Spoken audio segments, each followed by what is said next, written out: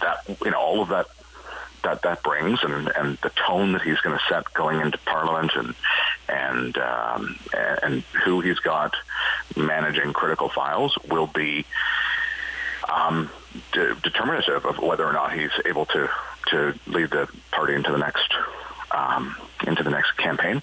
They've lost popular vote every single one of the last elections. They lost the popular vote nationally last time, and were vaunting in the media afterwards that they got just enough of the eligible vote to get the seats that they did. So, these are not ringing endorsement elections for the Prime Minister, and I don't think his personal brand is where it was.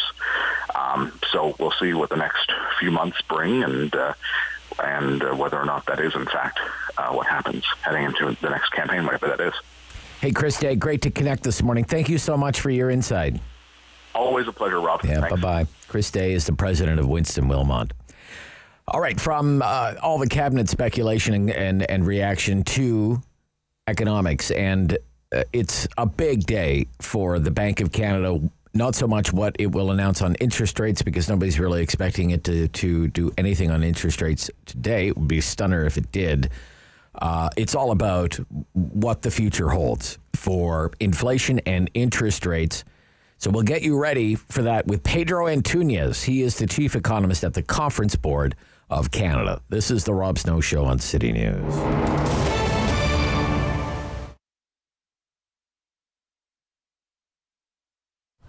The food cupboard started about 25 years ago.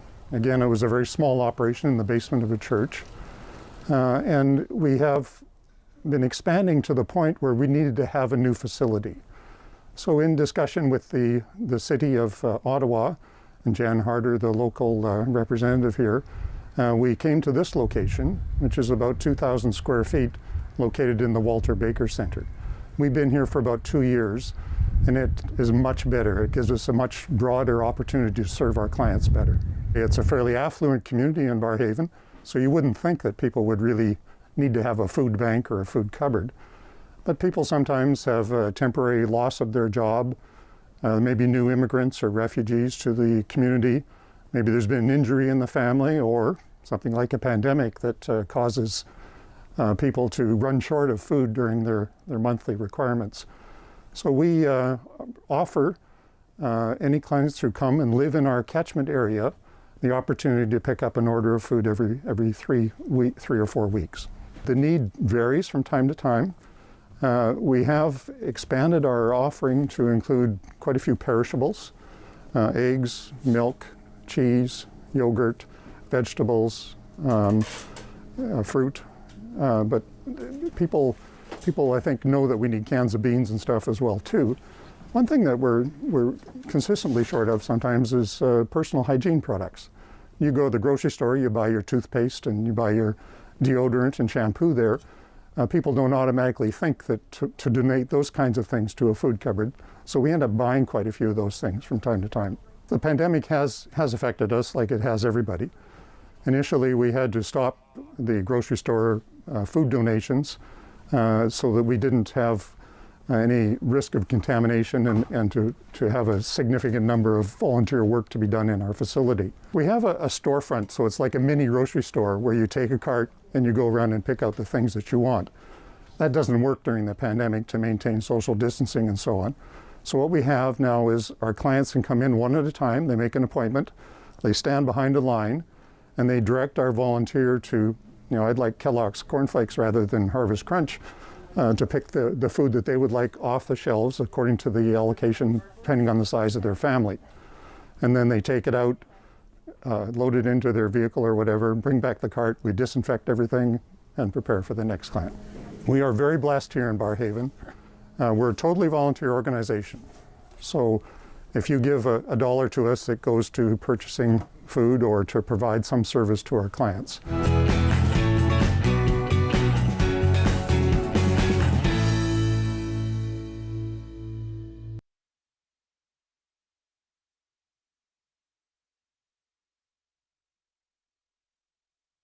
He's the opinionated Ottawa icon.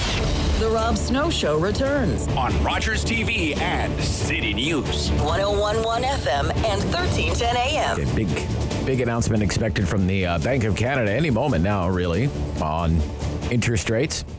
Nobody expecting really any big moves on interest rates, but it's about the outlook for interest rates and now inflation. As we welcome back Pedro Antunes, he is the chief economist at the Conference Board of Canada. Good morning.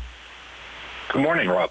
Hey, it's very nice to hear from you again, Pedro. Thanks so much for taking the time today. What are you expecting on interest rates today from the Bank of Canada? Well, I think, as you just mentioned, probably we're not expecting to see a move there at all. In fact, what we'll probably hear from the bank is that they're going to ease up on that quantitative easing. They're currently purchasing $2 billion a week in essentially bonds from the Canadian government. We expect to see that drawn down to $1 billion a week. So we're still very much stimulating the economy. Not only are interest rates at record low levels, but we're also continuing to buy bonds, or the bank is continuing to buy bonds, to keep those long-term rates low as well. In other words, keep that yield curve flat. Okay, so what do you expect the Bank of Canada, I mean, this is the mother of all questions today. What do you expect the Bank of Canada will have to say about inflation and the inflationary environment? It's been steadfast for most of the year that any inflationary pressure that's in the economy is, quote unquote, transitory. In other words, it's kind of a blip, a one-time thing, and shouldn't last very long. Do you expect the bank, for example, to change its tune on that?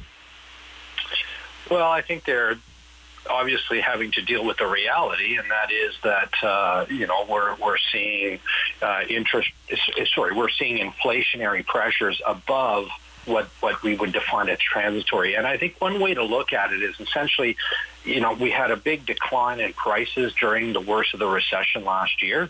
But if you go back and compare to pre-pandemic times, what we're seeing is inflation is running essentially at 2.4% over the last 2 years.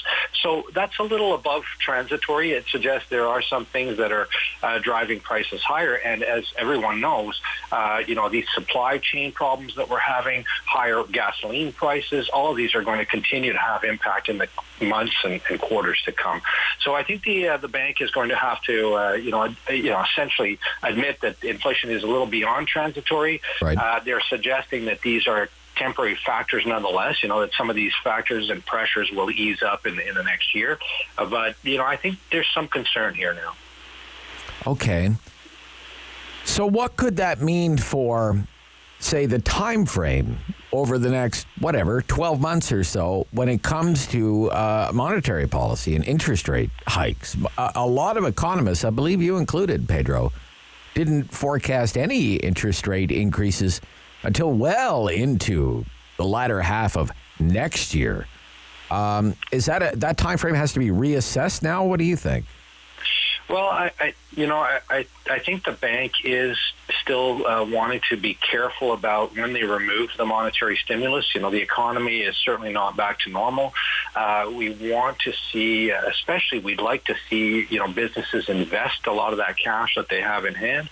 But this is going to be challenging times for central banks. I think the first thing we need to see is that quantitative easing stop. Right. We are going to see interest rates come up on the longer end. We've already seen bond yields and, essentially interest rates that affect mortgages and households come up already. So there is some of that happening in terms of, easing up a little bit on the gas pedal with respect to the long end or interest rates on the longer yields.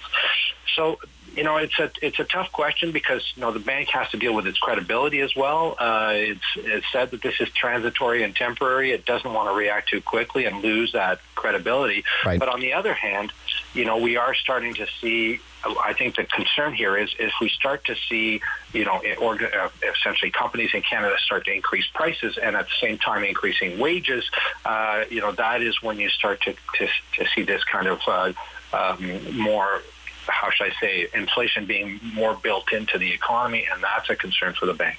Okay. The hundreds of billions of dollars that Canadians now have stashed away in bank accounts across the country. The last figure I saw, it's like $700 billion, Pedro. Mm-hmm. What do you expect to happen with that? How is that going to be deployed? Is it going to, for example, pay down debt? Are we going to go on the mother of all spending sprees? What's known about the plans for that money? Well, that's interesting. I'm not quite certain about how much is. We do know that households stashed away about $210 billion extra last year. That was in 2020. There's going to be another record savings year in 2021. And this is because, household incomes have been really well supported by a lot of the federal subsidies. What's happening in Canada has happened in many developed economies across the world. And I think what we're seeing, in fact, with higher inflation, is this kind of demand surge with all of the stimulus that's in the system and supply not being able to keep up. And I think this is part of the problem with, essentially this very loose monetary and fiscal policy that we've had. What we're seeing now is prices coming up and naturally eroding some of that savings that we have in the system. So this is the concern. I think we've already seen a lot of that erosion happening in real estate markets. Right. You talk about that $700 billion. I think a lot of that has gone into housing, and housing is just essentially inflationary pressures that we've seen in residential markets. So you're not buying any more housing. You're just spending more on the same house. Right. Okay. Mm-hmm. But I do wonder how prepared or how resilient Canadians will be if, say, interest rates are a point higher this time next year or 1.5 points higher next year. Is that something that Canadians will be able to handle, do you think, for the most part, Pedro? Well, I mean, I think, the mortgage stress test that we have currently in place, I think they're pretty solid. Most households are getting in, very deep in terms of debt, but they could manage a small increase in interest rates. And the equity building up in homes is very solid as long as we don't see, a major.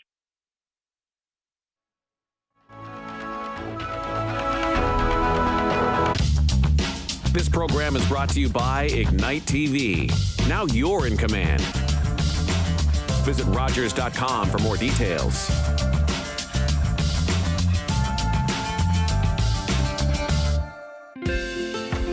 Call the Rogers TV viewer response line. Email us or connect with us on social media.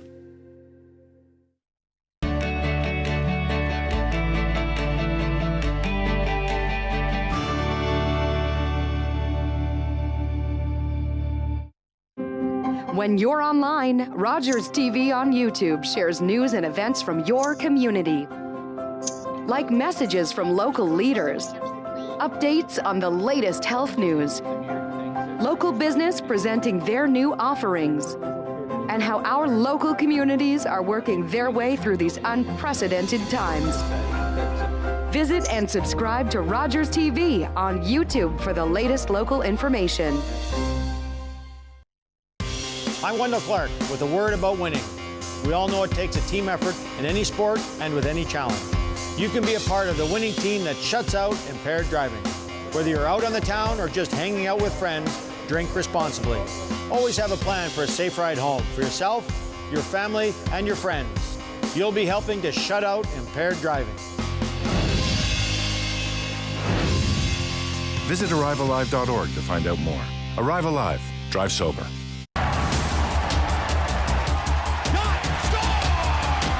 How about that puck movement? Scores! Right on target. 67's action on Rogers TV.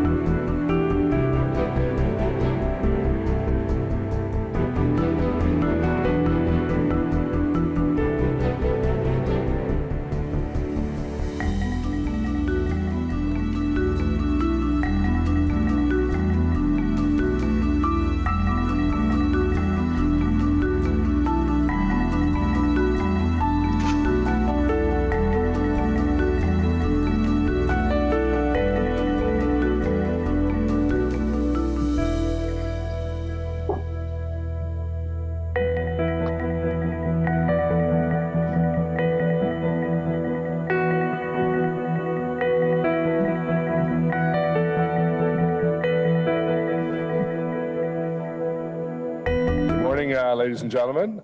Bonjour, mesdames et messieurs.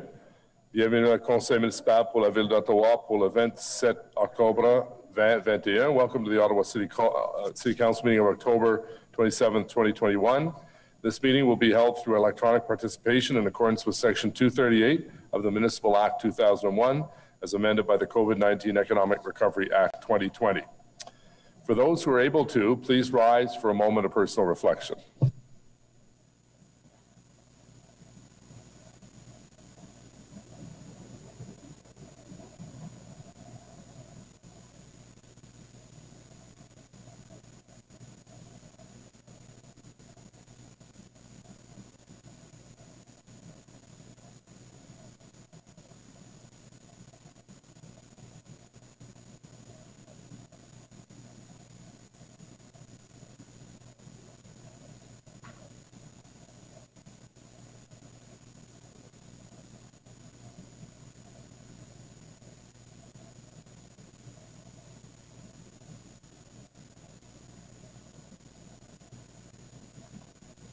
Thank you. Merci. Well, good morning, everyone. Bonjour à toutes et à tous. I'm pleased to welcome Councillor Matt Luloff, Community and Protective Services Committee Chair, City Manager Steve Kanalakis, and the General Manager of Emergency and Protective Services, Anthony DeMonte, if they would all come forward here in the Council chambers.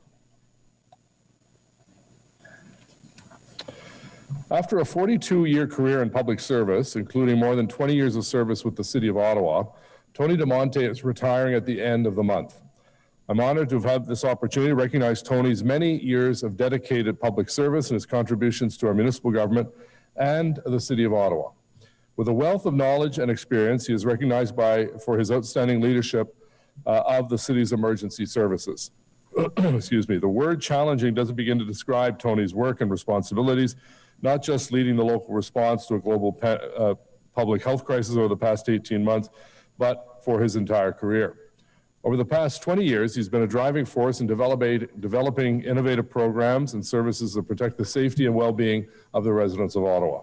Tony is a paramedic at heart and a respected leader who truly cares about people.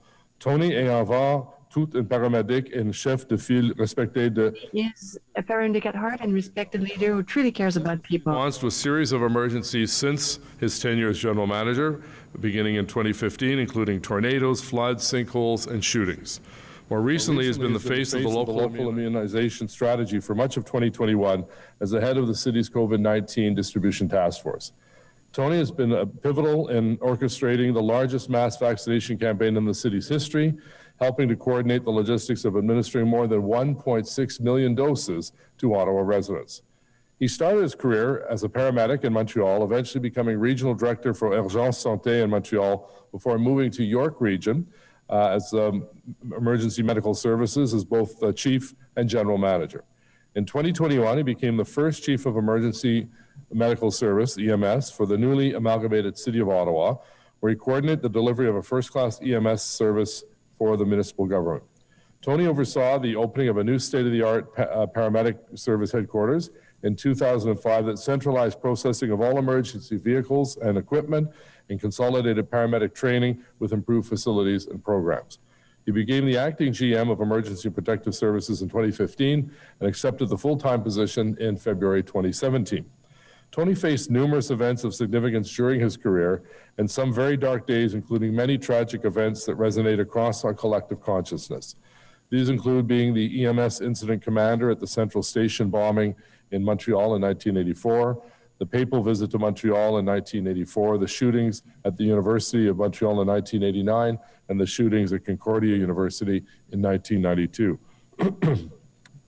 In Ottawa, he led the response during the bus-train collision in 2013 and the shooting at the War Memorial in 2014, where he was one of the first responders on the scene.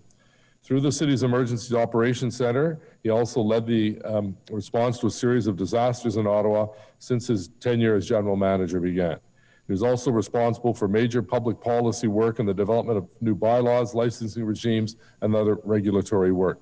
And since early 2020, Tony's focus has been on managing the city's COVID-19 response. That work included the development of a temporary mandatory mask bylaw, the ongoing enforcement of COVID-19 regulations, and his responsibilities as head of Ottawa's COVID-19 vaccination task force.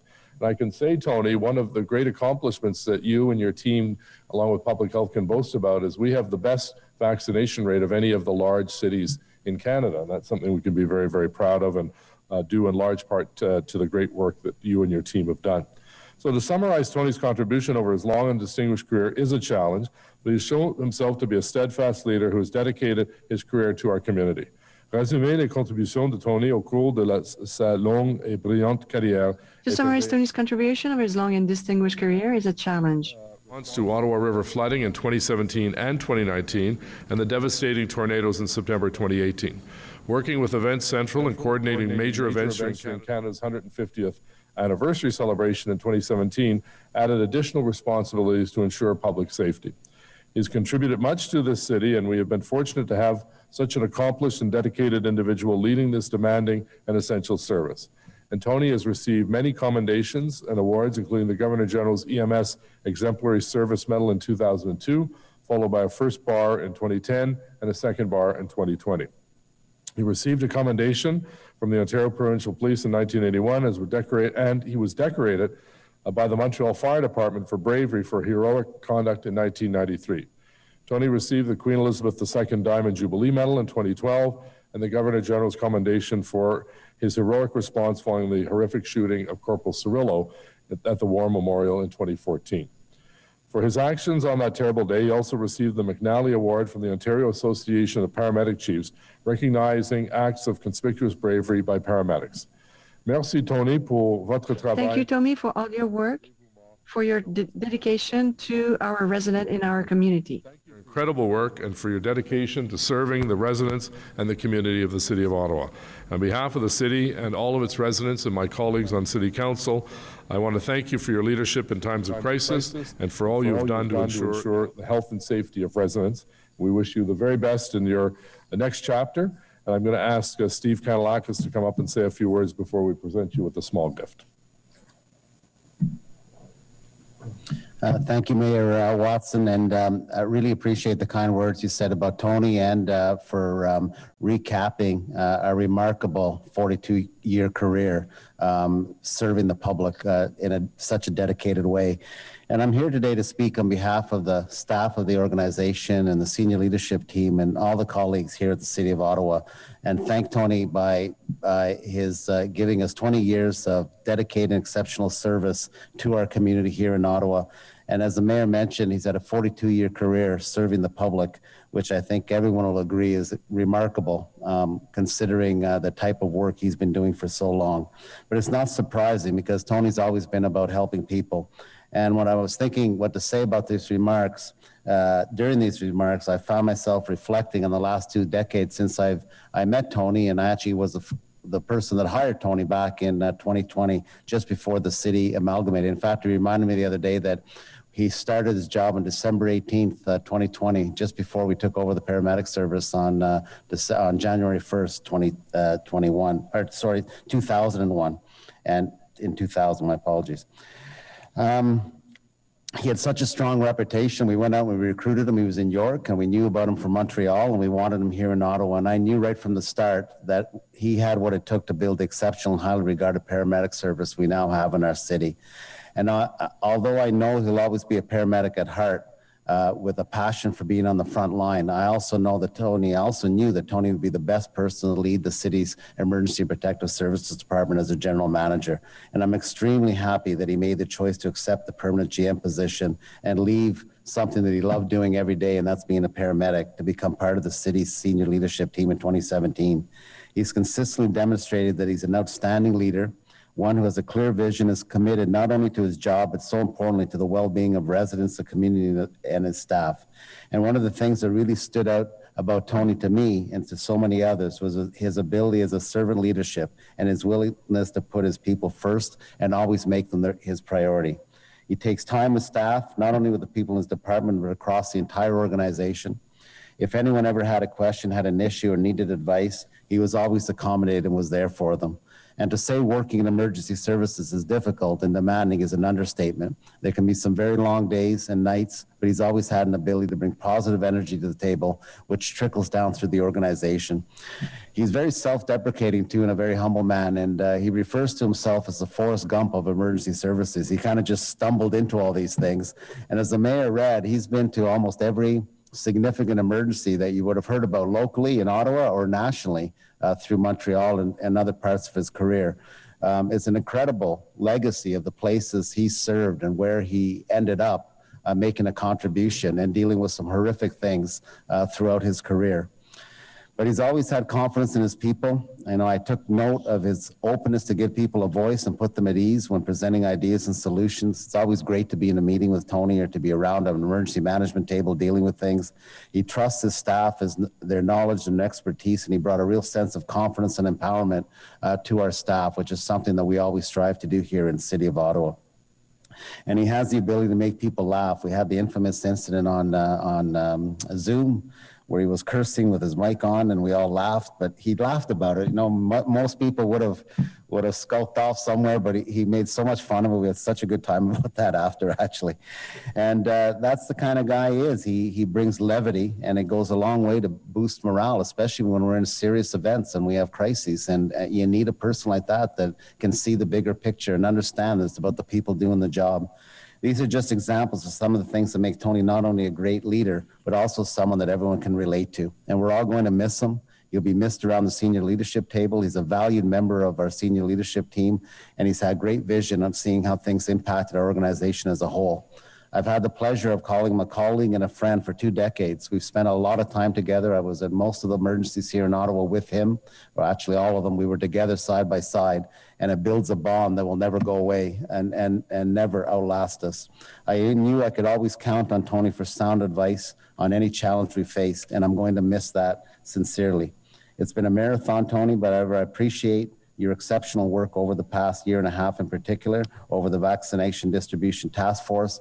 We're still in it, but you did a remarkable job working with Dr. Etches. I think your team and the emergency management team of public health were stars nationally in terms of how we dealt with this, as the mayor has told me, and so many councillors and so many people in the community have messaged me, sharing the positive experiences they've had with the vaccination clinic and with the city's response to the daily changing moments during the last 18 months in the pandemic.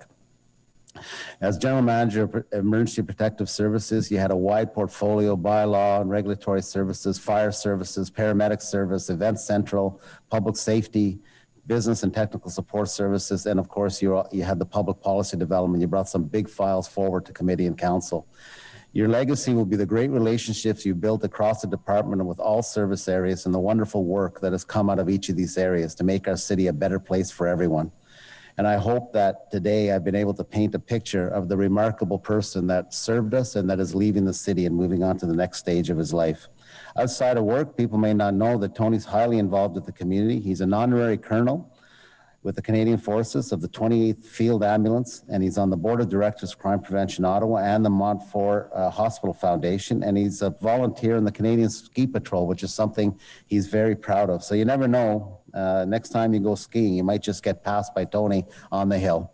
In closing, I want to thank and applaud you, Tony, for your outstanding dedication to our organization, our people, and the residents of Ottawa. I'm thrilled for you. I know it's a difficult decision and you're still wondering, is this the right thing? But I'm thrilled that you're moving on to the next chapter. You're going to be able to go see your daughter in Jasper soon, who's just recently moved out there, your baby, as you call her. And I wish the best for you and Lise and your 3 children, and the best in your retirement. And I hope you get to spend more time with your family, your new dog, traveling, and of course, skiing. Thank you.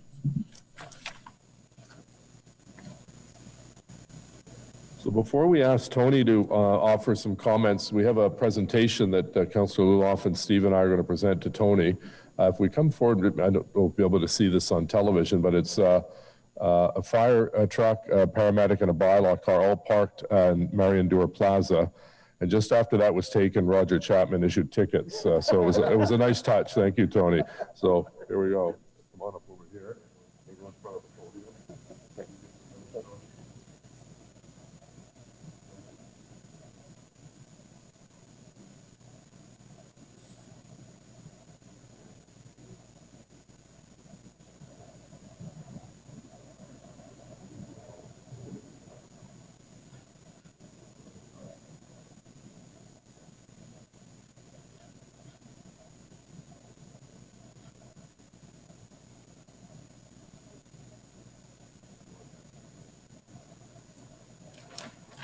John. Monsieur le maire, Monsieur le président du comité. Mr. Mayor, President of the committee, council members. Thank you, Steve, for those very kind words. Mayor, I want to thank you, and I want to thank council as well as the previous mayors and councils for the confidence you've shown me over the years. Mr. Kanellakis and my colleagues at SL Senior Leadership Team, thank you for your support as well as that of your teams. Whenever we had a major event or a mass casualty incident, from terrorism to floods to tornadoes, you never hesitated to support me and always had the community's best interest at heart. It was never more obvious than your team's support during this pandemic and the success of our mass vaccination. To my business support team, thank you for your steadfast assistance to allow me to manage the day-to-day important work of our department. To our public policy team that made sure that we were able to achieve council's important policy files like private transportation companies, short-term rentals, towings, community safety well-being, to name a few. Thank you. To our Emergency Protective Services Department's chiefs, I could not have asked for a more professional and dedicated group of individuals that lead the important services to our public. And finally, to the uniformed women and men of the services, particularly the paramedics, bylaw officers, firefighters, and our public safety team who respond to the needs of this city 24 hours a day, 7 days a week. It has been my honor and privilege to serve with you. Therefore, I stand relieved. You have the watch. Merci beaucoup. Thank you very much.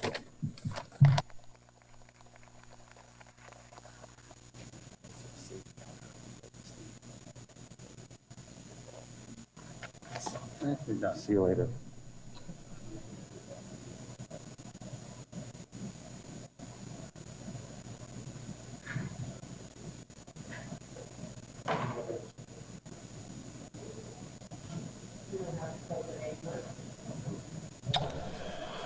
Thank you again, Tony and Matt and Steve.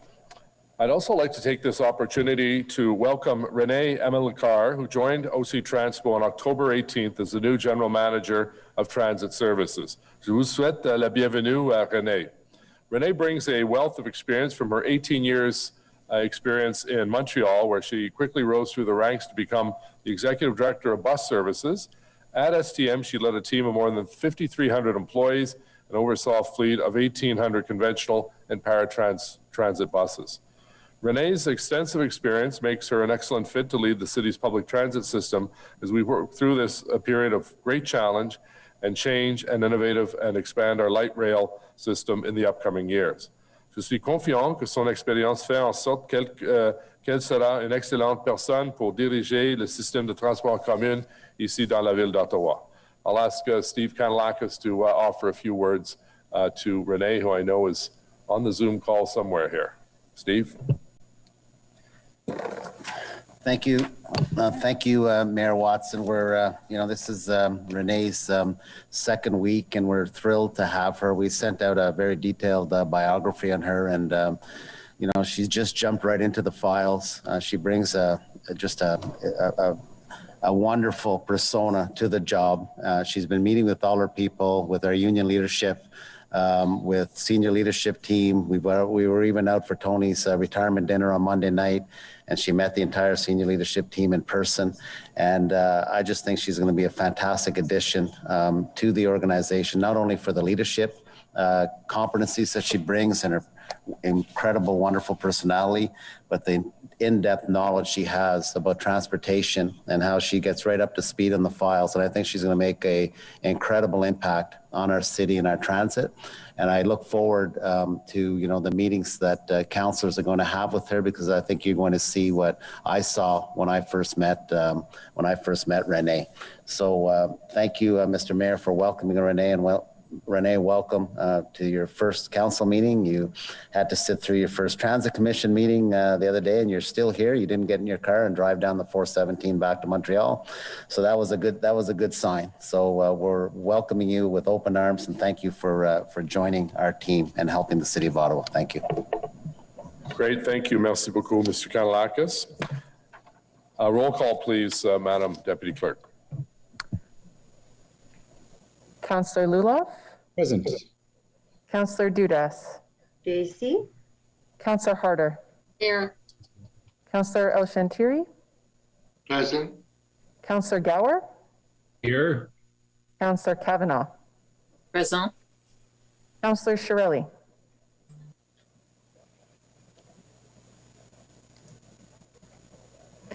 Councillor Eglai.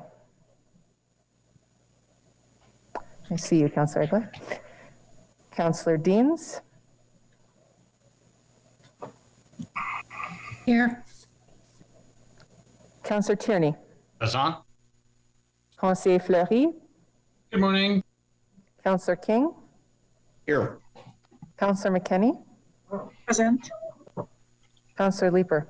Good morning. Councillor Brockington. Here. Councillor Menard. Morning. Councillor Cloutier. Present. Councillor Kitts. Here. Councillor DeRuse. Here. Councillor Moffat. Here. Councillor Meehan. I'm here. Councillor Hubely. Here. Mayor Watson. You see? Le quorum est atteint, Monsieur le Maire. You have quorum. For the 13th of October 2021, approved. No regrets were filed. Motion to introduce reports. Motion portant présentation de rapport. Councillor Kavanaugh, please. Seconded by Councillor Cloutier. Que le rapport de société d'aménagement des The terrains report from the Ottawa Community Land Development Corporation entitled Ottawa Community Land Development Corporation 2020 Annual Report.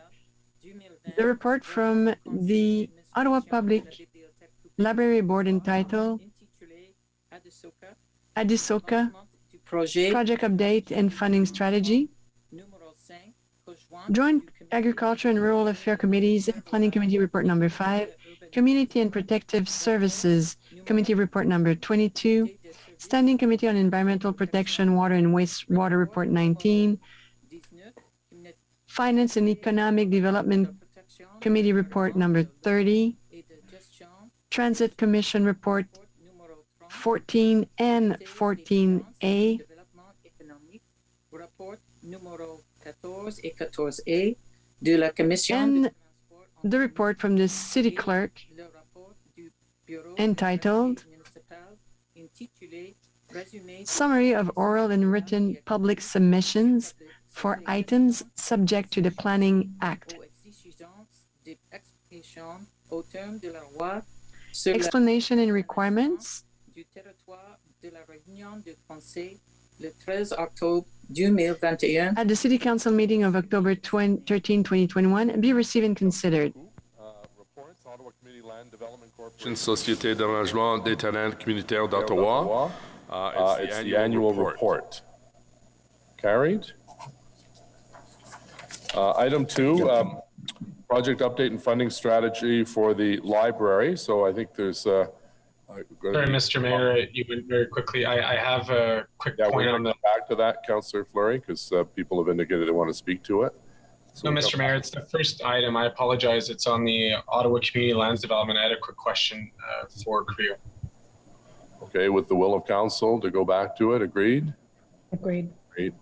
I apologize, Mr. Mayor, and it should be brief. I just am looking. I know that this is on the organization itself, but a question to Creo relating to OCH. I know that as part of the internal circulation of lands, we circulate to housing services. Would it be possible to include in future circulations Ottawa Community Housing, who's an important housing developer for us? Mr. Mayor, I'll answer this quickly. Mr. Moody may wish to add to it. So our process is to circulate to internal city departments, and city's Community Social Services Department Housing Group specifically looks at housing needs and opportunities, and they respond on behalf of all housing agencies. If council wishes to change that procedure, my recommendation is that council asks the OCLDC board to consider the matter because it would be under their jurisdiction. Could I get advice on procedurally how would that work, Mr. Mayor or Clerk? Well, I think the city general manager was suggesting that you write to the chair of the board and ask that it be brought to her attention. Okay, I'll take it offline with Mr. Willis just to make sure I capture that appropriately. Thank you, Mr. Mayor. So item 2 and 3 will hold. Item 4, new official plan, will obviously hold that. Community and Protective Services Committee Report number 22, rapport numéro 22 de Comité des services communautaires de protection. Item 5, 911 annual report 2019 and 2020. Received? Received.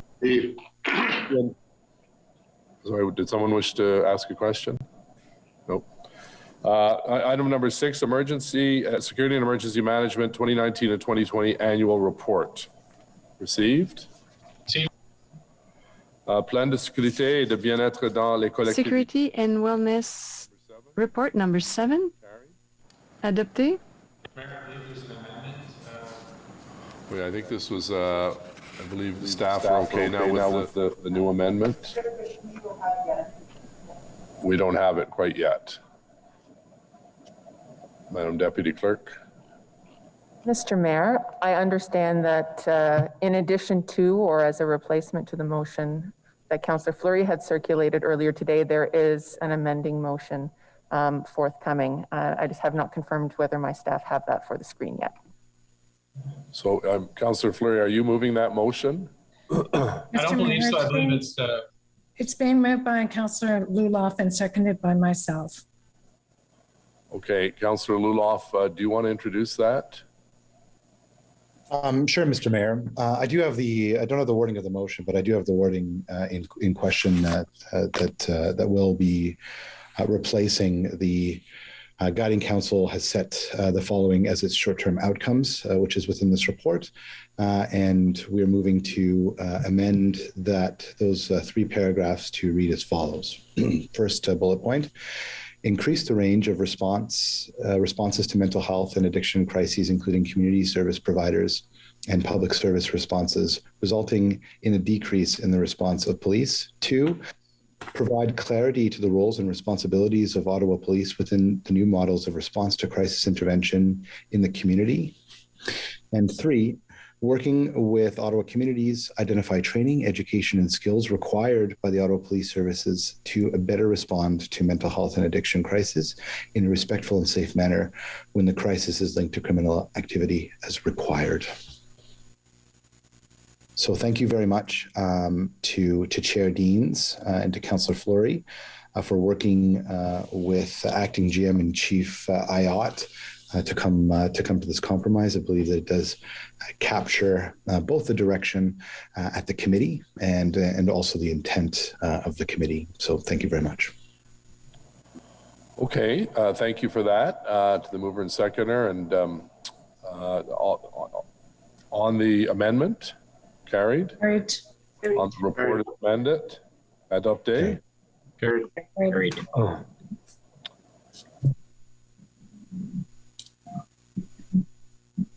Okay.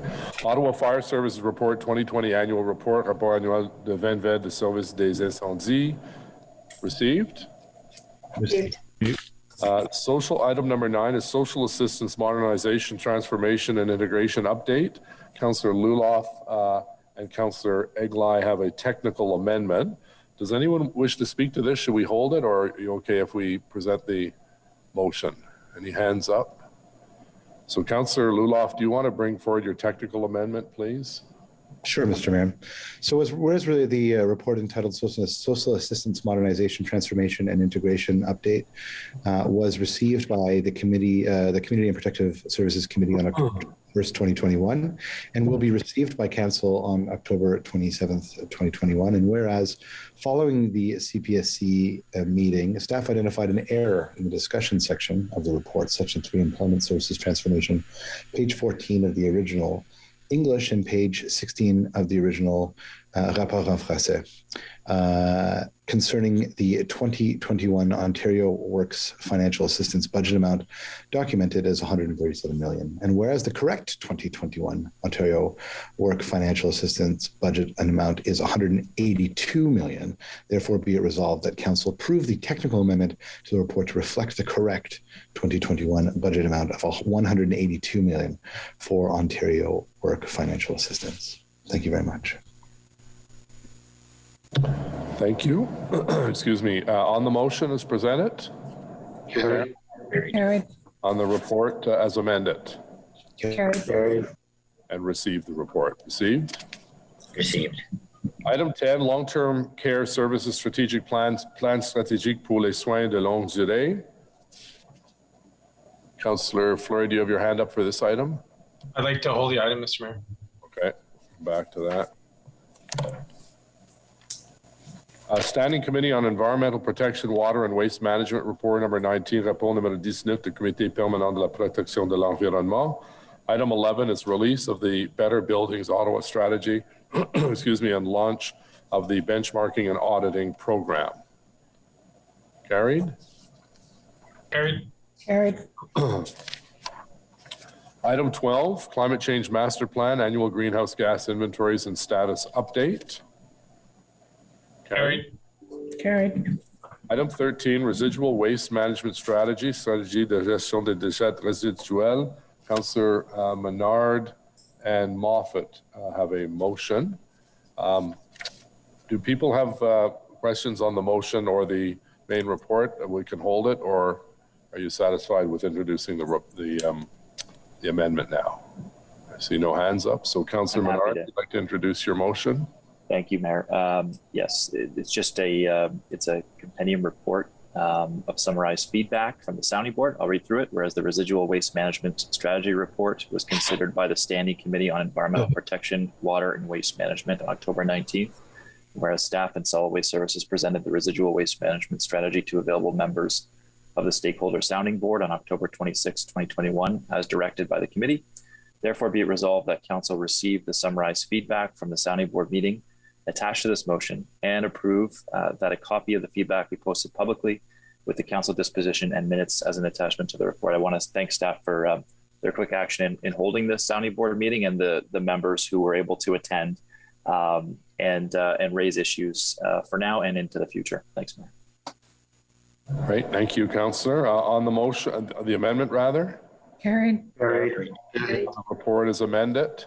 Carried. Next item is Transit Commission Report number 14, rapport numéro 14 de la Commission de Transport en Commun. Councillor Cloutier and McKenney have a motion that they'd like to introduce. Councillor Cloutier, please. Merci, Monsieur le Maire. Thank you very much. And thank you to Councillor McKenney for their support of the motion.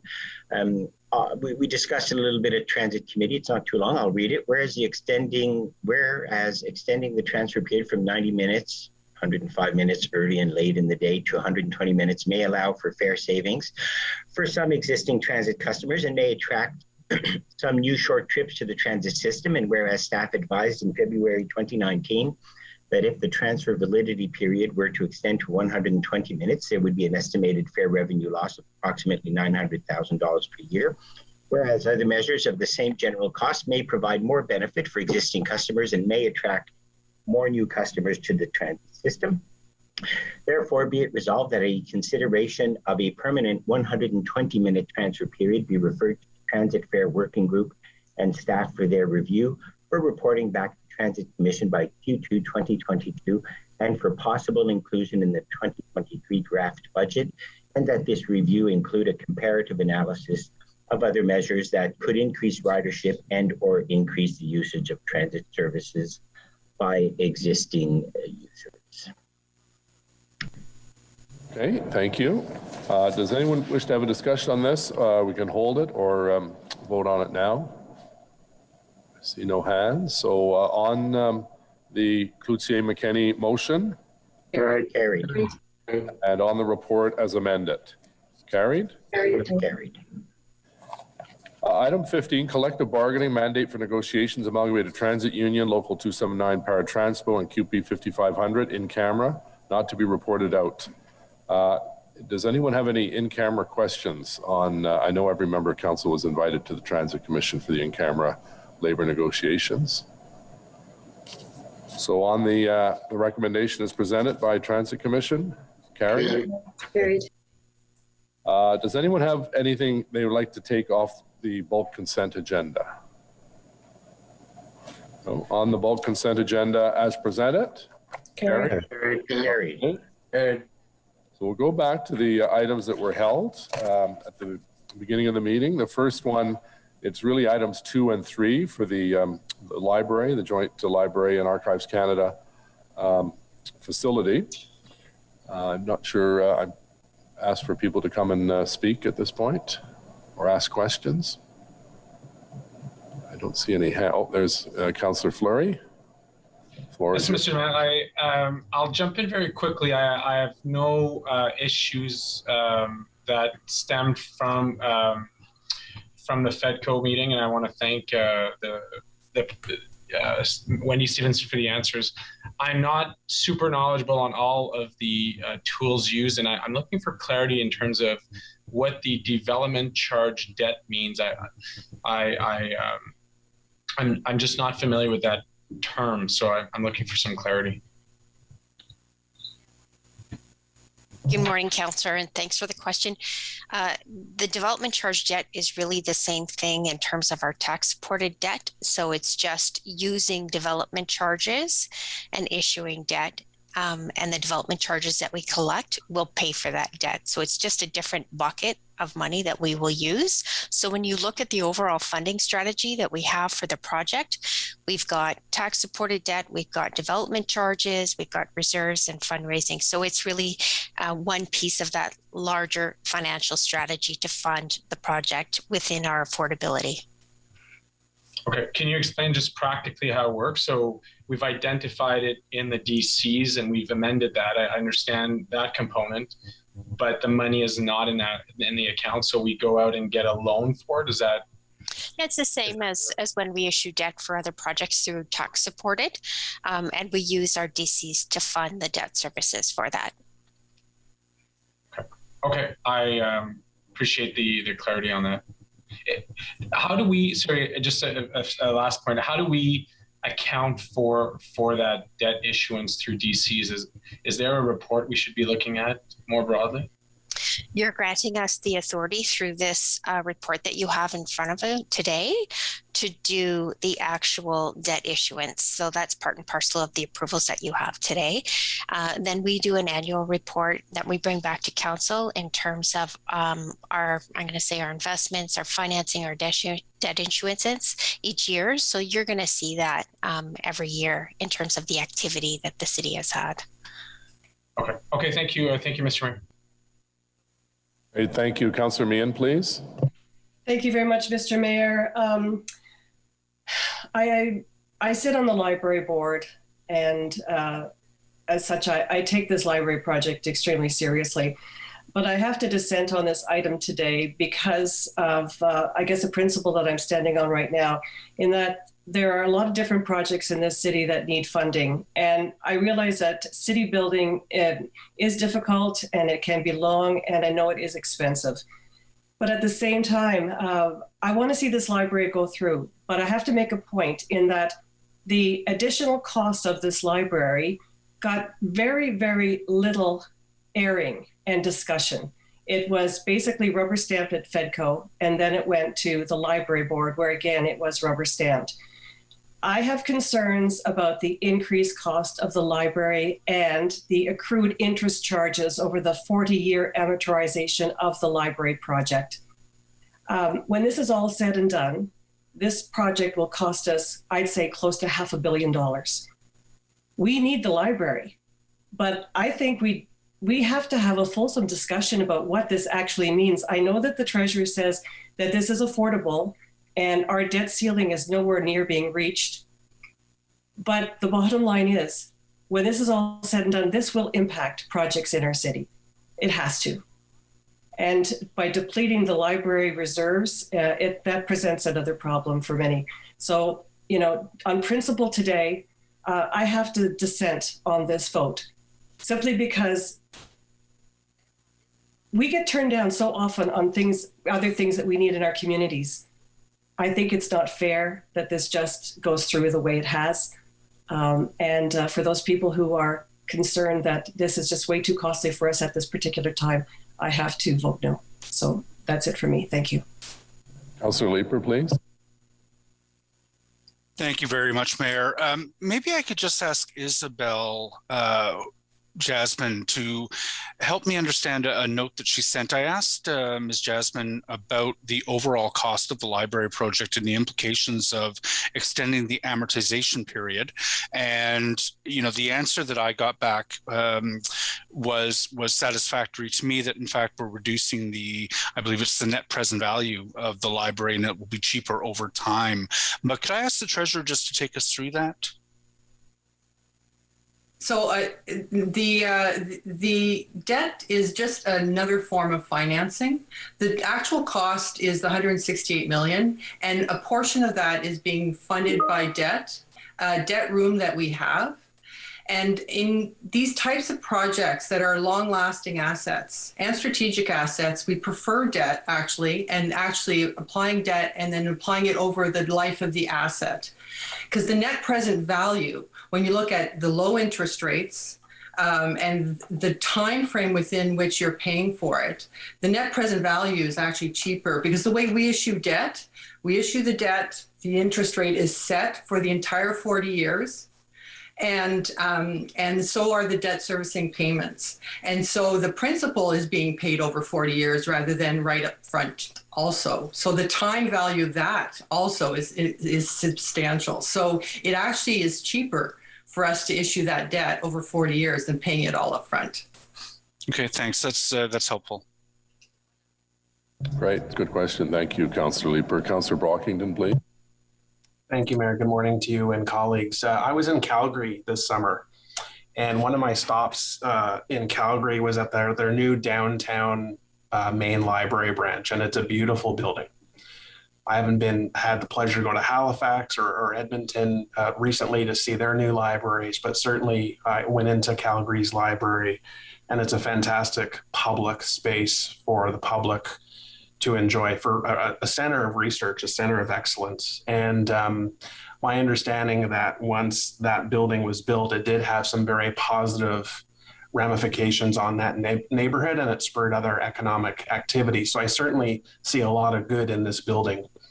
And I really appreciate that this is a shared center with Library and Archives Canada, that visitors will be able to maximize their research and lending opportunities, not just with a city library, but also the National Archives, which I think is a great opportunity. My main concerns are twofold. Number one is I'm very concerned about how this may constrain the Ottawa Public Library from engaging on other future initiatives or events. When you look at how much of the reserves in item 4 are being allocated to this project, and when you look at development charge debt, that's my number one alarm bell when it comes to the impacts on the OPL going forward. The other item, Mayor and colleagues, is about the underground parking garage. I have never supported the underground parking garage from day one. In fact, last term of council, I moved a motion to remove this from this project. And now we're going to a $28 million price tag for the underground parking garage. And let me just put this into context. When the Ottawa Senators were considering moving to LeBreton Flats, part of last term of council with the NCC's vision for LeBreton Flats, there was an idea to have an arena at LeBreton Flats. Certainly, I support an arena there. And part of that initial idea was that there would not be more than 500 parking spots for a sports arena at LeBreton Flats. The goal was to build an arena in the middle or close to the Confederation line. And the goal was to get people not to drive to the arena, but to use this multi-billion-dollar infrastructure that we have, public transit infrastructure. That's my vision for the public library. I support the site. I support the location where this library will be built. It's on the Confederation line. And we need to continue to push and promote public transit in the city. And if we're going to spend billions of dollars, we can't facilitate driving. It does not make sense to me. So I can't support item 7 of this motion either. I can't support spending $28 million of public taxpayer dollars for an underground garage that doesn't make sense. I do think there should be surface parking. I do think you have to acknowledge that there is handicap parking and some other parking, but not an underground parking garage. No Ottawa Public Library branch has underground parking in the city.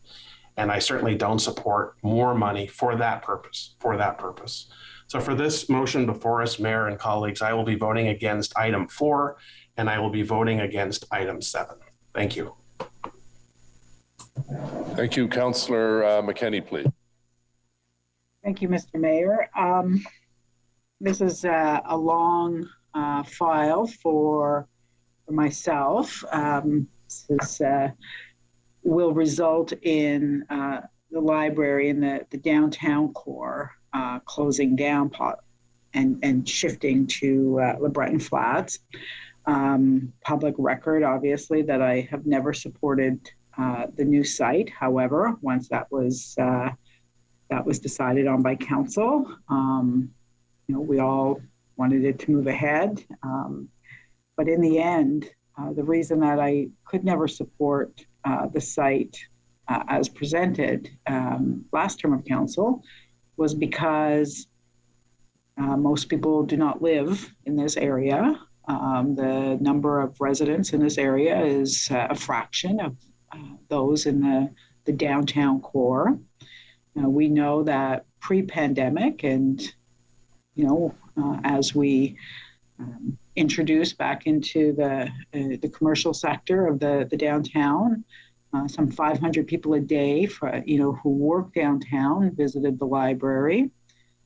People, and I know it's been noted that, Metcalfe, where it's located, there's not housing right nearby, but within that 500-meter radius, there's actually 900, if you go out, even further, 21,000 residents and visitors into the downtown. So I also share concern on two fronts with the funding strategy. One is that we are pouring even more money into an underground parking garage. And I don't believe that this has been well thought out. I think that we are rushing through and this has not been well thought out. We're also not going back and asking ourselves, can we do better?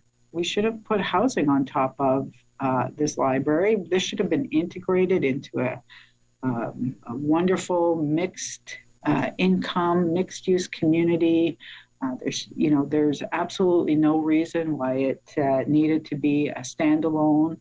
And it really could have set the stage for a new way of building libraries, a new vision that we need in the city for all of our libraries, but starting with the central library. So actually, for the same reasons as Councillor Meehan, I will not be able to support this additional funding strategy for the library.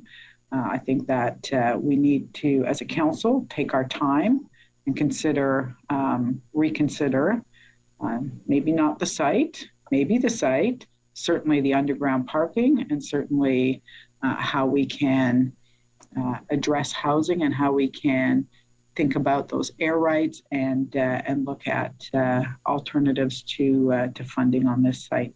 Thank you. Thank you. Councillor Menard, please. Thank you very much, Chair.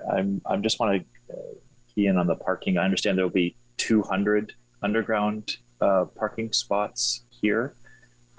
If staff can just confirm that number. Chair, I'll ask Simon Dupuis to confirm it, but I want to reiterate the parking is self-financed. It is full cost recovery. It is not on the taxpayers. It's going to be on the parking users, and that's been part of Council's direction from the beginning. Simon, can you please confirm the numbers? The councillor is correct. Okay, and so 200 spots at the new library. How many spots are at the old library? The current library? Right now at the existing library, Councillor Brockington's right, there are no parking spots at the old library. People who choose to park at the existing main central library pay private parking lot operators if they're driving, such as at the World Exchange Center, to pay them for the parking. So the city is not a recipient of those revenues, nor does the city have the cost of maintaining a facility. Okay, and we've got $28 million spent on the underground parking garage. So it's about $140,000 per spot, per parking spot. What is you mentioned that it's supposed to be paid back over time. What is the payback for one spot for $140,000? So first of all, I'm going to ask Simon to validate those numbers, because some of those structural costs or structural components require to hold up the building regardless of whether there's parking there or not. So Simon, can you please add more detail, and perhaps Isabel has more to add on the payback? That's right, Steve. It's hard to necessarily disentangle the structural components of the cost of the facility from the parking garage. However, I think we have done a good job of identifying and segmenting the cost of $28 million. I know the treasurer is probably in a better position to identify what the payback period is. So because we're issuing debt, we will be paying back that debt over the 40 years, but the overall operations break even within 4 years. Okay, so there's within 4 years, the $28 million payback will come back? And that will come back? We're issuing debt for that amount, and it's being paid back over 40 years, but the annual operating versus revenue break even, it breaks even in 4 years. Yeah, okay, so that's different than it's not paying itself back in 4 years. We're issuing debt over 40 years on the 28 million. So 28 million over 40 years, and this is different than the overall number, but on the 28 million over 40 years, what is the total cost, including the interest at the end of the 40 years?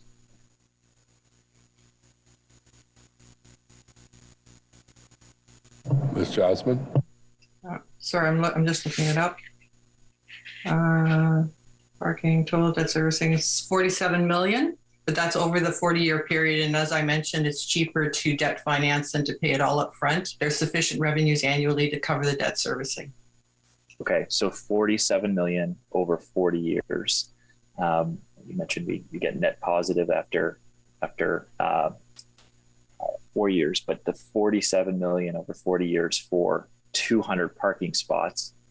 Councillor Brockington raises a good point here. That seems just outlandish. So I won't be supporting those items either. I will support the library, but the parking facilities here doesn't seem to be wise to put this underground in this way.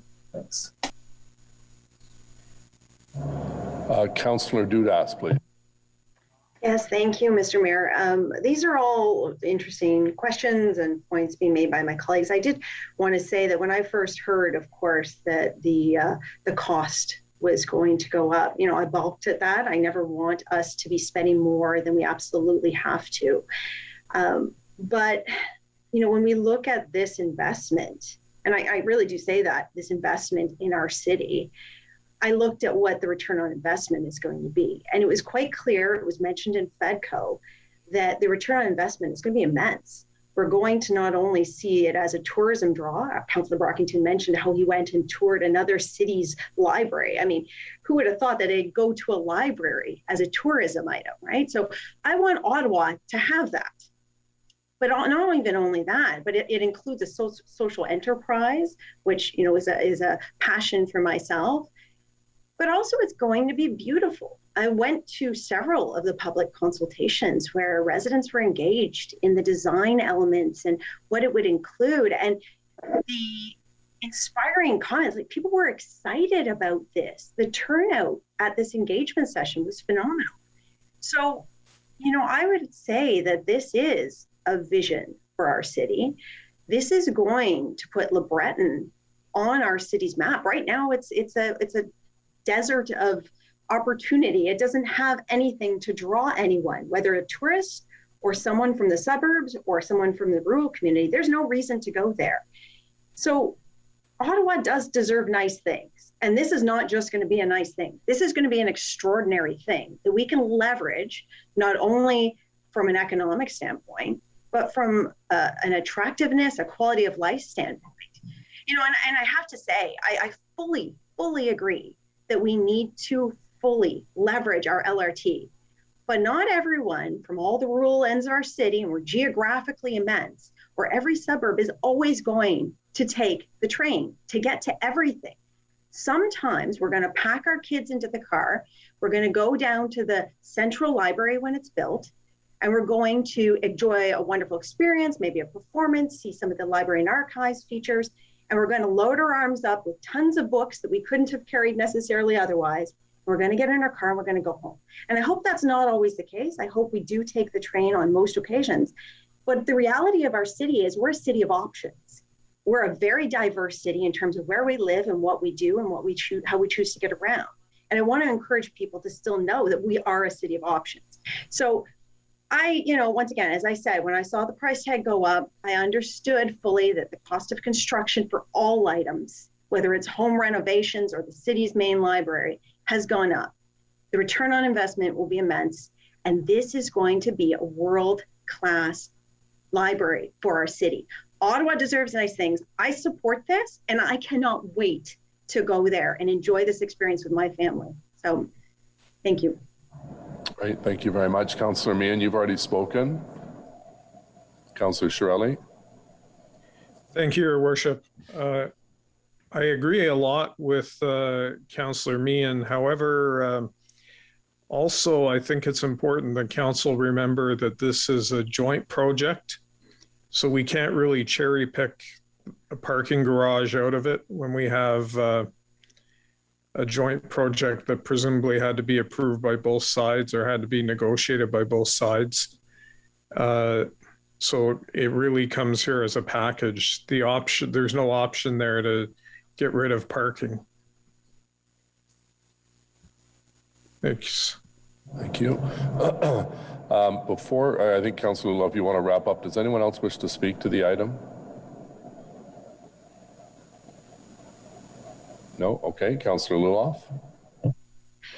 Thank you, members of council, for your comments and questions about Adisoke. I'm a bit troubled to hear from some of my colleagues that they feel this project hasn't gotten a proper airing, when we had identified for quite some time in our monthly reporting the cost and timeline pressures that we anticipated, and that this matter was both before FEDCO and the library board for what is essentially unlimited time and ability to have questions answered.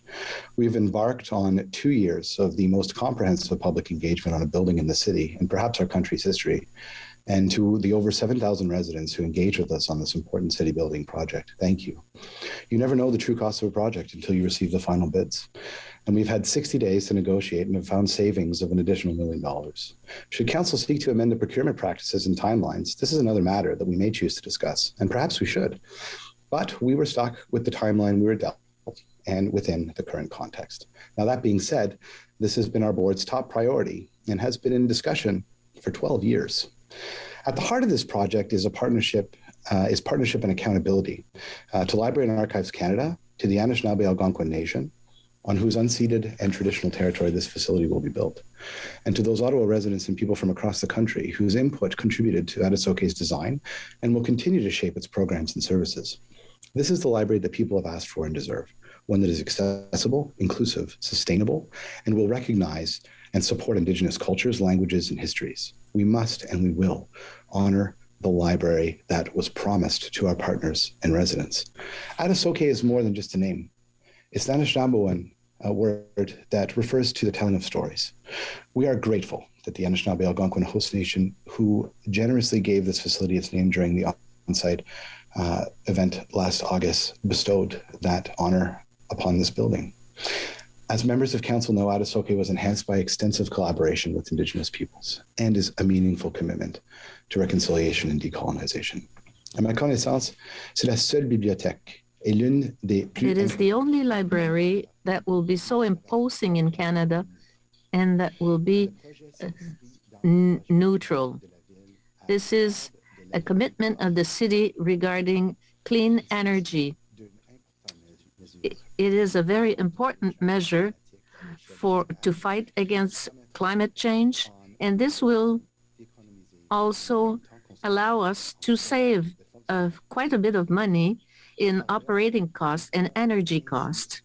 And then we will show other municipalities that it is possible to build carbon neutral buildings.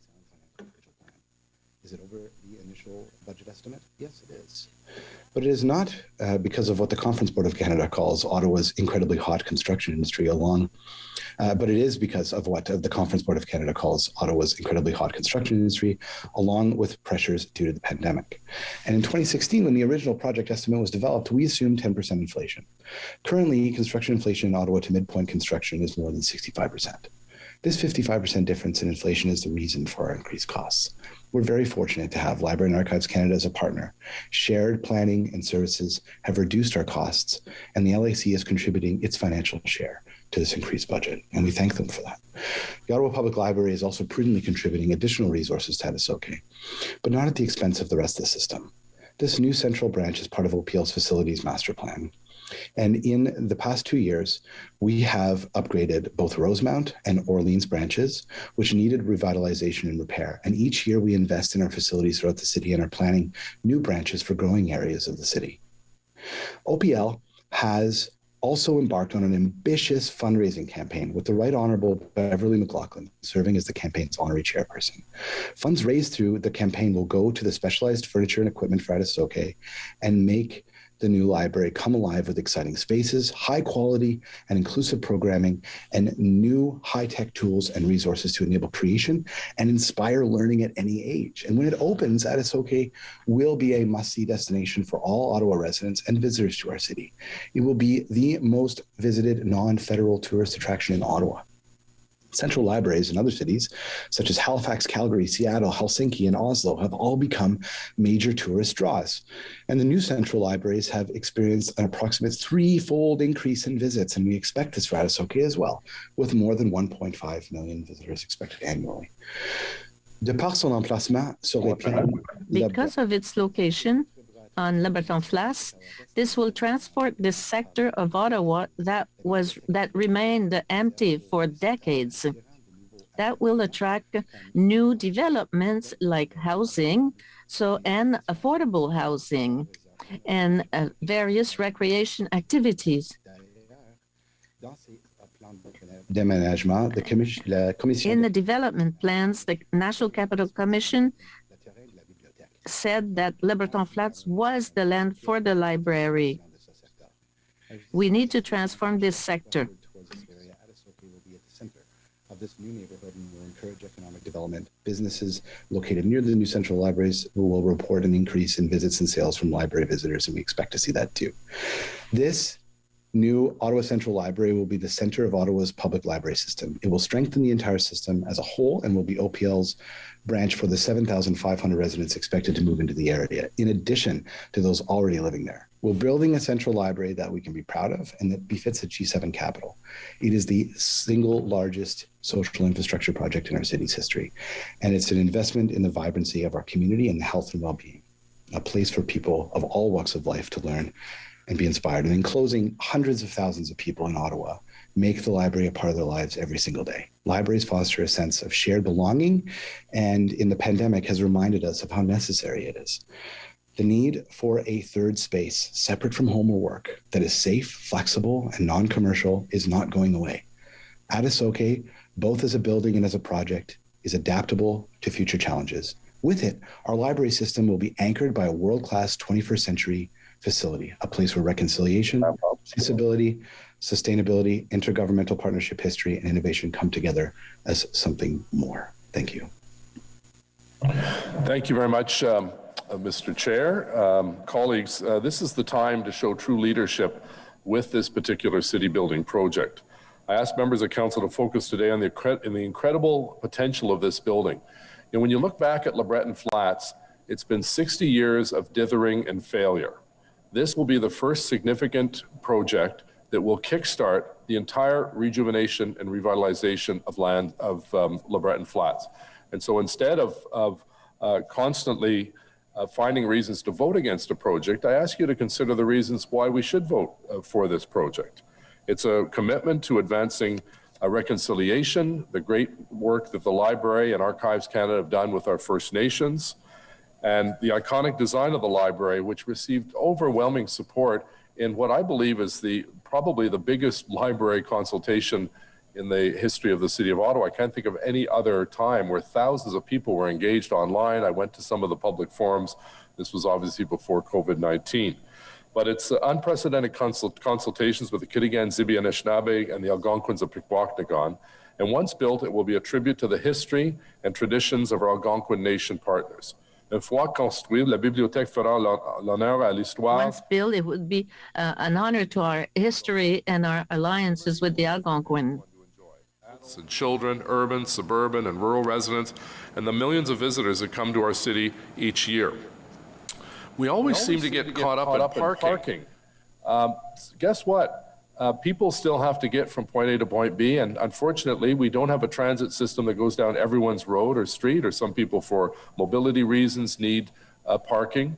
I always find it a little ironic. We get free parking in an underground parking lot here at City Hall, but don't you dare give anyone else parking anywhere in the city. It really is a bit of a double standard when you think about it. And the reality is that when those who say that we're rushing this, we've been at this for about 12 years. It goes back to Councillor Jan Harder when she was chair, and then Tim Tierney, and now Matt Luloff. Now, libraries are the great social equalizers. They're safe spaces where everyone is welcome and everyone belongs, where regardless of your status, everyone has access to the same tools, books, technology, programs, and support. And libraries build literate, productive, and engaged communities. They provide public spaces that support culture and creativity. Adesoke will be the single largest social infrastructure investment in the city of Ottawa. And it will be next door to a building, a future building, affordable housing that we as a council have already agreed that is going to be our #1 priority for a new project at Le Breton. Now, I recognize that the cost of this project has increased. Je reconnais que le coût de ce projet a augmenté. I understand that the costs have increased. That we have today. It's now a matter of fact that inflation is increasingly rapidly in everything that we buy, and staff has confirmed that construction inflation is with us for the foreseeable future. We cannot forfeit. Councillor Chiarelli brought up the point that this is a partnership. So if you vote against this and it loses, there goes the partnership. The first time the federal government has partnered with a municipal library to join facilities together. The cost of escalation we're facing uniquely caused by the global context we're living in. The rise in material prices, the labor shortage, and the overheated Ottawa construction market have created the perfect storm. But the history of the city demonstrates that delaying major infrastructure investments only ends up costing a lot more later on. City building projects are always costly. The chair and the project team have explained the costs and the fact that it does make more sense with our debt financing strategy, with interest rates being what they are, to move ahead with this project now. I have a high level of confidence in Wendy Stephenson and Isabel Jasmine, who have told us clearly just a few moments ago that the city can afford the additional debt required to fund the facility. And let's think about for a moment the existing facility. It was a nightmare for people with mobility challenges. It was poorly designed. I don't think it served our city, G7 city, particularly well. I called it a bunker. And you compare that with what we're bringing forward with the great work of Diamond Schmidt, who have a good reputation around the country, including the great work they did at the National Arts Center. But it is a significant investment. It is a transformative investment, a necessary one for our future and that of the children and grandchildren of who live in the city of Ottawa. As the world faces pressing challenges such as climate change and a global pandemic, this facility offers a glimpse of what building the future looks like. Adesoke will be the state-of-the-art facility and the only one of its kind. It will also be a net zero carbon building, and I thank former Minister Catherine McKenna. It will be a net zero carbon building and a LEED Gold certified facility, a first for a public library in Canada. And Adesoke was designed with future pandemics in mind, with touchless doors, enhanced air exchange system, one-way stair direction capability, sanitation stations, and the flexibility to adopt programming spaces to reduce capacity. Library and Archives Canada has already secured its share of the increased funding, and the OPL board has endorsed an aggressive fundraising strategy to cover its remaining part.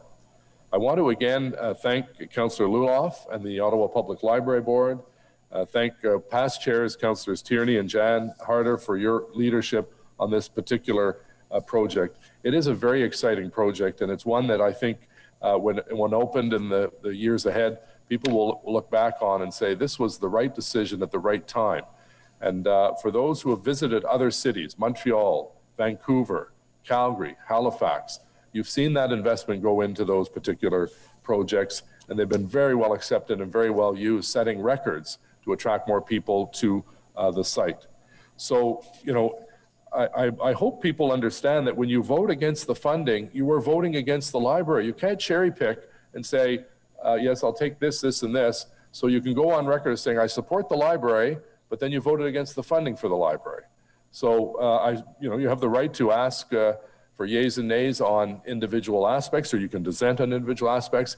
But I think it should be very clear to the residents that if you're voting against the funding, the library can't go through, and then our partnership with Library and Archives Canada is finished, and we've already invested close to $30 million in the project.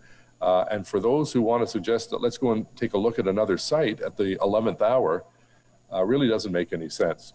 So on the vote, we will have the first item as the project update and funding strategy. Yeas and nays on doing that, please.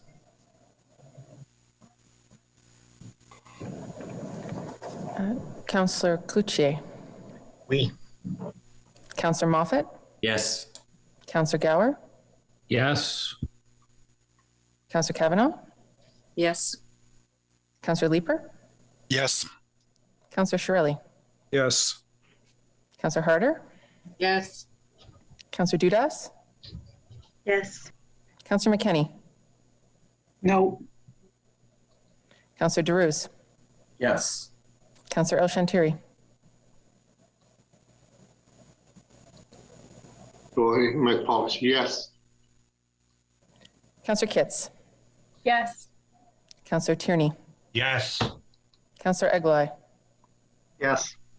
Councillor Meehan. No. Councillor Deans. Yes. Councillor Brockington. Just to be clear, this vote is exclusively on agenda item number 2. Project update and funding strategy. That's correct. Okay. Yes. Councillor Luloff. Yes. Councillor King. Yes. Councillor Hubley. Yes. Councillor Menard. Yes. Conseil Fleury. Oui. Mayor Watson. Yes. 21 yeas, 2 nays. Okay, the next item is item 3 on the same item. There's 1 to 7, so I will call yeas and nays. And before we do that, if members want to express their dissent on a particular item, I believe Councillor Brockington, you wanted to dissent on 4 and 7, is that correct? Yes, Mayor. Anyone else on dissents before we go to yeas and nays? Yes, Mayor, I'll dissent on item 7 only. Councillor Menard dissents on item 7. Councillor McKenney? 4 and 7, thank you. 4 and 7. Okay, so yeas and nays on the items 1 to 7, noting those dissents. Conseil Cloutier. Oui. Councillor Moffat. Yes. Councillor Gower. Yes. Councillor Kavanaugh. Yes. Councillor Leeper. Yes. Councillor Shirelli. Yes. Councillor Harder. Yes. Councillor Dudas. Yes. Councillor McKenney.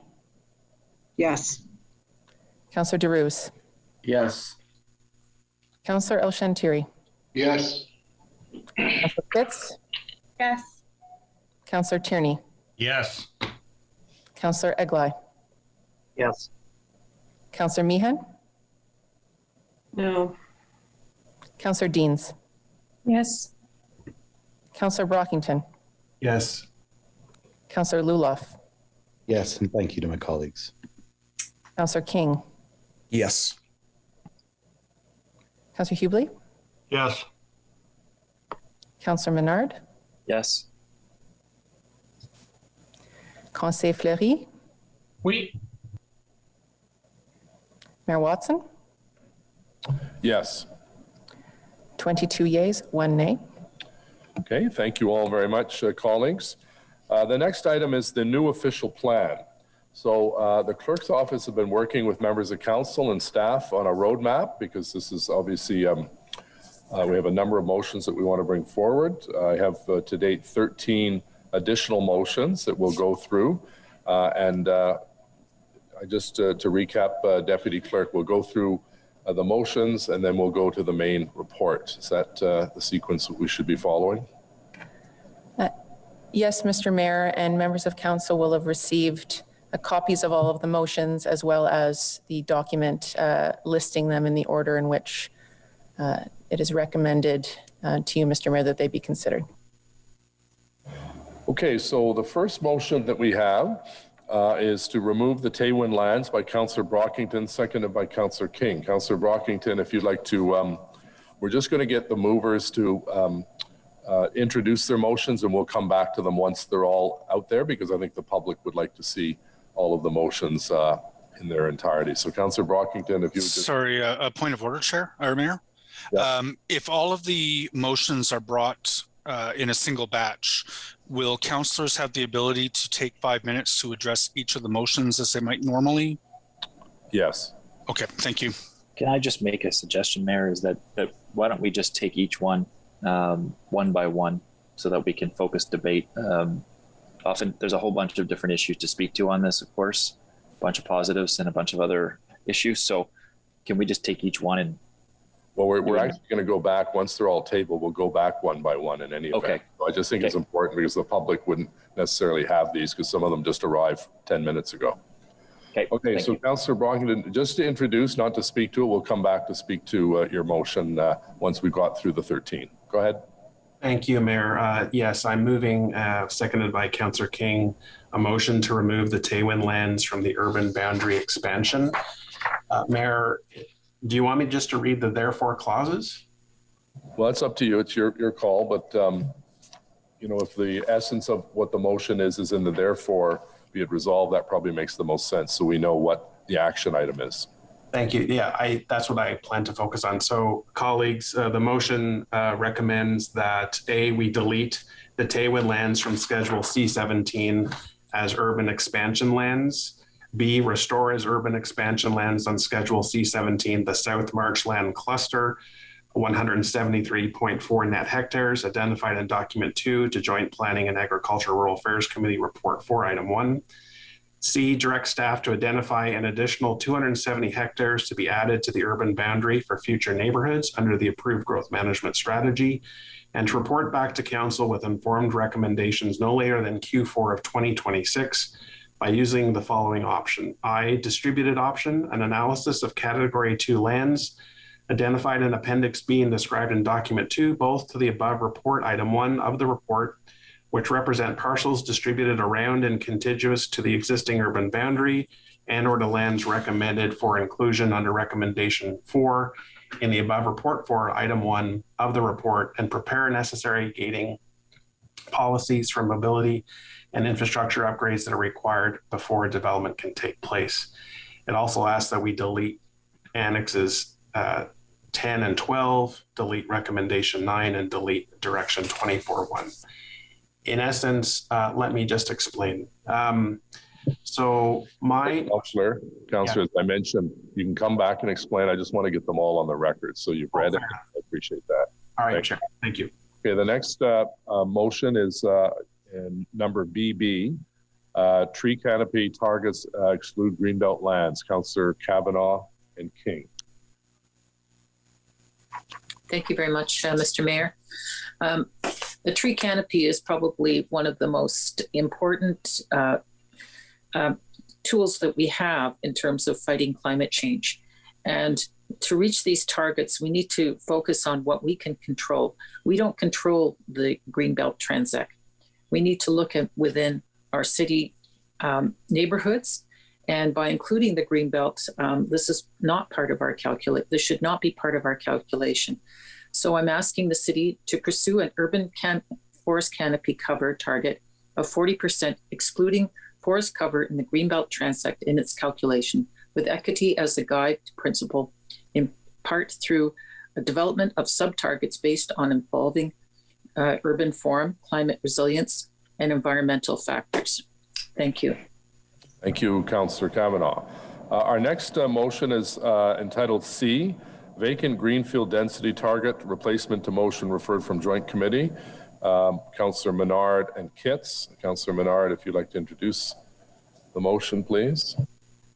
Yes, thank you, Mayor.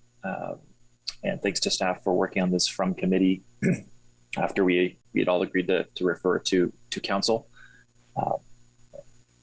Do you want me to, I can read it when we get it up there.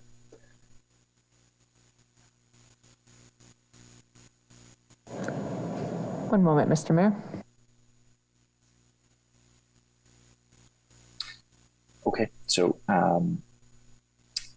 whereas prior urban expansions have added lands to the urban area of Ottawa, whereas the vacant urban residential land survey provides a statement of the amount of urban residential that remains vacant annually, whereas the growth management strategy for this OP has determined that this vacant land represents sufficient space to accommodate 66,300 dwelling units of various type, whereas apartment units represents a minimum of 10% of this number, whereas these lands are located in suburban transect, whereas policy 5.4.4.1 calls for greenfield development in the suburban transect to contribute to the evolution towards 15-minute neighborhoods to the extent possible, whereas policy 5.4.2 calls for net residential densities within secondary plan areas of a minimum of 36 units per net hectare, and permit density increases through intensification and accessory dwelling units, whereas there are existing vacant urban designated lands outside of secondary plan areas that have not received draft approval or have complete applications in process at this time. Whereas the density target for intensification in the suburban transect is 40 to 60 units per net hectare, whereas it is more efficient and economical to build to the desired built form initially than to subsequently retrofit to the desired built form after the fact. Therefore, be it resolved that the following be added as policy 3 to section 5.4.4.3.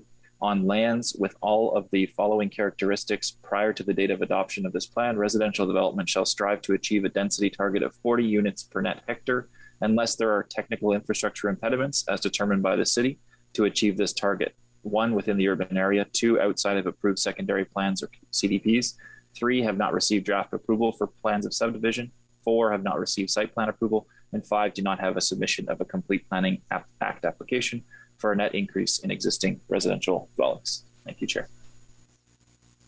Okay, thank you. The next is item D, small scale non-residential uses. Councillor Menard is moving that one as well. Thanks very much, Chair. Yes, this is a minor change in language, but one that I think reflects what delegations had mentioned to us, and it leaves more decision-making authority in terms of where our retail will go, whereas there might be site-specific circumstances that should be examined through the application process to consider the permission for small-scale non-residential uses within neighborhoods.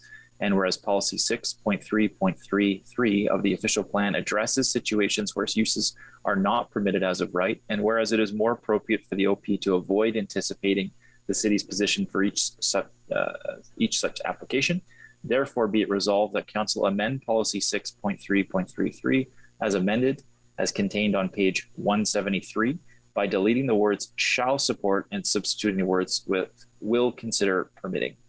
I appreciate staff's work on this. Okay, thank you.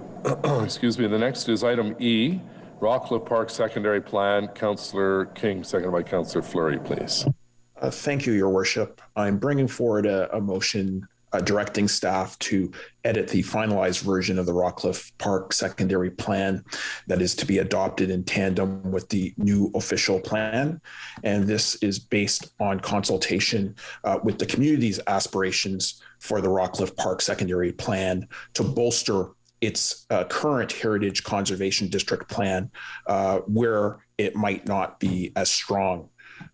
The motion ultimately seeks secondary plan edits that include removing coach houses from permitted uses, emphasizing that Mackay Lake and the pond are not recreational amenities, but are conservation areas, which does not preclude recreational activity, continuing to prohibit commercial and industrial developments and uses, specifically short-term rentals, which are less than 30 days, and bed and breakfast establishments, clarifying that adjacent lands or properties includes lots that are only separated by a public realm space, such as a pathway, green space, or road.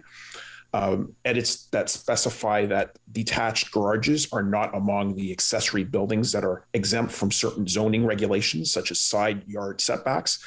And finally, limiting multi-unit residential buildings to east of the pond adjacent to Beechwood Avenue in specific areas shown on Schedule A designations. So once again, this motion really just looks to maintain existing policy. Community members were engaging with a back and forth with staff and had felt at a certain point that there would be agreement. But obviously that didn't come to fruition. So that's the rationale for advancing this motion. Thank you, Mayor.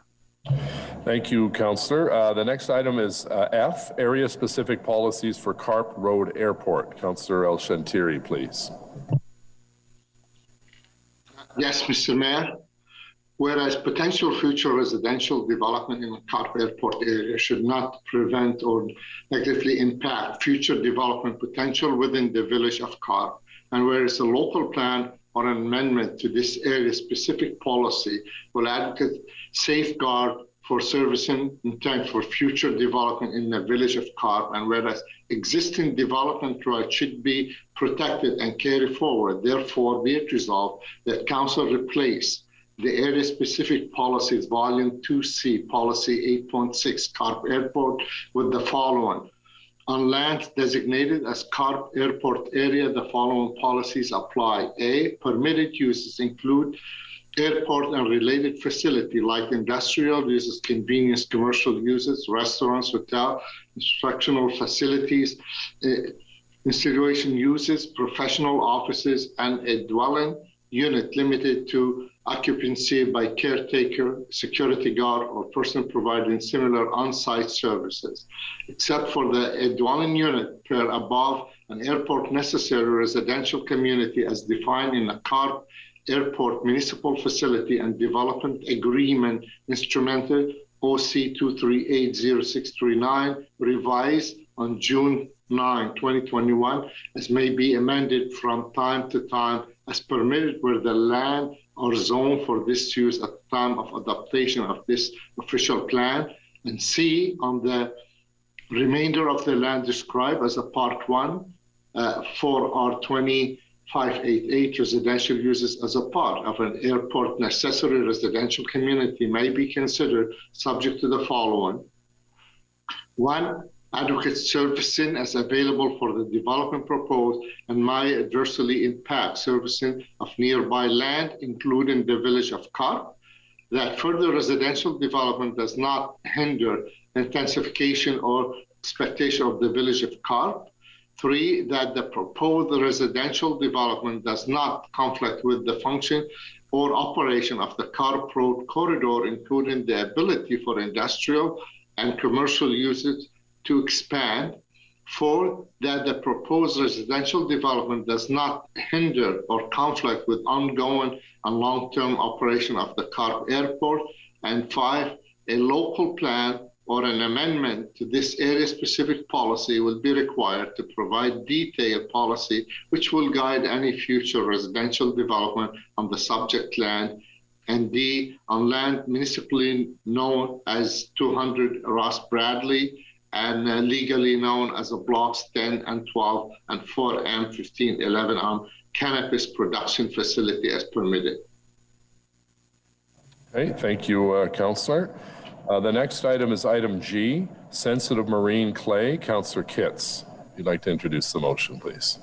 Thank you, Mr. Mayor. Over the 3 days of debate on the new OP at Joint Committee, we talked a lot about soils, specifically Leda clay, and you know, when we're building the density we're seeking on these kinds of soils, not only in the Taywin lands, but in other expansion areas in Orleans and elsewhere in the city, and in other undeveloped greenfields in our current urban boundaries. So I'm grateful to staff for working with me on this to strengthen the city's framework for dealing with clay soils. I'll read that therefore be it resolved that Council directs staff to review, update, and or make recommendations for guidelines, policies, standards and processes for the investigation, design, construction, and approvals of development, including infill and intensification on sensitive marine clays, and that this work be added as a future departmental work plan item to take place after ministerial approval of the official plan. Thank you. Thank you, Councillor Kitts. Item H is monitoring intensification, tree canopy, and parkland. Councillor Brockington, please.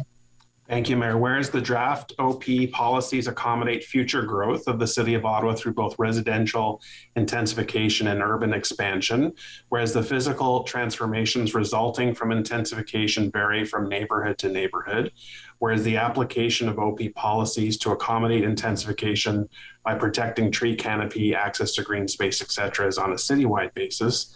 Therefore, be it resolved that City Council direct staff to develop, as part of the OP monitoring process, metrics to measure intensification, tree canopy, access to green space at a sub-transect level. Thank you. Thanks, Councillor. Our next item is item I, site plan around post-secondary. Councillor Menard, please, second by Councillor Fleury. Thank you, Chair.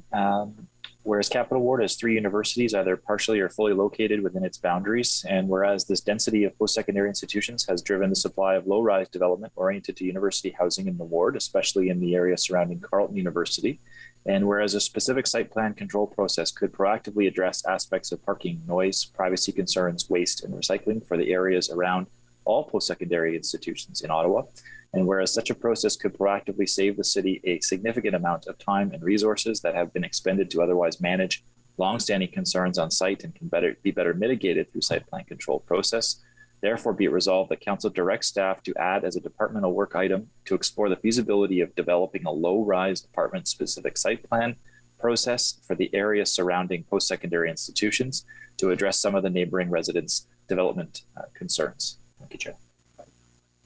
Okay, thank you. Next is JA, direction to staff, incentives for rental units. Councillor Fleury, seconded by Councillor McKenney, please.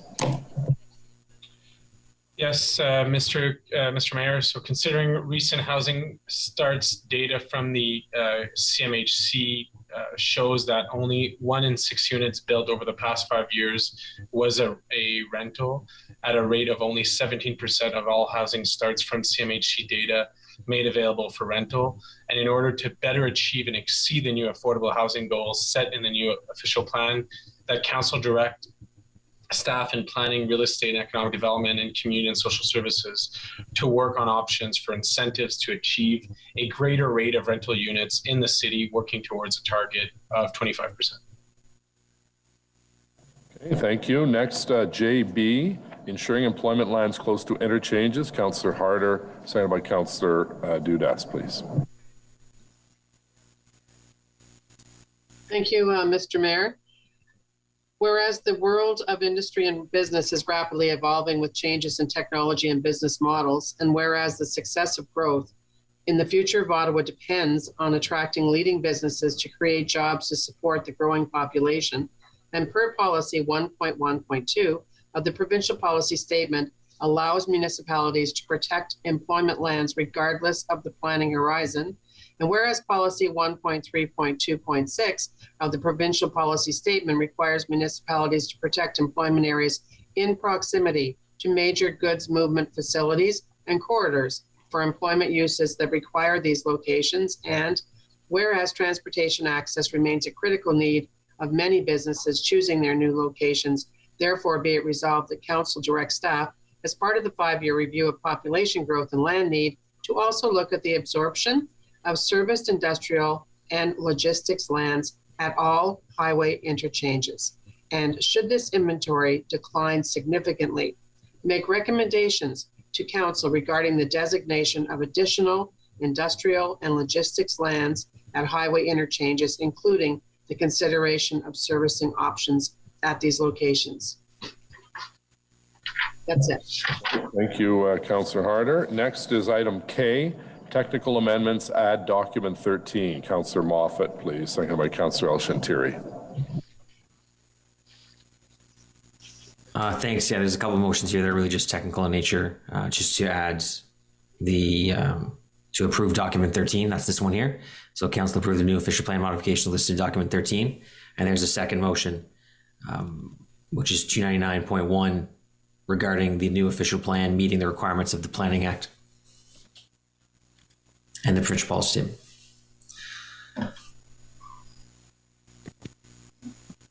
Okay, does anyone else have any other motions? I have, my count is 13 that we just went through. Any other motions before we go back to the movers, and we'll deal with them on a one-by-one basis.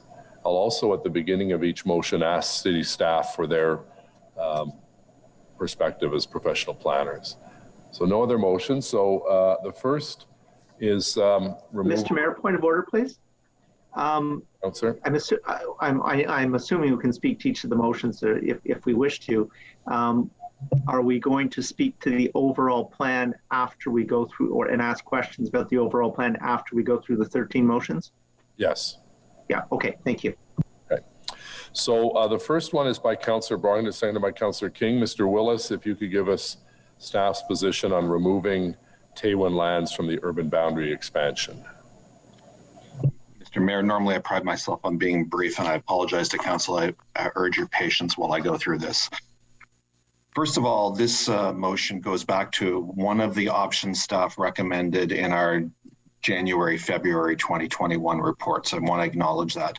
And staff's position is that staff will support whatever the cumulative decisions council makes today on the official plan that provides for a population growth of 402,000 people and 195,000 units and meets the provincial policy statement requirement of a 15-year land supply. So we will follow council, staff will vigorously defend council's decision on the totality of the package, whichever way this lands. The plan that staff presented to you, the staff recommended plan, meets the provincial policy statement, but I want to go back through a bit of history of how we even got to this point. So OPA 76 was the last urban expansion that the city approved, albeit forcibly through the OMB as well. And that OPA 76 took all of the easy lands to add to our urban boundary. And what we've been faced with since OPA 76 is there are relatively no easy lands left to add to the urban boundary. When council adopted OPAs 150 and 180 and decided not to expand the urban boundary at that time, but extend the planning horizon for the official plan, the plan was appealed by a number of the development community who said that we did not have our 15-year land supply at the time. And two of those appeals remain live, although once council repeals the old official plan with the minister's adoption of the new one, those appeals will dissolve because you won't have an outstanding appeal to a plan that doesn't exist. Council passed a settlement for a number of players to resolve appeals, though, in 2018 that said that we should look at future urban expansion criteria. We should consider the possibility of clustering in a new community, any future expansion because of these issues of the easy lands being gone, and it kicked off the official plan review. Our first official plan report was the Beyond 2036 report, which was the 5 Big Moves report. Our second report, council approved that. Our second report, council approved, which was the urban expansion scenarios, and the staff recommended a balanced scenario of 60% intensification, which created a requirement for 1,281 hectares of land. The alternative was one alternative was to not expand at all, and staff didn't feel it was PPS compliant. But the other alternative was to stick to the existing official plan of a 50% intensification target, which would have required 1,868 hectares of land. And at the time, we said that the intensification target of 60% was aggressive and ambitious. And I think everything we heard in the 3 days of committee meetings leading up to today's vote proves that staff's assertions about it being ambitious were correct. And even as late as last night, I was dealing with several councillors with specific concerns about how quickly intensification may come with the 60% intensification target. I also note that the 50% target is what the province is insisting municipalities in the Greater Toronto and Hamilton area use as their intensification target. So Ottawa is above what the majority of the major cities in Ontario are doing. We did it. Council did it. It was council's vote.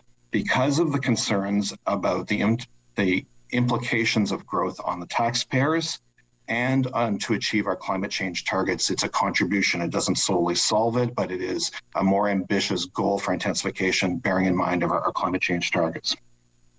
Our third official plan report, which was in January, February of this year, staff recommended a number of options for council to choose from. We recommended 1,011 hectares of land that we said were surefire bets from the scoring system that met the 5 big moves. And we said that that was the minimum council had to adopt at this point in time to meet the 15-year PPS targets, although there were assertions coming in letters as late as yesterday from members of the development community who still would argue that we're not correct on that, including those who wish to have other lands picked instead of the Taywin lands have said that. We gave council the option of clustering the remaining 270 hectares of land or distributing them around the boundary.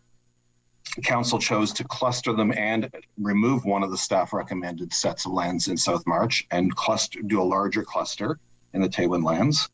The other options that were on the table, and the reason why I raised this, because this is the implication of this, if this motion proceeds, these are the lands we're going to go back to look at if this motion succeeds. Presumably the South March lands become part of that consideration, and the concerns at the time when council turned down South March were transportation related, the proximity of rural residential subdivisions, and the constructability issues. There were lands west of Stittsville that were proposed, and those lands staff had considerable concerns about unevaluated wetlands, drainage issues, costs of servicing, the need to provide distinct pressure zones within servicing, and the linkage, the fact that it's the hard edge is west of Stittsville, there's no real linkages into the existing community, so it would not dovetail in with Stittsville. We had an option for Cedar Hill and Barrhaven, and Cedar Hill, we identified was difficult to service from a water and sewer perspective. It's well away from the main trunk areas. It would be very difficult to bring transit into that area. We identified south and east Leitrim lands, which is really Finley Creek, and there were servicing constraints for that area. It's well away from the transit system, the spine transit system, and there are significant capacity issues on the east-west and north-south roads that service that area today. Council often talks to me about Bank Street and the concerns about the traffic on Bank Street, for example, and there's not a lot of diversity of choices with Finley Creek. And then the other option was a Notre-Dame-des-Champs expansion area, which has some of the same problems that council's been struggling with at planning committee recently about relying on a transportation connection through the Brian Coburn extension, which we are at an impasse with the National Capital Commission on right now. So the point I want to make is, there are no good options. There are no easy options. And council ultimately has to make a decision which way it will go, but provided we have the land supply, staff will support council's decision. All lands in category 2, as I said, had issues, and the issue about cluster versus distributed is a really valid question. Distributed, we know that we have set Taywin is doable, but it's expensive. That is absolutely what we have said. We have council directed us through motions to come up with various mitigation and management strategies of that, and the report before you has how we would do that. A whole bunch of distributed options would likely also be expensive, and the motion we would have to consider, and I think this was tried to be written into the motion, we'd have to consider mitigation strategies on that as well. We've also set a whole series of preconditions for Taywin, should it proceed, that would need to be settled through this before a secondary plan could be approved. And we've included gating policies for other areas because, for example, some of the areas that are recommended, such as in Southeast Cumberland area, we maintain concerns about transportation, much like that Notre-Dame-des-Champs comment I made before. So this report number 4 is adoptable by council in its current form. If council changes it, staff's one concern is the achievability of the 60% intensification target with all of the concessions and changes we've made from a land supply might be a tool. Development proponents, including those who propose moving this to other sites, will continue to challenge the city on, and the city will have to defend that. And if we do not designate 1,281 hectares, they will add to that argument that the council has not done its job to meet the PPS. Now, staff feel we can defend it, but we are concerned that the ministry, after the staff identifying the need of 1281, that the ministry may choose to fill in the remaining lands by the minister's choice, not council's. So that's the only red flag I think it's important that I put before you, is how that final land will get chosen. We've put our original staff recommendation, which is reflected in the motion, does give us a period of time to go do that. Staff are just concerned, based on recent patterns of behavior over the province, that they may not be patient to wait for us to find that land, and the province may impose it. So, Mr. Mayor, that's the staff's position on the motion. Okay, very thorough response. Thank you. So on this motion, Councillor Gower, please. Thank you, Mayor. A question for Mr. Willis on one of his last comments. The minister may choose the lands. What does that process look like? Do they have open meetings like we do on planning committee, where they spend 2 to 3 days discussing the options and hearing from residents? Or is it a bureaucratic and behind the scenes decision that's made on lands? Typically, how does the province approach that kind of decision? So, Mr. Mayor, I'll start, but Mr. Mark should probably assist me in this answer. So the province will receive submissions from anyone, and I believe that many of the submissions that council received last night will form the basis of submissions to the minister. I think they're worded in a way that they will go to the minister. And the minister, from a bureaucratic process, will review all those submissions, including comments coming from any interested stakeholder, any agency that they circulate the plan to, and they will make the decision. But that is not subject to a public process. The minister could also refer the matter back, I believe, to council for further consideration, but Mr. Mark will have to correct me that the legislation has changed somewhat in the last number of years, and I prefer he answered that. Mr. Mark? Yes, Mr. Mayor, I concur with the general manager's comments that recent submissions have probably been submitted to the city with a view to they actually being submissions to the minister, as I've been asked to confirm to my colleagues in the legal profession that all submissions made to the city may be forwarded to the minister. And then there will be submissions directly to the minister, the ministry staff and the minister himself, seeking to influence the minister's decision.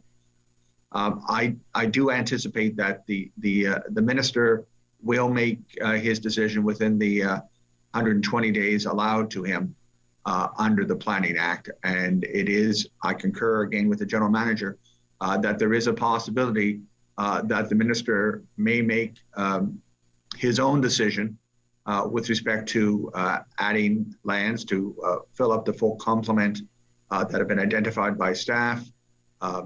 After a lengthy OMB hearing back in 1976 to 78, and the OMB deciding not to include certain lands that now form part of Riverside South, it was a ministerial decision that in fact added those lands. And so this has happened before, Mr. Mayor. Okay, thank you. I think, in my opinion, it's more important that council have final decision on the lands than leaving that decision up to the province or to the minister. So thank you for clarifying that. Thanks, Councillor. Councillor El-Shantiri, please. Thank you. Thank you, Mr. Mayor. And colleague, I just hope really you think twice about this motion. This motion is really leaving us vulnerable beside anything else.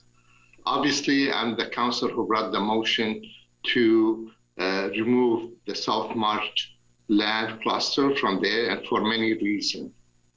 One of them is the Canada North expansion. We haven't seen one house yet, and the land been in the ownership for 11 years. Secondly, the service challenge for that area. And the third one is once you open that section, the rest of the land are general rural. So you can just imagine how far and how deep in the rural area this expansion will go. With an area we've seen a challenge for service to begin with. March Road today is a choke road, and that's the main road for West Carleton to come out to the city. And the expansion, even with the Canada North, they committed the developers to widen March Road to Dunrobin Road, and they renege on this. So now they left March Road 2-lane from Dunrobin to the new urban area, which is St. Isidore Church. And also keep in mind, this motion will open us to the other area, whether in Orleans, whether in Stittsville or other area or Cedar Hill, because we need to find that additional land.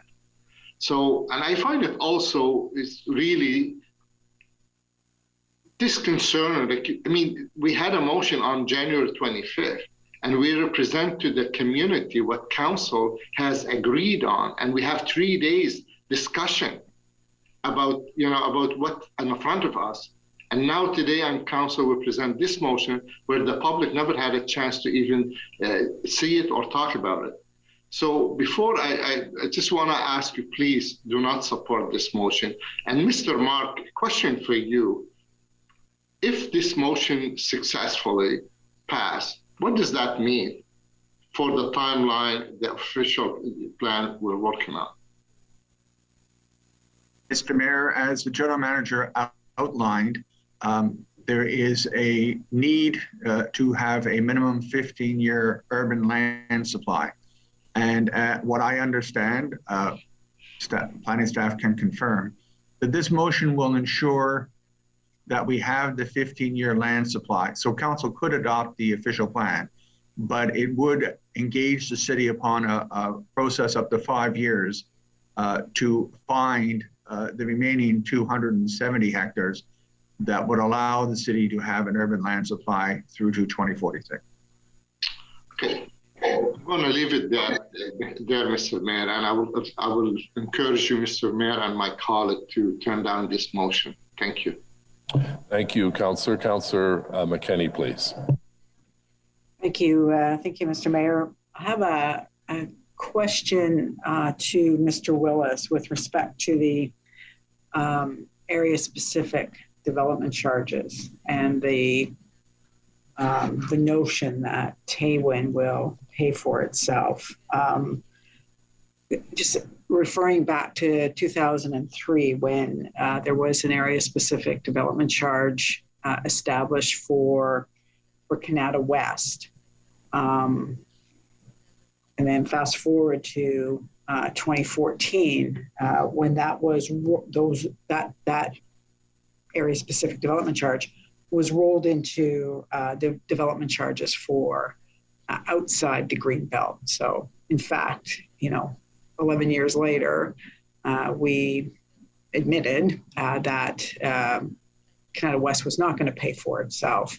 So I wonder, Mr. Willis or Mr. Mark, how we can have assurance that the same thing is not going to happen with the Taywin lands.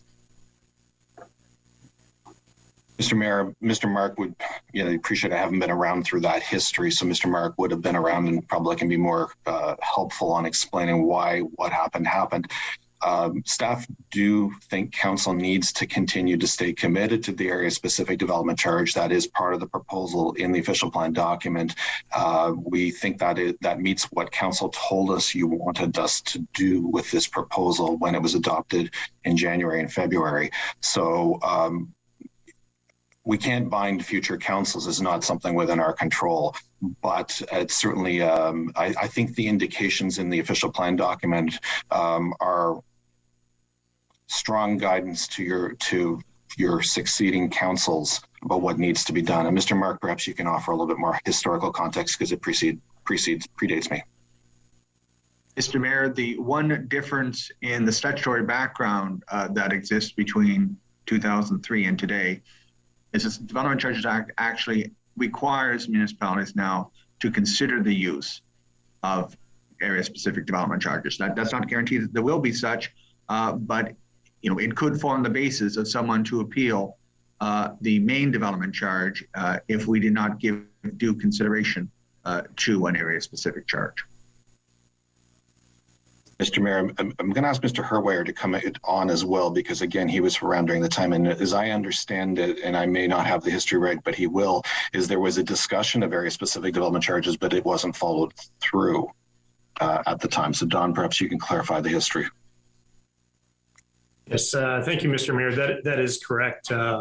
Initially, the thinking was that there would be an area-specific development charge for Canada West, but ultimately, council and the larger development industry agreed that would be rolled into a citywide development charge. So it did not come to pass. Okay, but I just want to make sure that we're clear here. In March 2003, there was a report and there was approval of the Canada West concept plan, wherein the financial plan was to include the use of an area-specific BC bylaw. In July 2014 is when it was appealed, and that's when council backed off and rolled it into an outside the Greenbelt development as part of the development charge. So very similar to what we're doing today, and sure, we can pull out some nuances, but this is just guidance today in the official plan. What we say today can be overturned, and we have history. We have very recent history in this city of that being done. So I think that when we vote today, when we vote on this motion today, you have to know that this can be overturned and that it is not necessarily, we have no guarantees that this development is going to pay for itself. So I'll leave that. I have a question about the soil structure. And again, in terms of institutional use, again, I'm going to go back to Canada West and the police station in Canada West. And in 2009, Police Services Board asked for more funding to complete the police station. And the reason for that was that it was related to the clay soil conditions and higher than anticipated costs for piled foundations. So I can send out those minutes. I have them right here in front of me. So what guarantee do we have that Taggart and AO is going to pick up all of the extra costs involved in constructing all of our institutional facilities, police fire stations, schools, libraries, because we already have precedent from 2009, where we've had to come back and ask for additional costs because of clay soil for a police station. So, Mr. Mayor, staff have always said that clay soils in this area are deep and that they will add costs to the construction of infrastructure, including soft infrastructure, as the councillor suggests. Knowing that now means that through the due diligence process and the secondary planning, when we identify the locations for these facilities and start developing cost estimates, those amounts can be built into the cost of the facilities, the capital costs for which we will collect development charges, and it would be built in from the beginning. And the council raises a very good point. We should do additional due diligence on the cost of those facilities when we set the DC bylaw to make sure we're carrying that cost. Again, history would tell us, recent history, 2009, that we don't do that, that we get asked to cover those additional costs. And we are pushing those costs onto future residents of this city. Last question, we've received several letters from one from Acting Grand Chief Savannah McGregor with the Algonquin Anishinaabe Nation. We received a message from Albert Dumont, our Poet Laureate from Kitigan-Zibi, Veldon Coburn and Lynn Gell yesterday, members of Pikwakanagan First Nations, Badet Commanda.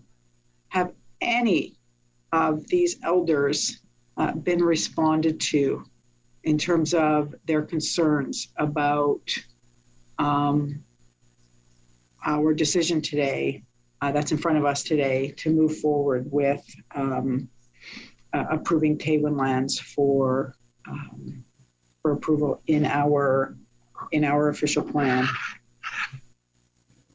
So, Mr. Mayor, staff have been conducting engagement with a number of Indigenous communities throughout the process. We can talk about that, but what's more germane are the letters that were sent as a result of a direction from the January-February report from Council through the Mayor's office to the leadership of those particular communities. And it's my understanding that there were at least 2 letters that were sent requesting the opportunity to meet with them to discuss the concerns. Those letters were not generated by the department, so I can't specifically talk about the follow-up activities, but the request was made to me to discuss the concerns.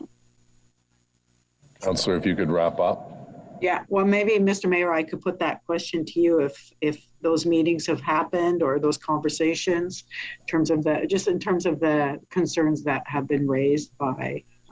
Yeah, I did write twice to Algonquin leaders, did not receive a reply until I believe yesterday. So I will respond and say once again, happy to communicate with the elders and the leaders, but I did make that offer, I believe 2 or 3 months ago, both in written form through Canada Post and an email. Thank you. And that was to Mr. Dumont as well?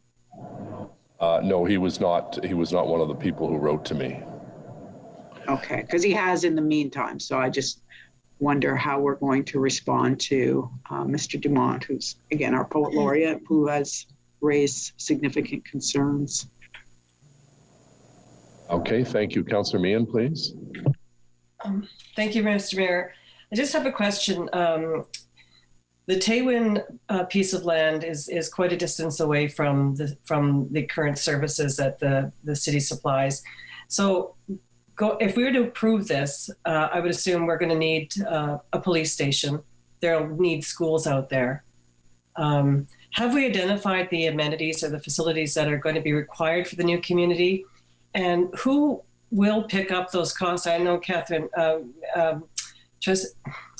McKenney alluded to the police station, but if they need a fire station, the schools, who will be paying the cost of those? So that will they be included in the DC charges, or will Taggart pick these up? Have we identified like what will be required and how these will be funded? So, Mr. Mayor, as is with all of our urban expansion areas, those are questions that are dealt with at the community design plan and secondary plan level, much like we're doing in Riverside South as we speak and finishing off. At that point of a secondary plan, those facilities will be identified. Once they've been identified and adopted in a plan, they'll be costed, and then they will be eligible under the Development Charges Act to be put in the Development Charges bylaw. Mr. Herwire can add about what Taywin has said they would allow through area-specific charges versus general charges. Understanding out of fairness, any urban growth for 400,000 population would create demand for new fire stations and police stations in the areas they serve, regardless of where they're located. And those would normally go in the development charges bylaw as area charges, outside the green belt or as required. So it's a question of the premiums that are as a result of the Taywin development that Mr. Herwire has been in the direct discussions with. So Don, can you add to what I said, please?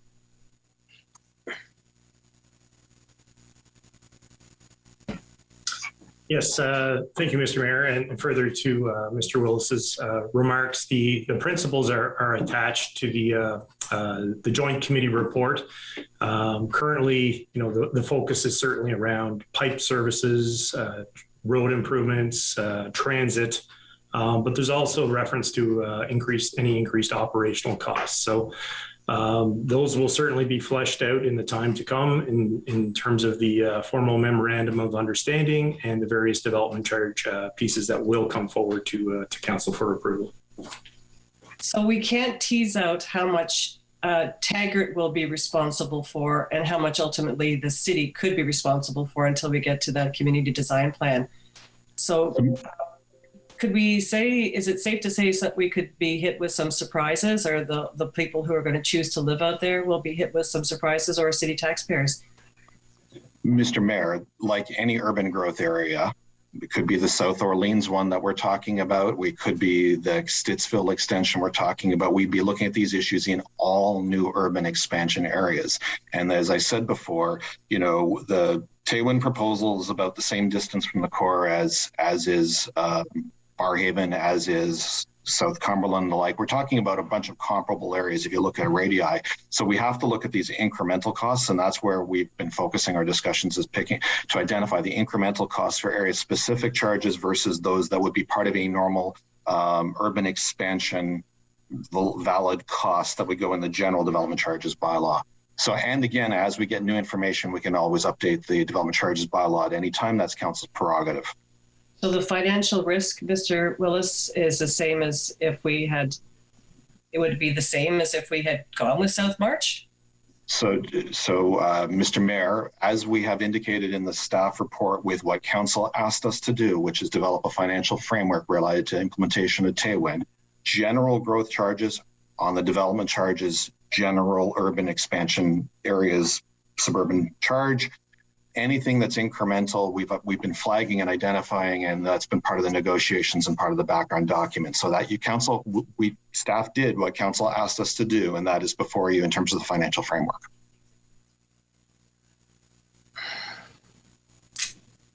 Anything else, Councillor? I'll leave it there. Thanks. Thank you. Councillor Deans, please. Mr. Mayor, I just want to understand, are we just on questions right now, or comments on the motion as well? Both. Okay, so I just want to comment briefly on this motion. I'm going to support this motion. I have never agreed that Taywin should be the preferred location for major expansion of the urban boundary. It's not what was recommended to us by our professional staff, and they recommended the land in Canada North, which makes a lot more sense because Canada North already has services in that general vicinity. I mean, we're in the middle of a climate crisis, and we're talking about establishing a brand new community some 30 kilometers out on an island in the middle of nowhere where there's no services close by. I mean, that makes very little sense to me, and it makes less sense when you consider the depth of the Lita Clay in that particular community and all of the additional costs and problems associated with that. And it, you know, from my perspective, it just feels like more of a political decision than a logical decision. So I really can't support that. And, you know, we talk about in the official plan 15-minute communities and establishing places where people can live and work and raise a family all in one area. There are, to the best of my knowledge, very few jobs in the Taywin area.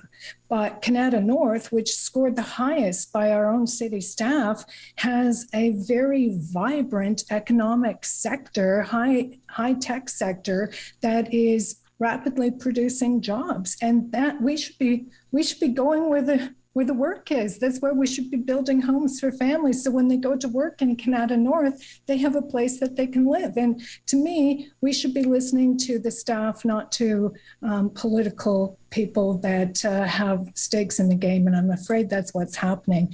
And the other piece that really disturbs me is that this has been proposed and accepted by council in the name of reconciliation with the Algonquin Anishinaabe Nation, and nothing could be farther from the truth. And it has been made abundantly clear to us from many people, elders, members of the Algonquin Anishinaabe Nation, that the group involved in Taywin is a realty corporation that the Algonquin Anishinaabe Nation has not been properly consulted, that this is actually setting back reconciliation with the First Nations. And I think it's really disrespectful to suggest that somehow this is reconciliation. This is the farthest thing from reconciliation. So for all of those reasons, I will support this motion. I think this motion is the sensible one for this council,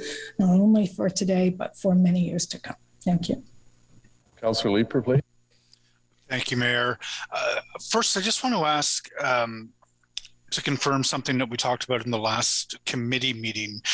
Steve, you spoke to incremental costs associated with the Taywin development. It's been asserted to me that the cost of servicing these homes would be upwards of $15,000 more than in other areas of potential expansion. That the cost of servicing with getting the pipes out there, et cetera, it simply means that it's going to cost around $15,000 more per home, which doesn't strike me as a particularly productive direction to move in when we have an affordability crisis. But I just wanted you to confirm, last time we spoke, you didn't have a number, but you were willing to say that there are incremental costs that are significant associated with Taywin. So, Mr. Mayor, we talked about a series of incremental costs. Like all urban expansion areas have a variety of construction conditions, whether we're blasting through rock, digging in deep clay in South Orleans, Cumberland area, or digging in clay in these areas, they all have it. So in a principle of fairness, if we're asking someone to take on a unique cost above and beyond the standard development charge, we have to identify what that unique cost is. There is deeper clay in this area. Staff have always said it. There is a longer service connection to hook into the main water and sewer system. There are complexities related to bringing transit early, and those are definitely the incremental costs we're talking about.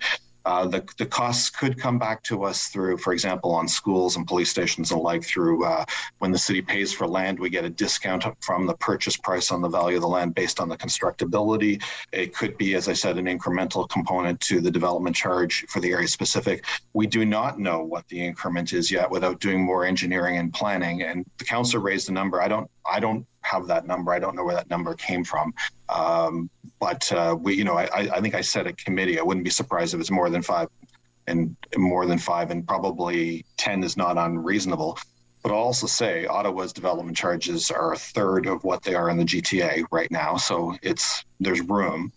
Sensitive to affordability, but council directed that these incremental costs be attributed to the project. That's what council asked us to do. And I'm wondering, can you get into more detail about what those incremental costs are? It's a longer pipe. By how much? What is the distance between the existing servicing and the Taywin community compared to, for example, the Canada Northlands and existing servicing?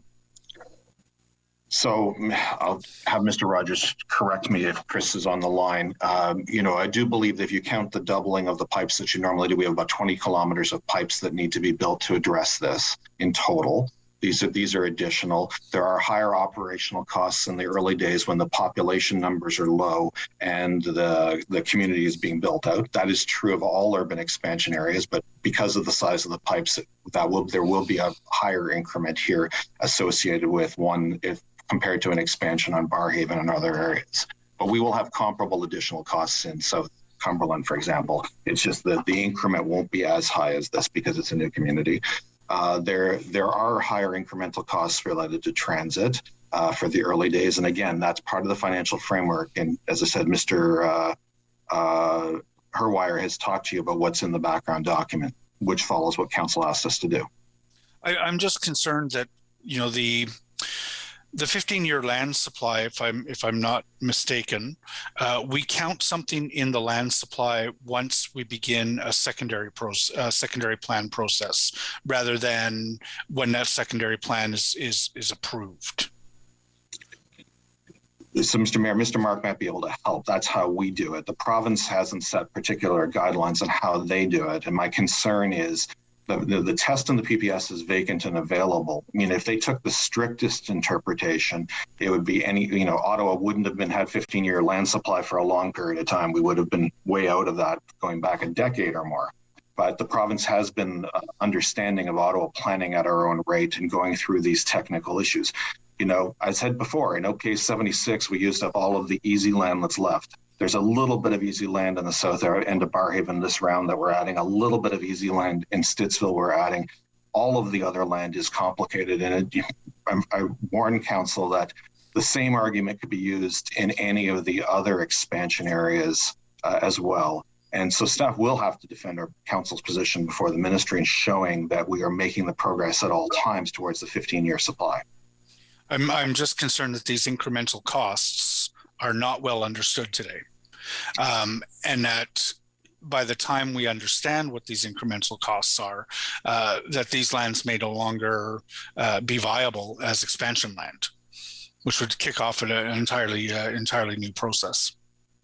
So, Mr. Mayor, as just reminded by my staff, the ministry has traditionally treated the start of a secondary planning process as being vacant, meets the PPS test as long as we started the secondary planning process. And also in the background report to what's before you today, as council directed, we mapped out what that process would be. And we would need to get on with it to get the answers to those questions. Okay. No, I'll leave it there. I guess I will just ask one more time. Do you understand, when will the city be able to put a number on the incremental costs of developing Taywin versus other expansion lands? So, Mr. Mayor, when we do the infrastructure master plan, we might get the information at that stage, but we also might get it in advance. If council approves the report before you today, it leads to a master servicing study. The master servicing study will calculate the costs. So it's a bit of a race between the two. I think the master servicing study will be more precise than the citywide infrastructure master plan. So I think it will be indicative. And again, council's decision today, council will have further decisions. Council will have to approve that servicing plan when it approves the secondary plan. Council will have to approve the area specific development charge. Today is not a clear path to go. There are a number of steps still to happen as mapped out in the background report. Okay. Mayor, thank you very much. Thank you, Steve.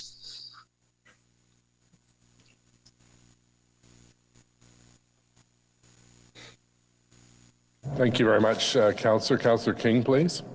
Thank you, Your Worship. And I was actually quite pleased to second this motion advanced by Councillor Brockington because I agree with many of the residents that I've been listening to, some of my colleagues around this table that I've been listening to, as well as Indigenous elders and leaders, that there are too many questions that really remain around the selection of these lands, the Taywin lands, ranging from Indigenous reconciliation issues, proper consultation with the Indigenous communities, technical issues, assessing the land in question, as well as what we just heard from Councillor Leeper, unspecified issues concerning incremental cost servicing and the potential liabilities for the city in terms of development of this land.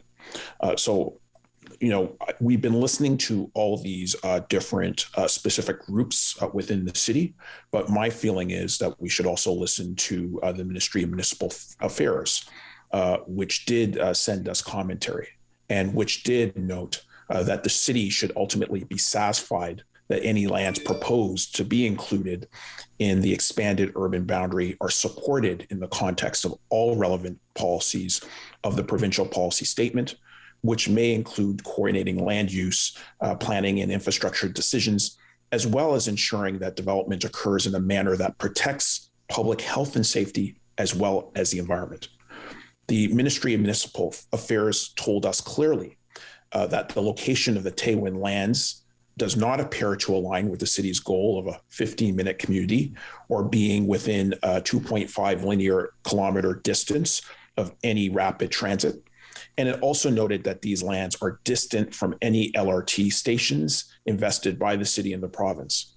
Additionally, due to the proximity of the Taywin lands to Highway 417, future pressure on the highway, including for new interchanges, may result to accommodate the growth projected in the area. The ministry noted to us that the city must be satisfied that the development is supported by the necessary infrastructure and are efficient and cost effective using the existing and or planned infrastructure. I'm not satisfied that we meet that litmus test. And as a consequence, I am supportive of this motion. Thank you, Mr. Mayor.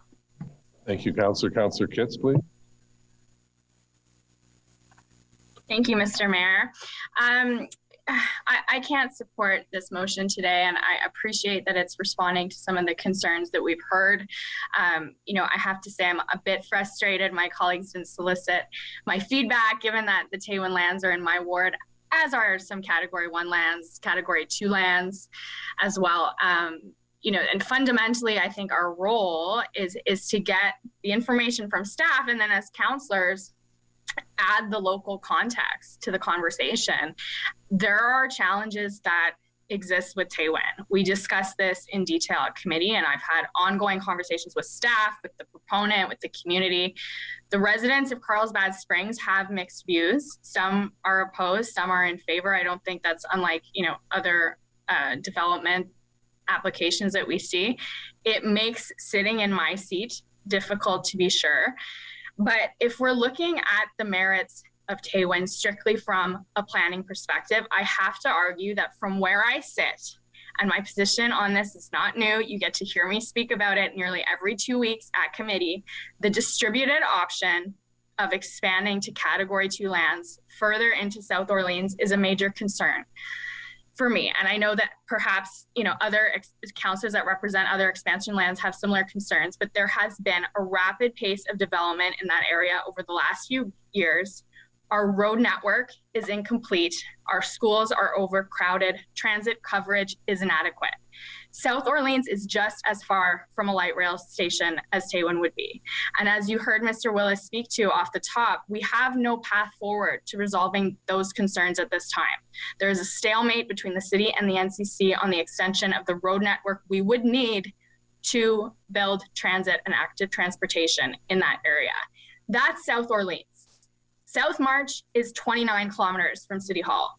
Stittsville, 29 kilometers. Taywin is 23 kilometers. So we have a proponent offering to cover the cost of bringing transit and infrastructure to the area. I hear my colleague's point about that promise being watered down, but I believe it's our job and the job of future councils to hold them to their promises, to the vision that they've presented to us. This idea of front-ending the cost is not an offer that builders are extending to urban expansion areas adjacent to the current boundary, like South Orleans. And what I focused on at committee, because it's important to my community, is that what we are deciding today is the first touch point in a series of steps. These steps will include comprehensive land assessment, a multitude of studies, the drafting of a secondary plan. There will be council oversight along the way. And I am actually, as representative of the area, looking forward to the consultations that's to come with the community on this. I have always found this opportunity to build the kind of suburban community that we are striving for today, that we're trying to retrofit into existing communities that are already built and have their unique challenges. This opportunity to build a community, a 15-minute community from a blank slate, is an idea worth exploring. And to my colleague's point about jobs, we have the Amazon warehouse in Carlsbad Springs, which is now acting as an anchor to attract a multitude of jobs to the area. There are several applications in. So if we don't move forward with Taywin, we'll be in a situation where we do have jobs in the area without a significant residential population nearby. All this to say, I don't think this is an easy decision. I spoke to this at committee. We are at an incredibly transformative and thus challenging moment in our city's history, a projected growth of over 400,000 people in the next 25 years.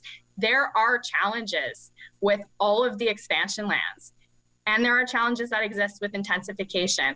Building a city of nearly 1.5 million people is not easy, but leading the way in which we grow is what we were elected to do. Thank you. Thank you, Councillor. Councillor Moffat, please. Thank you very much. Just a couple comments. It's probably repetitive, some of the stuff, but I do, we've heard comments about reconciliation. I think I've said this before, and I'll be consistent with that, is that this decision that we have before us has to be based on the Planning Act, has to be based on the Provincial Policy Statement, of which reconciliation is not an element. We don't make this decision based on reconciliation. That could be a debate if you want to have it. We've heard varying opinions of that. We heard Lynn Cloutier and Wendy Jocko at committee say that they feel this is reconciliation. It's not my place to sit there and tell them that it is or isn't. Or, I mean, you'll get more colonial than me. So I'm not here to sit there and say that what they believe is right or wrong. So I'm not, I'll never make this decision based on reconciliation, and it's foolish to either oppose it or support it on that narrative. But what we do make it on is the growth management strategy and the directions report that came back to our committee, joint committee back in January. And we've heard some comments about the South March lands. That was one element, right? That's one element of the directions report that we moved, but there's also the other 270 hectares. So you can't just solve this problem by reinstating the South March lands. You still have to come up with a solution on the other 270 hectares, where they're going to go. And I think we've heard a lot about where they could go. The more likely scenario is where they end up being is sprinkled around the city. So the benefits of a 270 hectare contiguous community is that you get to build in your principles of development into one community. So you're better equipped to create a 15-minute community neighborhood from scratch. You can't do that by adding 50 hectares near environmentally sensitive lands on the west side of Stittsville, or going back and taking, this council committed quite heavily against my best wishes to a land swap in Riverside South. The 270 hectares, you can be pretty sure that the 106.29 hectares south of Rideau Road are going to look very good as a swap for this Taywin lands. And then you go into Orleans, you're adding more in Orleans. You're looking at more lands that will be gated for reasons because of servicing, because of connectivity and separation from transit. You can build that into a new community. And that's why that those option 3 lands looked at 3 areas in particular.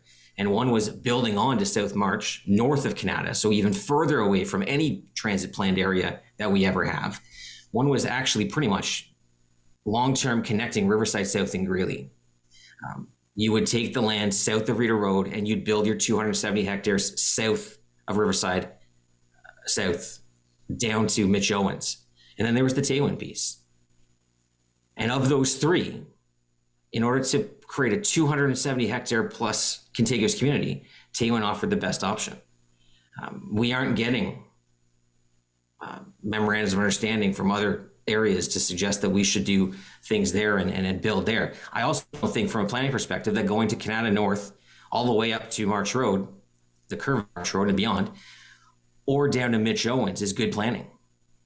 The people south of Mitch Owens don't even pay for transit. You can bring the urban boundary all the way down to Mitch Owens. A couple of councillors know that because they live south of Mitch Owens. So it's important to consider that in this context, that we have to make a decision on these lands. We can punt it if you want. I mean, to suggest that this motion is on climate change, if you want a motion on climate change, get rid of the R1 zone. Get rid of it across the city. Someone bring forward that motion. If you want to bring forward a motion that gets rid of the R1 zone throughout the urban area, I'll support that motion, because that's the one that actually gets you to intensification targets. That's the one that gets you there faster.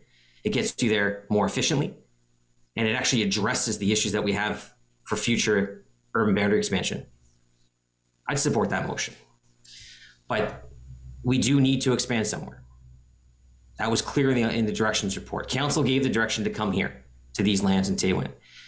And I think the work that they've done since February has helped give us more assurances that it can work. So I can't support this motion. But I think there should be some consideration amongst this council about that R1 thing I mentioned. You have 2 R1s in the city. You've got a replacement R1 bus and you have an R1 zone, and both of them are hurting the progress of this city. That's it. Thank you. Councillor Menard, please. Thank you, Chair. On the R1, staff tried to do that by saying couldn't replace a single with a single in the urban area.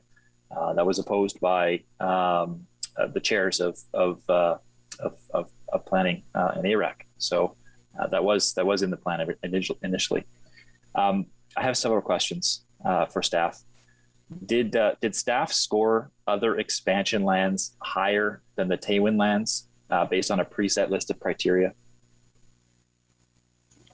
Mr. Mayor, I will ask Don to answer that question, but the short answer is yes, other lands on the Category 2 list did score higher because the criteria were heavily weighted to plug and play. And this was something we discussed in January and February, and I think I explained it at the time, but I'll ask Don to reiterate that. Thank you, Mr. Mayor. That is correct. The scores were noted in the January report, and the other lands did score higher, as noted. Thank you for that. Were the West Carleton March lands part of the Surefire lands that you described and as contained in Councillor Brockington's motion? Sorry. Sorry, Don. Yeah, the South March lands were ranked as Category 1 lands. So yes, they were recommended for inclusion. Okay, thank you. Staff have previously made comments about the additional 270 hectares that those lands wouldn't be necessary to fulfill the city's residential land requirements under the PPS until much later, at least a decade and a half later. Is that still accurate, that statement by staff? So, Chairs, when we said that, that was based on the framework of the growth management plan that we put before you. There have been significant modifications. Staff still feel we could defend it, but the fight will be much more vigorous because if you read the letters that were submitted in the last 24 hours from a number of the development community, they intend, it seems, to challenge whether or not we have a 15-year land supply. And many of the arguments were in the communications we saw in the correspondence the last 24, 48 hours. So staff still feel we can defend it, but ultimately this is the minister's decision, and we expect it will be a lot of work. Yes, and I think there's agreed with you, a lot of work on the Taywin minister's decision as well. There's no guarantee there. There's a huge risk as well with the minister, given what they've already said about it. And it's accurate that staff will continue to monitor the housing supply into next term of council. As I understand it, we will be monitoring this year after year. And if there is a need for more or less, as the report said, we would indicate that to council. Is that accurate? That is correct, Mr. Mayor. As I said, the concern is not from our perspective. Our concern is what the minister may do. Fair enough, Mr. Willis. Appreciate that answer. We've heard a lot about the so-called sustainability of this new community. Can you please confirm if these staff comments are still accurate? Staff had commented that during the initial build out of the community, water quality would be a concern, which would result in greater operational costs and significant wasting of water due to the expected system flushing requirements. Can you just confirm if that's still accurate? Mr. Mayor, it's true in new build out communities. We have an issue in low population, low density areas, an issue with having to flush the system because of lack of circulation in the system. We're doing that in an area of Stittsville right now. It actually does happen. It is not ideal, not sustainable, but the costs are attributed to the water supply system. In a brand new community that's planned for a large population, this will be a bigger concern, but it is something that does happen in other locations. Okay, thank you. And another comment that staff have made previously is that due to the sensitive marine clays in the area, sewer installation will require the additional expense and complexity of sheet piling of construction. This will result in costs significantly greater than other new community areas under consideration. Accurate? Mr. Mayor, anywhere we have marine clays around the entire city, which is much of the city, that is an additional cost for sure. Sheet piling has happened on many projects already. We do this in many sewer things. The depth of sheet piling is higher here. We have said that. Appreciate that. And that's what the point I was trying to make is that other new community areas under consideration by staff scored much better in this regard, and that the costs here specifically would be much greater. On stormwater, staff have previously said that due to the sensitive marine clays, it's expected that grade raise restrictions in the Taywin community meant much of the housing would rely in perpetuity on sump pumps for foundation drainage. Is that still accurate that much of that housing would still rely on sump pumps for foundation drainage? Mr. Mayor, that was in the staff report, and it does occur in other areas of the city, but that is in the staff report. Councilor, okay. Correct. Thank you very much. And that stormwater would likely have to be directed eastward via trunk sewers to stormwater facilities that discharge into ravines in terms of sustainability that have cut through the clays and discharge into Bear Brook. Is that accurate? Mr. Mayor, I'm going to ask if Mr. Rogers is on the line to answer that question. Yes, thank you, Mr. Mayor. That information is accurate. Thank you very much. Can you also confirm from staff side that the depth of excavation required for stormwater ponds is likely to involve loose that pose construction and long-term operation and maintenance difficulties, that discharge from the stormwater ponds to the Bear Brook Valley, hazardous slopes and Leda clay make the area prone to landslides? Is that still accurate? Mr. Mayor, that's a condition that exists in the eastern half of the city, southeast Cumberland. The same comment could be made of varying degrees because of the depth of what we're talking about, but similar problems are being experienced that's impeding our solutions on the Mare Bleau area, for example. That secondary plan's still held up for many of those same issues. And the area further east in South Cumberland will have many of the same issues because of the sensitivity of marine clays and the various creeks in that area. But with staff did identify the increased costs in that area. Yes, absolutely. Thank you for that. And in terms of cost, this was the highest of all lands. It says that the servicing for Taywin is very high. My understanding is that was the highest of all lands evaluated and put forward to council as options. Mr. Mayor, that was what we said in the February report prior to any financial commitment on behalf of the proponents. So one would now have to qualify that with the financial commitment made by the proponents. But that is what we said back in January, February. And that the transit service challenges here, not just financially, but technically, makes the provision of early high order rapid transit impractical. Is that still accurate? Mr. Mayor, I have deep concerns about the provision of transit in many of the North Expansion areas. I was concerned about it in South March because of the March Road corridor. It is going to be a challenge in the Taywin area. I am concerned about it in South Cumberland area.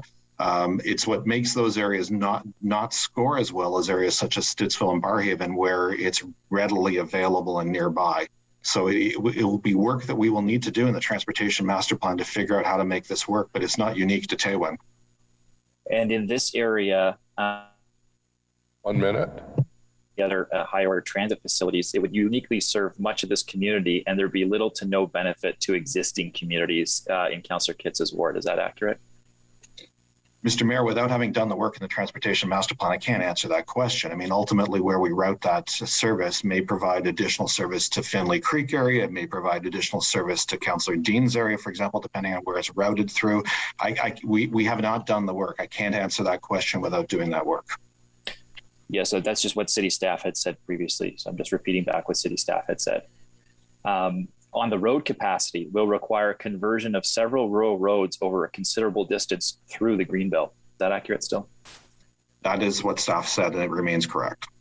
And that there's limited potential for residents to live and work within the same community with very high vehicle kilometers traveled. Is that still accurate? That's true of all new growth areas, particularly when there aren't employment clusters nearby, and that's why the secondary planning process is going to have to look at opportunities for employment as well. But if we look at Riverside South and any of the expansions areas right now, that is a problem. Riverside South, we discussed last week, for example. We do have a challenge in all new growth areas of getting employment matched up. Thank you, Mayor. I'll use my last 30 seconds to wrap up, and I appreciate your understanding. Have a little bit of wrap up.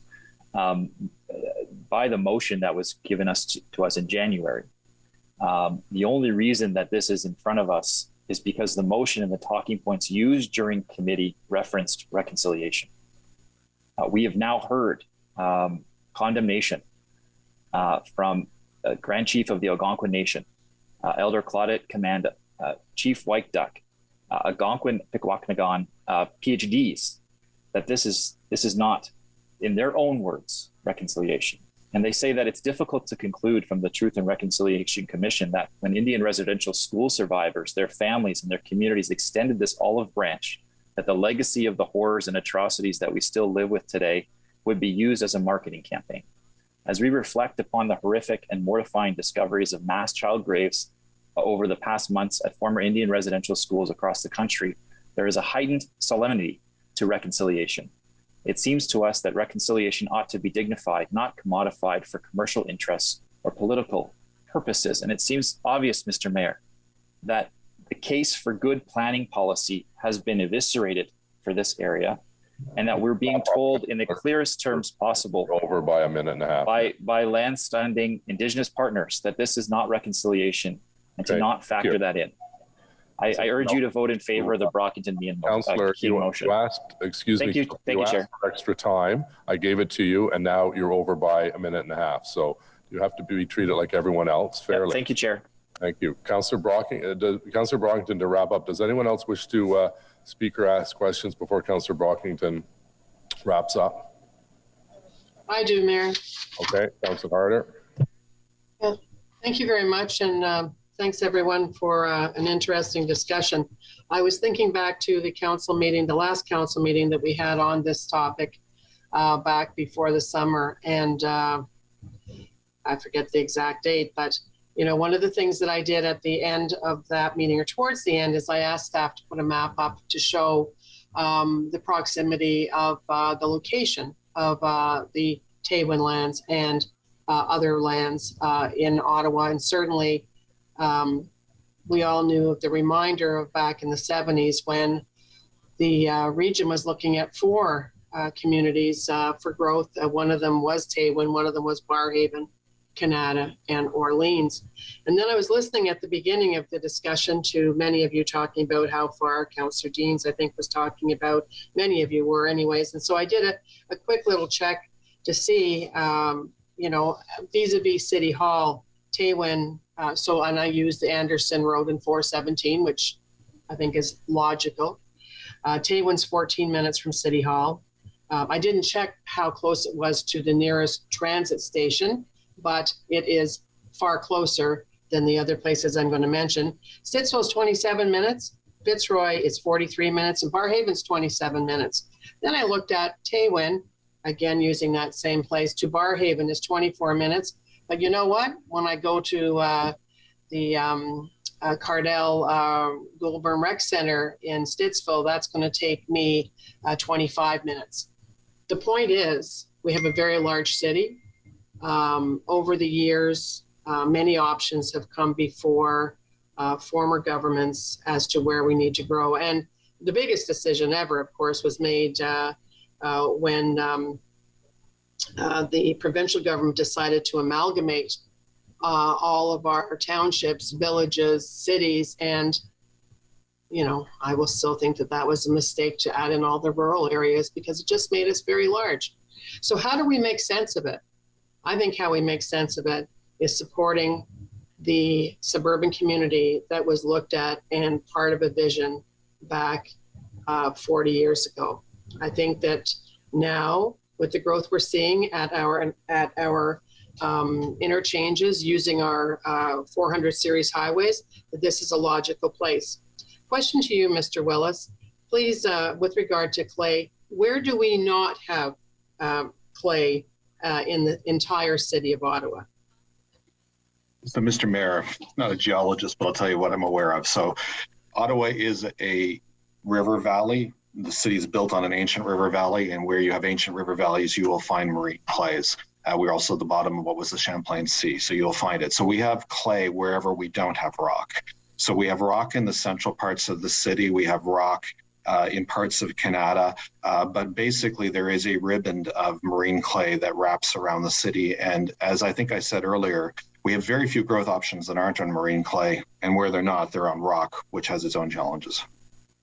Right, and you know, for the councillors that aren't aware, we do have some pumps in Barrhaven in some of our locations because it made sense to do so. And guess what? In Ontario, that's what they do in other places.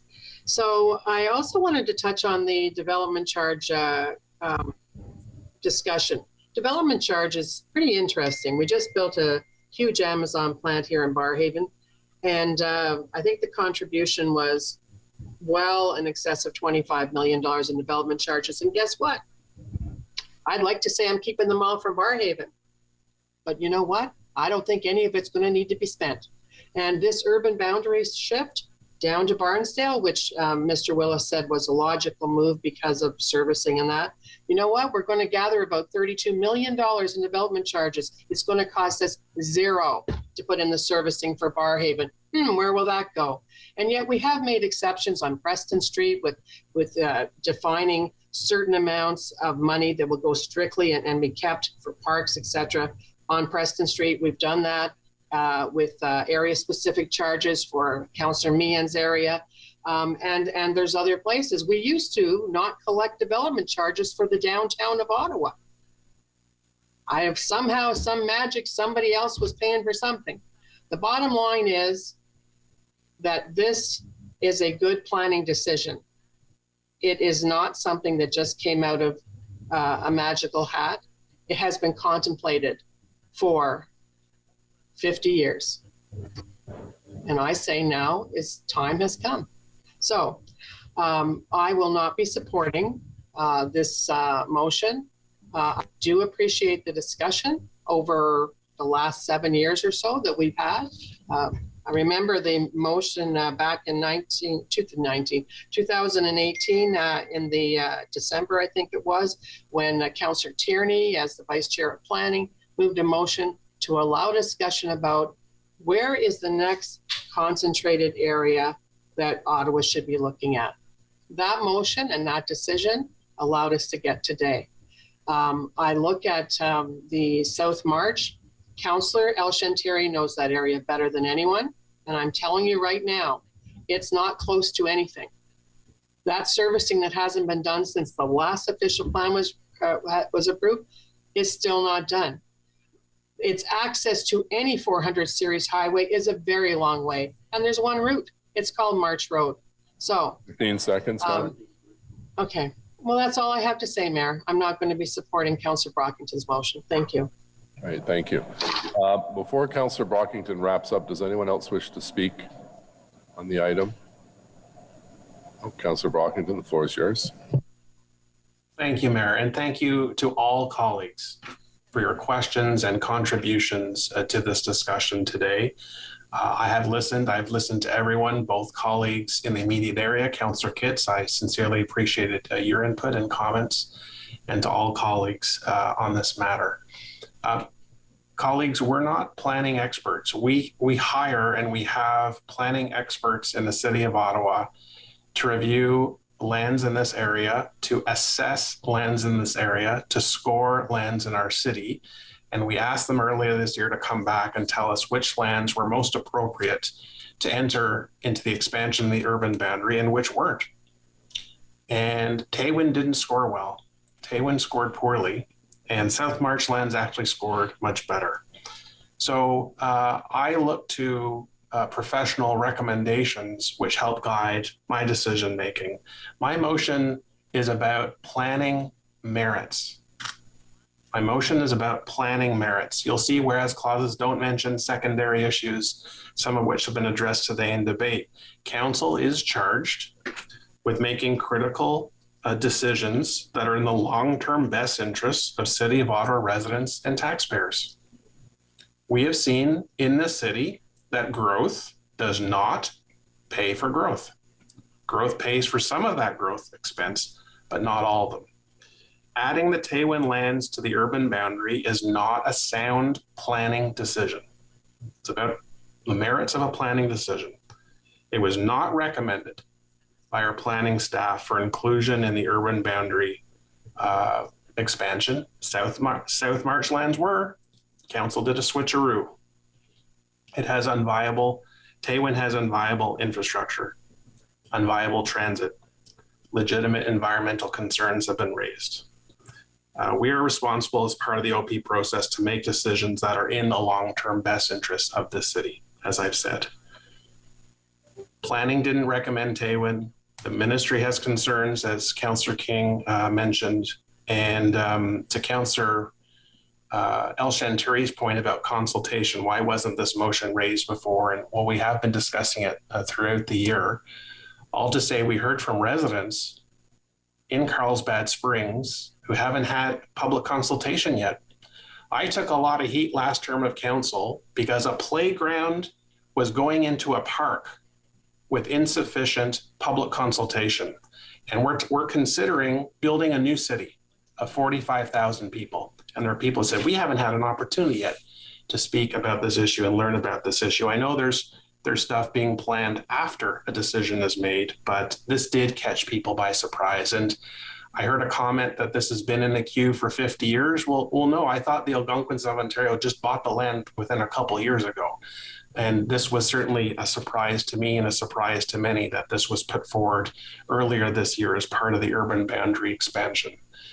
Yes, there are challenges to adding lands across the city. The GM, Mr. Willis, when he was asked very direct questions, kept expanding it and talking about other areas. But Taywin is not sound planning. And we are asked to make sound planning decisions for this city. That's what my motion is trying to get at, exclusively focusing on what is and what is not sound planning decision. That's all I have to say, Mayor. Thank you very much. Great. Thank you very much, Councillor Brockington. Just to summarize from my perspective, the Taywin lands, as we know, are owned by the Algonquins of Ontario. They purchased them from the province of Ontario. And this is not part of their land claim negotiations or any land claim disputes, because it's important to remember that today's decision, as Councillor Brockington pointed out, is about planning. It's not about land claims. The city, as you know, has no legal status when it comes to land claims under the Constitution. So today's decisions about how we grow as a city and how we receive the information from the Algonquin of Ontario about their lands and their visions for that land. The Algonquins have brought forward a vision for a new sustainable community for these lands, and Council has no role second-guessing the decisions of the Algonquins of Ontario. It is a little more than patronizing for any member of Council to take the position that they know better than Chief Wendy Jocko of the Algonquins of Pikwakanagan First Nation what is good for the future of her community in the region. We all hear at most public events the land acknowledgement, important but symbolic. I believe we need to go beyond symbolism when it comes to our relations with our First Nations. Je crois qu'il faut aller au-delà de symbolisme dans nos relations avec les Premières Nations. The Algonquins of Ontario said they believe that supporting the inclusion of the Taywin lands into urban expansion supports economic development by and for local Indigenous communities. Lynn Cloutier and Chief Wendy Jocko were very eloquent on this point, and their views were well articulated at the Joint Committee. They took questions from a number of committee members and council attendees for over 30 minutes. And at this point, members, particularly those members who took the time to attend the committee, to listen and to participate, have the information they need to make their own decisions on this. With respect to the land claims issue and understanding the city is not party to any land claims, my office circulated the letters we issued with our efforts to meet on this issue, and you are all aware the offer to meet is still on the table. But the lands claim issue, the long-standing disagreements between different Algonquin Nation organizations is not before us. Today, we need to deal with the issues at hand, which is the AOO proposal, their vision for Taywin, and Council's response to their request to be part of the official plan. And we need to also remember that our decisions today are just the start of the conversation, as Mr. Willis pointed out. Opening any new land for urban development, including Taywin, takes several years of sustained work. The work must be undertaken as part of a process that leads back to Council for approvals, the secondary plan, which has its own stakeholder consultation process. As will all aspects of the official plan, the decision to include the lands within the urban boundary was assessed for consistency with the provincial policy statement. And we have heard from staff today that the inclusion of the Taywin lands is consistent with the PPS. I know as the former Minister of Municipal Affairs who had to make decisions on this, you don't want this issue being resolved at Queen's Park. You want it resolved right here in Ottawa. And the AOO has asked City Council to consider this proposal as an opportunity for economic development in their communities. It's now time to vote on their proposal and whether or not you agree with their vision for the sustainable community in the East End. I support them, I support their vision, and while not for today, we should state for the record that the city will continue to work with all Ottawa's Indigenous communities, including the urban Indigenous peoples, Métis, and Inuit, to identify new economic development opportunities to move forward. In closing, I want to restate that the Algonquins of Ontario should be able to define what reconciliation means to them, and it's not our role to challenge that. I also remind members of Council of the risks associated with the rejection of these lands. If we take out Taywin, we're essentially redrawing the urban boundary map. And we have members of council who continue to say they support intensification, yet they don't really want to see more intensification in particular communities in their wards. And they also oppose adding land to the urban boundary. So the old expression is you can't have it both ways. If you take these 400 hectares out for Taywin, you have to put that growth somewhere else. Colleagues, we have a strong proposal that meets the provincial policy statement, and I urge all members of council to defeat this motion. Yeas and nays on the Riley-Brockington motion, please. Conseil Cloutier. No. Councillor Moffat. No. Councillor Gower. No. Councillor Kavanaugh. Yes. Councillor Leeper. Yes. Councillor Shirelli. No. Councillor Harder. No. Councillor Dudas. No. Councillor McKenney. Yes. Councillor DeRuse. No. Councillor El Shantiri. No. Councillor Kitts. No. Councillor Tierney. No. Councillor Eglai. No. Councillor Meehan. No. Councillor Deans. Yes. Councillor Brockington. Yes. Councillor Luloff. No. Councillor King. Yes. Councillor Hubley. No. Councillor Menard. Yes. Conseiller Fleury. Oui. Mayor Watson. No. 8 yeas, 15 nays. Okay, thank you. Our next item is BB, tree canopy targets excluding greenbelt lands. So Councillor Kavanaugh, you have the floor. Thank you, Mr. Mayor. When we look at the tree canopy, we're looking at what we control. Our official plan is about the city of Ottawa. We also have a green belt within the city, and this is something that we do not have jurisdiction over, though we are partnered with the NCC at all times.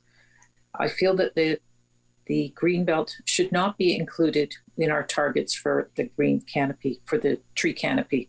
This is something that we need to work on as a city. I appreciate that it should be by neighborhood, but I also want to look at excluding the NCC Greenbelt so that we can focus on what we can control within our neighborhoods. Thank you very much. So Mr. Willis, the staff position on this motion, please. Mr. Mayor, while staff support are pleased that council is taking a greater interest in trees, staff have recommended that this issue be pushed to the sub-area tree targets. And I'm going to ask Dr. Nick Stowe to explain staff's rationale why we don't support the recommendation and would recommend it actually be dealt with at the sub-area level. Thank you, Mr. Mayor. We believe that excluding the greenbelt from the calculation of the urban tree canopy would handicap us greatly in achieving our 40% urban canopy target.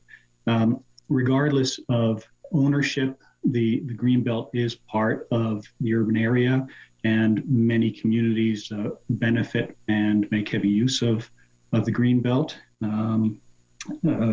We work very closely with the National Capital Commission on urban tree cover. Our plans and our strategies are complementary in terms of their targets. They're complementary in terms of our approaches for fostering equitable access to the urban canopy. And including the green belt does not change our approach to the urban canopy in other urban areas. We will be looking at every type of land use in every area of the city to identify where we can retain and plant trees. So it's an urban target, but it will be implemented locally. And if we want to hit 40%, if we don't hit 40% in a particular community, It won't be because we have included the green belt. It will be because of inherent limits on tree retention and tree planting in those areas. And Mr. Bear, if I may just very briefly, Mr. Stowe reminded me earlier that other cities, when they do their citywide targets, such as Vancouver includes Stanley Park, Toronto includes the Ravine system, Montreal includes Mont-Royal. So this is not inconsistent with approaches taken by other cities. Okay, thank you. Councillor Aguilar. Mr. Mayor, I guess a question for Mr. Stowe. Your comment around if you don't hit 40% within a particular community, it won't be because of the green belt. It'll be because of issues in and around that community. Does that mean that absent the green belt, you're still going to try and get to 40% in the communities? Like, I'm not quite understanding. Yes, it does, Councillor. We will be aiming to get to 40% or as close to 40% or beyond as we can in each area of the city, looking at the land use, looking at the plantable space in those areas. So if that's going to be the approach, I guess where my confusion is, isn't that essentially what Councillor Kavanagh is asking, to get to 40% in the communities without using the green belt? And you're saying that's what staff intends to do as much as they can, is to get to 40% without using the green belt. So does the motion just reinforce what staff wants to do? Mr. Mayor, maybe if I can go back and reiterate what I said before. We believe in tree targets. We believe in doing tree targets at a lower level than a citywide target. We're recommending the citywide target be left at 40%, but when we go into sub-area tree plans, which is as a result of the Brockington direction, which staff support, we think we should measure with including green belt and excluding green belt, so there's transparency about whether or not we're hitting the 40% with or without the green belt. But we think it should be left to that lower level rather than at the citywide level. That's staff's position, Mr. Mayor.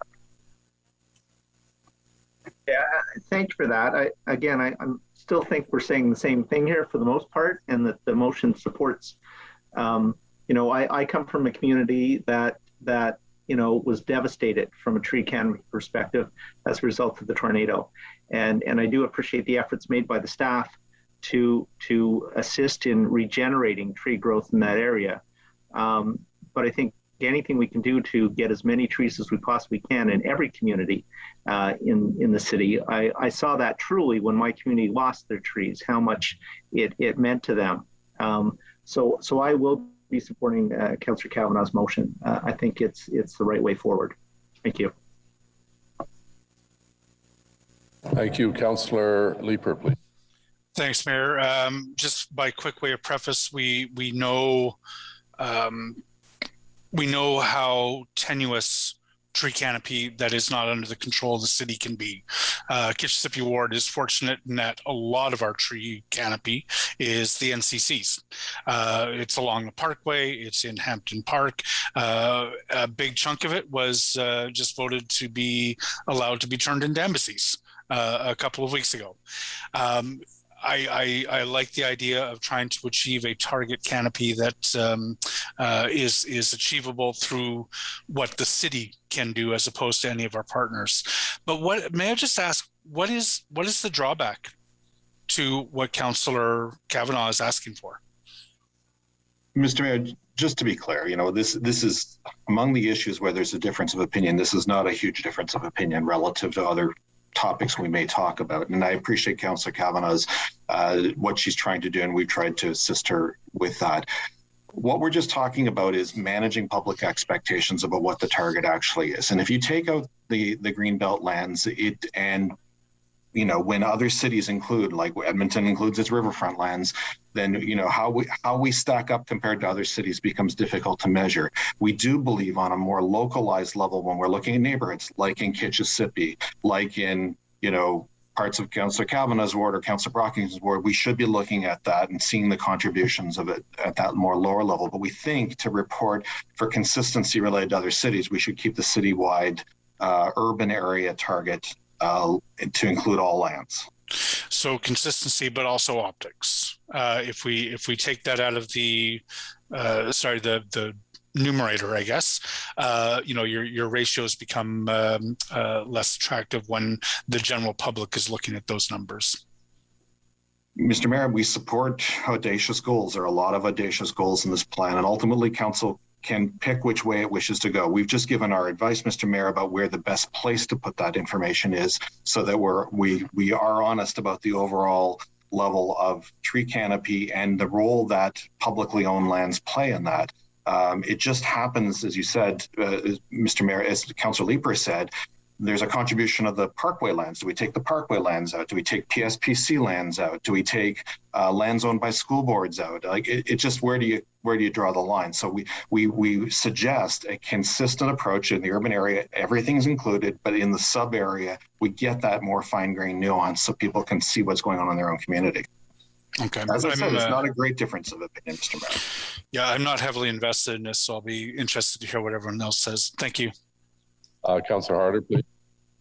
Thank you, Mr. Mayor. And I want to agree with what Mr. Willis was just saying. And then I was just thinking about, if I think about Barrhaven, for example, or any of our suburban communities that wrap their way around, and our inner urban, our older, newer suburbs, if you will, that Councillor Eglai was talking about, and Councillor Shirelli has in Bell's Corners and that, we would not be the communities we are without that forest cover that is within the Greenbelt.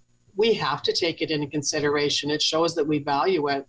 So to exclude it, that makes no sense to me. If I think about Penny Forest, for example, that wraps around the Glens, Councillor Eglai, or Jack Pine Trail that is kind of like near Councillor Hubley and Councillor Shirelli, and it's a place to go to.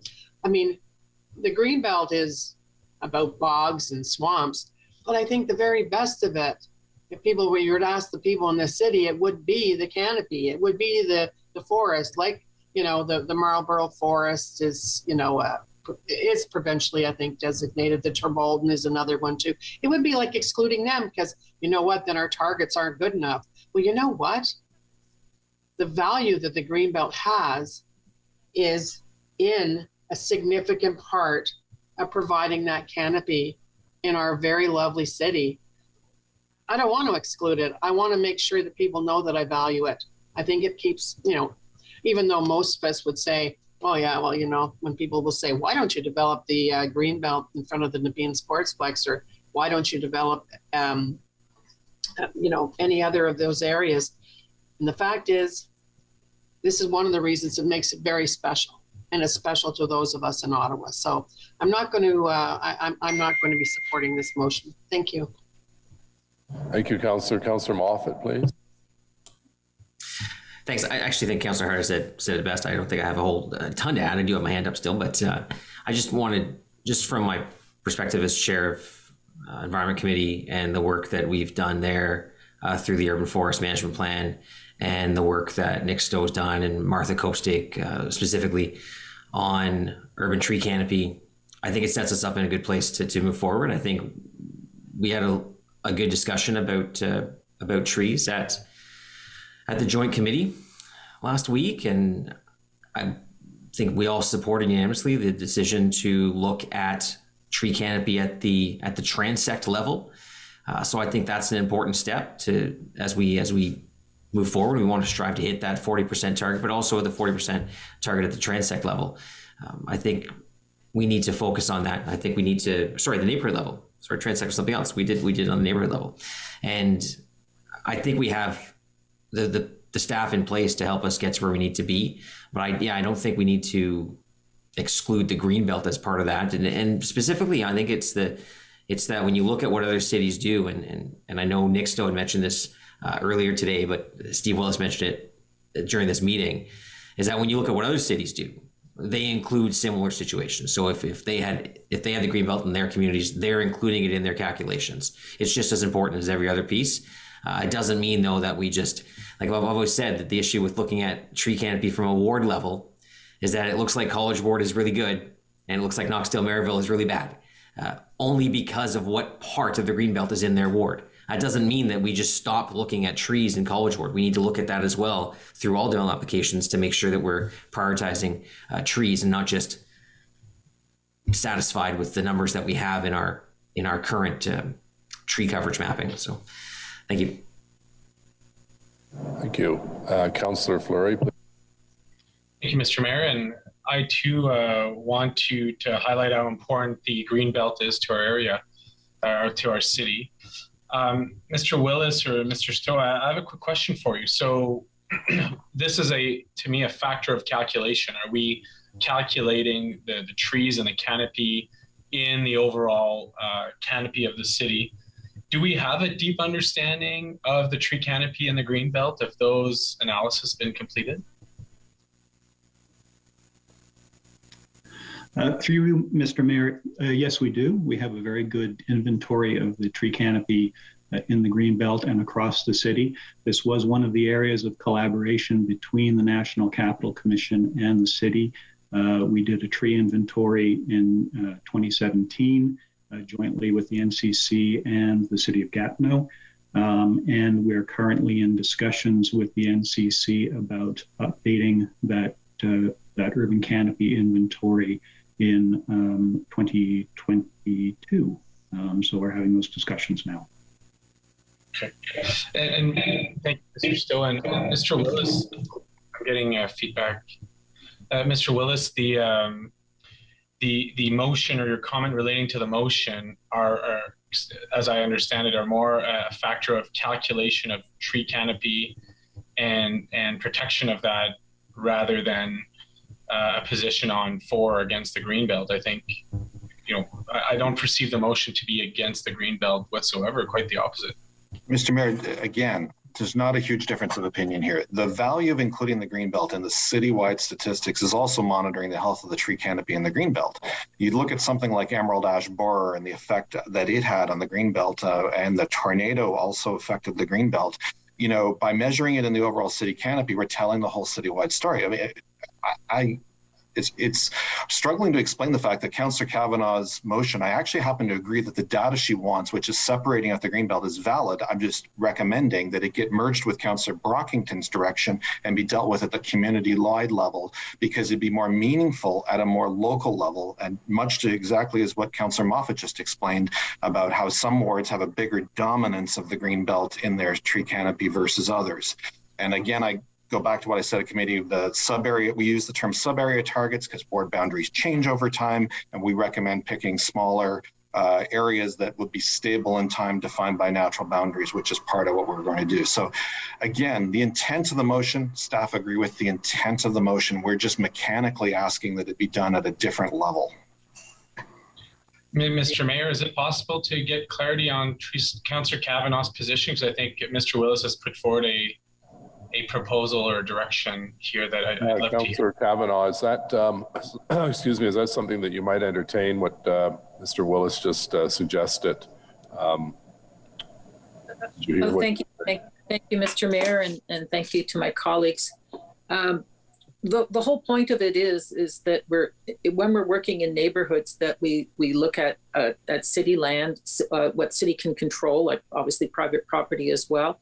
So that the NCC is separated out, so that we know that what we have to do is within our own means and within our own targets. Notwithstanding the comments about the Emerald Ash Borer, I agree with Mr. Willis that we fully expect that we're going to be in touch with them, know what damage is going on there as well as ours.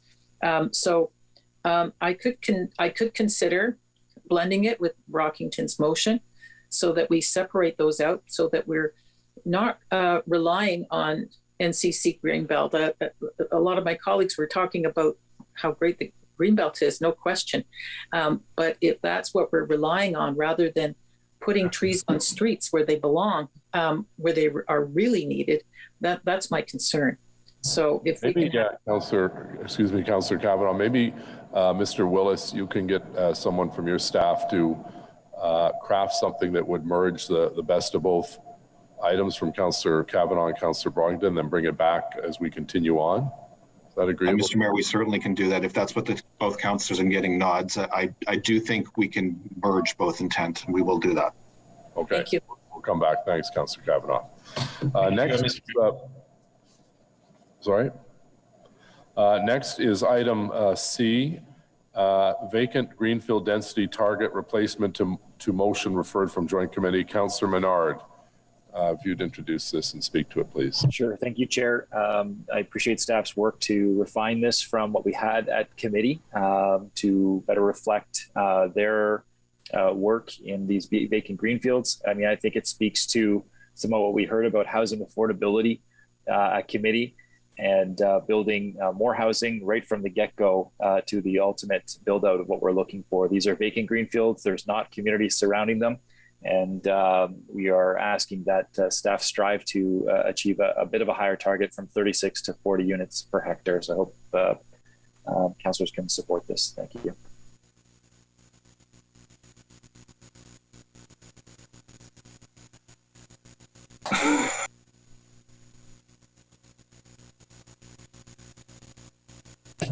We'll ask Mr. Willis for his staff's perspective on the motion. Thank you, Mr. Mayor. We work closely with the councillor to craft the motion, so we have no concerns with the motion as drafted. Okay, thank you. Councillor Gower, questions and comments? Yeah, we had a bit of a discussion about this at committee. I'll vote in favor of the motion, but I think it's worth pointing out sometimes there's a misperception about density in the suburbs. And the target in this motion, I believe, is 40 units per hectare. We had a development application come in just last week for 52 units per hectare in a greenfield development in Stittsville. And there was another one that came in earlier this year. It's actually 78 units per hectare in Stittsville. So I just hope people don't walk away from our discussions on planning in the suburban transect thinking that we aren't achieving a very high units per hectare. Thank you, Mayor. Great. I see no other hands. So on the motion, by Councillor Fitz, carried. Dissent. Dissent by Shirelli. Next is item D, small-scale non-residential uses. Councillor Menard, seconded by Councillor Moffat. Councillor Menard. Thank you, Mayor. Read this in previously with regard to resident or non-residential uses, so businesses in our residential areas. Staff have talked a lot, and I agree with them about the benefits of things like corner stores and bringing back that sort of retail. It doesn't work in all situations, but it works in some. So the motion is crafted in a way that allows for more discretion. It is less prescriptive than it was before. Instead of shall, it talks about being analyzed by staff. So staff, as I understand, agree with this and have supported it and appreciate their work and my office's work with them to get it done, and for Councillor Moffat for seconding. Thank you. Great. Mr. Willis, can you confirm your staff are supportive of this motion? Yes, Mr. Mayor, I agree with what Councillor Menard has indicated. We have no concerns and are prepared to support the motion. Okay, thank you. Next is item E, Rockcliffe Park Secondary Plan. On the motion? Oh, I'm sorry. Carried? We need to carry the motion. Carried. Item E, Rockcliffe Park Secondary Plan. Councillor King, if you'd like to introduce it, then we'll go to staff. Yes, thank you, Your Worship. And the purpose of this motion, as I had stated in my last preamble, is to restore the Rockcliffe Park Secondary Plan that is to be adopted in tandem with the new official plan. In conjunction with working with the community association and other residents, it was found that there were elements that were previously contained within the Heritage Conservation District Plan and the zoning bylaw, which are being changed from the pre-amalgamation outlines. The community's aspiration through the Residents Association for the plan is for it to bolster the Heritage Conservation District Plan, where that plan may be considered weak in areas. And so the reason for this motion is ultimately because there are genuine differences of opinion between the community and staff. And the community thought that there was an understanding in place while there was a dialogue between the Residents Association and staff to work to resolve items. And these items have not been resolved to the mutual satisfaction of both the community and staff. But the feeling was that some of these elements could be parked until the ultimate reintroduction of the secondary plan. There are unresolved issues that are before us, and those include the fact that staff are insisting on language that permits coach houses. The pretense for this is that the subsection 16.3 of the Planning Act requires that the OP and therefore the secondary plan allow coach houses everywhere. But it's been found that this is not the case in some municipalities. If we look at the Toronto official plan, they have used language to reinforce the sensitive locating of infill and intensification and compatibility with community character of coach houses. And the actual language from Toronto's OP is that where it can be demonstrated that it will respect and reinforce the physical character of the neighborhood, which is what I hear from many in different communities across my ward, actually. People are not against intensification. It's a question of it being context sensitive.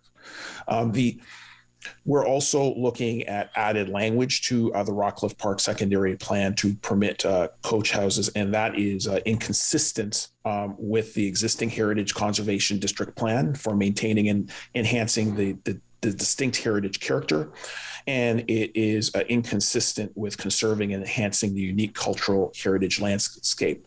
Simply put, the community does not agree with staff on that specific item, that they are compatible with the preservation of the historic character of Rockcliffe Park, which is a park-like setting. Staff have also added new language to the effect that Mackay Lake and the pond are recreational amenities. The existing policies are that Mackay Lake and the pond are conservation areas. Conservation areas do not preclude recreational activities. And by the way, they are not precluding recreational activity. And you know, it's the point behind staff saying that the community is proposing a policy change without proper consultation. That's not correct. The new language about being a recreational amenity was even inserted into section 4.3 of the secondary plan, which is entitled Conservation Area. The other concern that is being raised is that staff will not prohibit short-term rentals and bed and breakfast establishments in Rockcliffe Park. Again, staff assert that this would be new policy without the benefit of public consultation, but there has been consultation in the past dating back to when the neighborhood was a village, and the prohibition of commercial or industrial development or uses in Rockcliffe Park does predate amalgamation, though it has and has been continuing policy throughout. So this motion looks simply to restore what was in place, and I hope that I can count on fellow councillors for your support for this. Thank you. Any comments from Mr. Willis on staff's position on this motion? Thank you, Mr. Mayor. I would just like to indicate that staff have worked very closely with the Community Association and the councillor to resolve some of the carry forward wording from the Rockcliffe secondary plan. So that was reflected in previous drafts of the official plan. And in fact, further amendments in document 13 that we'll hear later. So the motion before us now are those points where we do not agree. And I would ask Mr. Miguez to provide a brief summary of our concerns with that in that regard.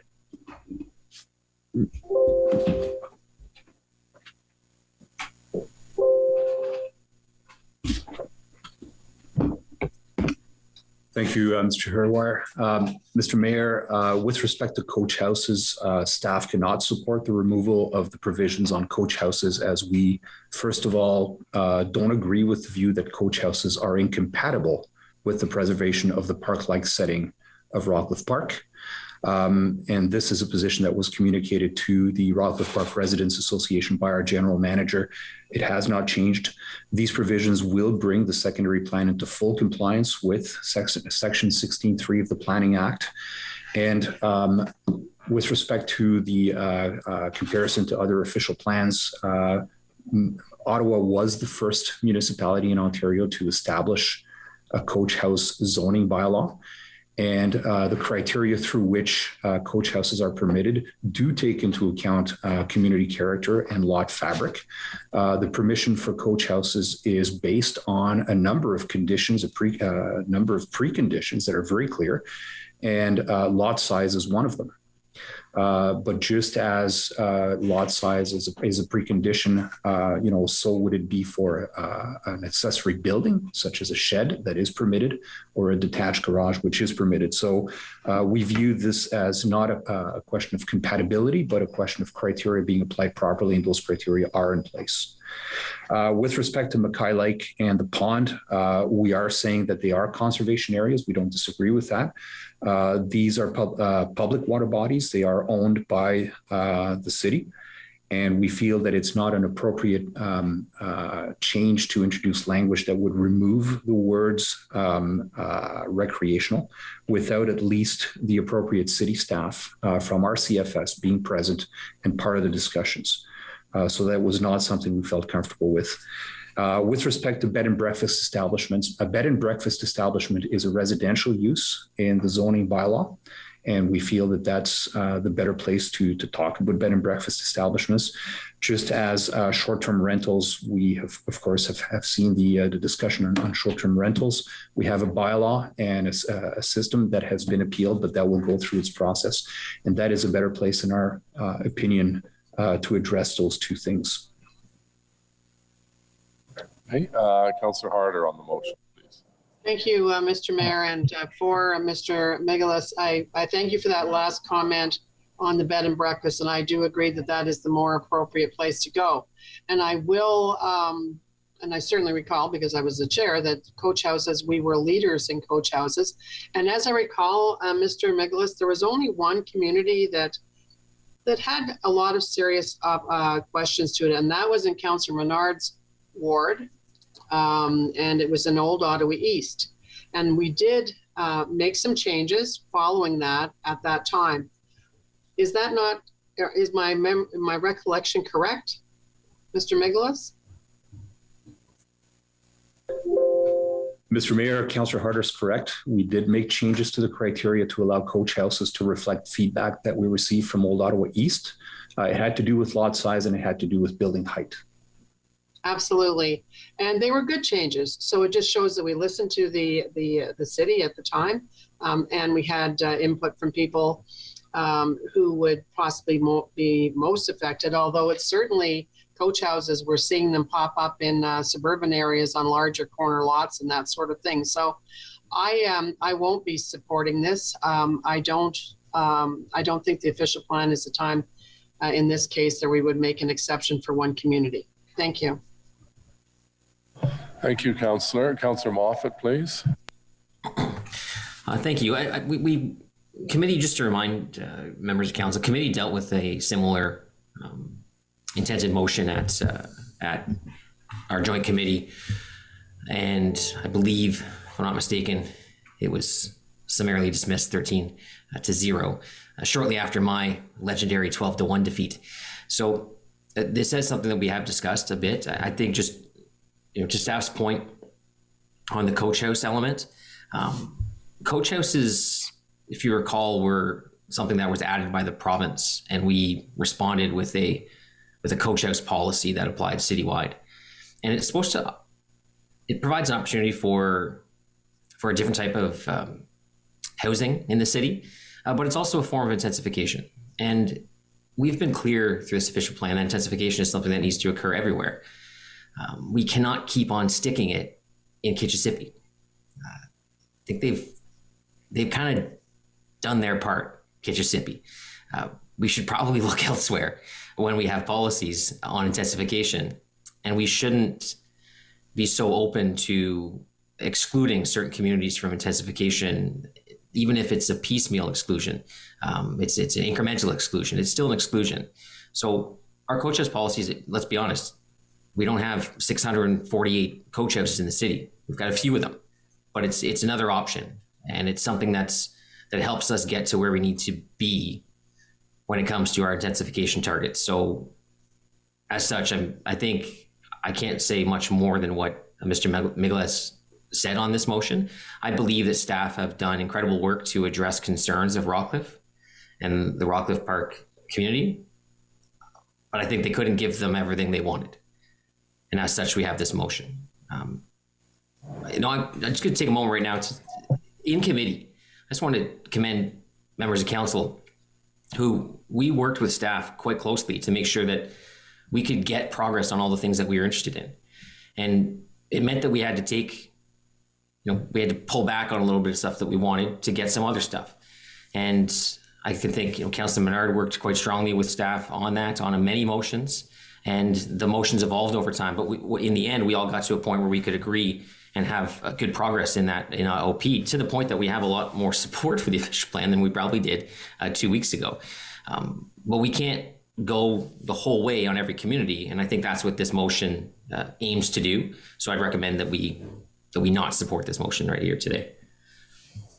Thank you very much, Councillor. Anyone else wish to speak before Councillor King wraps up, if he wishes? Councillor King? Well, once again, I just really do want to reflect the interests of my community and really reiterate that the community's aspiration for the Rockcliffe Park secondary plan is to bolster and strengthen the Heritage Conservation District plan and not lose elements that we saw put in place pre-amalgamation. So there has been an ongoing deliberation, as staff has noted, between the Residents Association and staff. They have been working hard, and one of the reasons why this item did not appear at joint committee was because there was still work being done between the community and staff at the time. But these are obviously genuine differences of opinion between the community and staff. And in order to really represent my community well, I'm happy to bring these forward. And these are items that I think if we are trying to seek a balance between intensification and historical and heritage preservation, which I believe that most of my communities are doing on an ongoing basis. I think that this is actually a good balance. So I would still encourage my colleagues to vote for this motion, but I understand if they vote against. Okay, thank you very much. Yeas and nays on the King motion, please. Conseiller Cloutier? No. Councillor Moffat? No. Councillor Gower? No. Councillor Kavanagh? No. Councillor Leeper? No. Councillor Shirelli?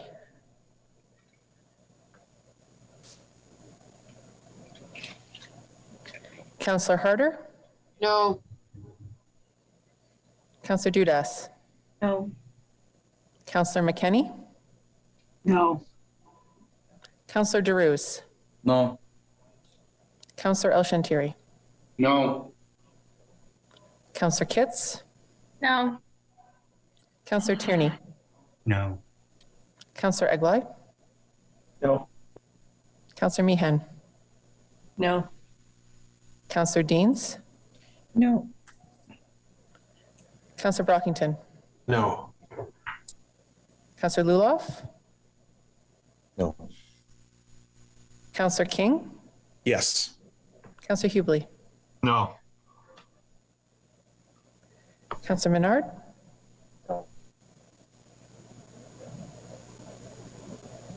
I think you're on Councillor mute. Menard, we didn't hear you. I said no. Conseiller Fleury? Oui. Mayor Watson? No. 2 yeas, 20 nays. Okay, our next item is item F, area-specific policy for Carp Road Airport. Councillor El-Shantiri to speak to it, and Councillor Moffat is your seconder. Yes, thank you very much, Mr. Mayor. This motion is, as you mentioned, is area specific. I work with staff on preparing this motion just to make sure, any growth or any potential growth in that area will have to come to the city and obviously apply because there's service concern in that area. And as we all know on June 9, 2021, we entered an agreement with the Carp Airport Corporation, or West. The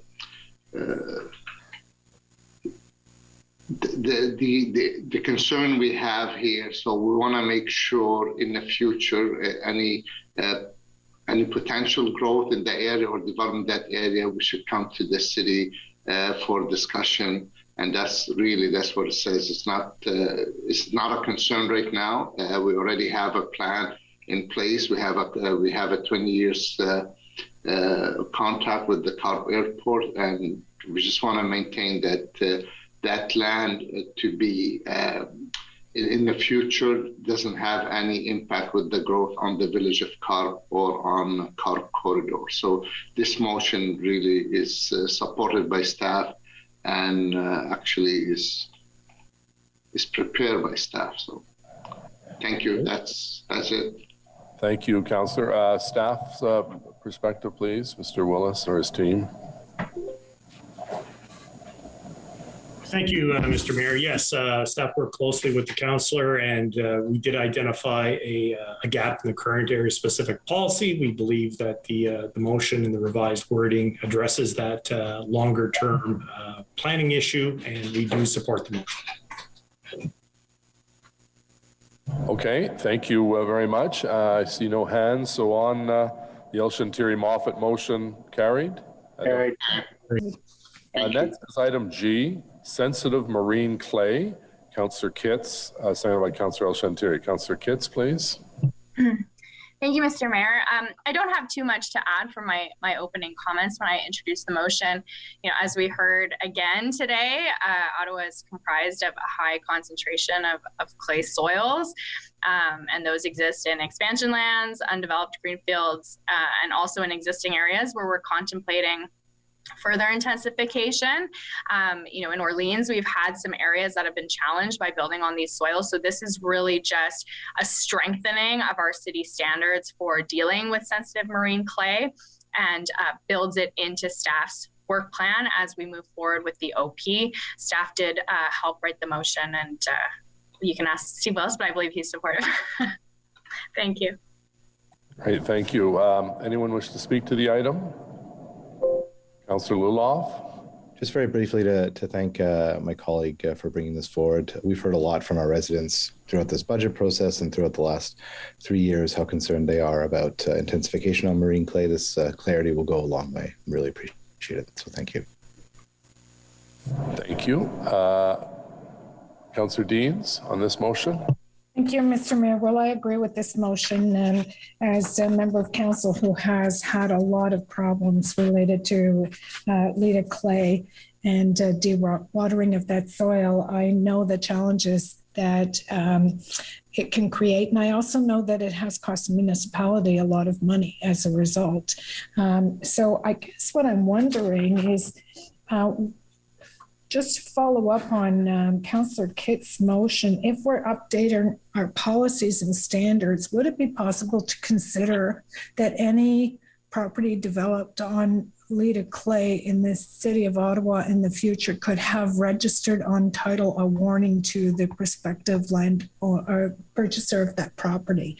Because I think a lot of residents buy properties on Leda clay and don't know what they're getting into.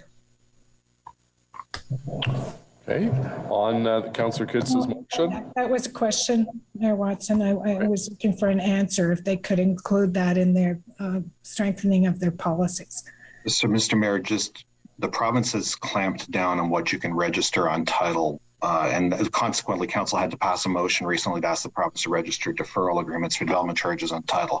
But I do think what Councillor Deans is asking for might be something that might go in a subdivision agreement. So if the councillor is willing to just let me take that offline and discuss with legal and others, there may be a mechanism to do what she's asking for, but not necessarily what specifically she asked for.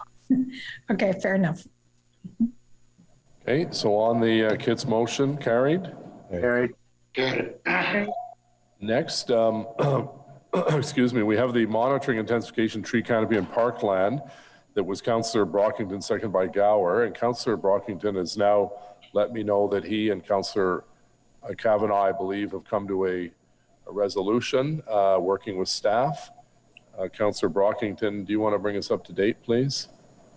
That's right, Mayor. Staff have proposed wording to integrate the intent of Councillor Kavanagh's and my motion into one, and they have added approximately one sentence to my motion to try and capture that. So perhaps that can be displayed on the screen.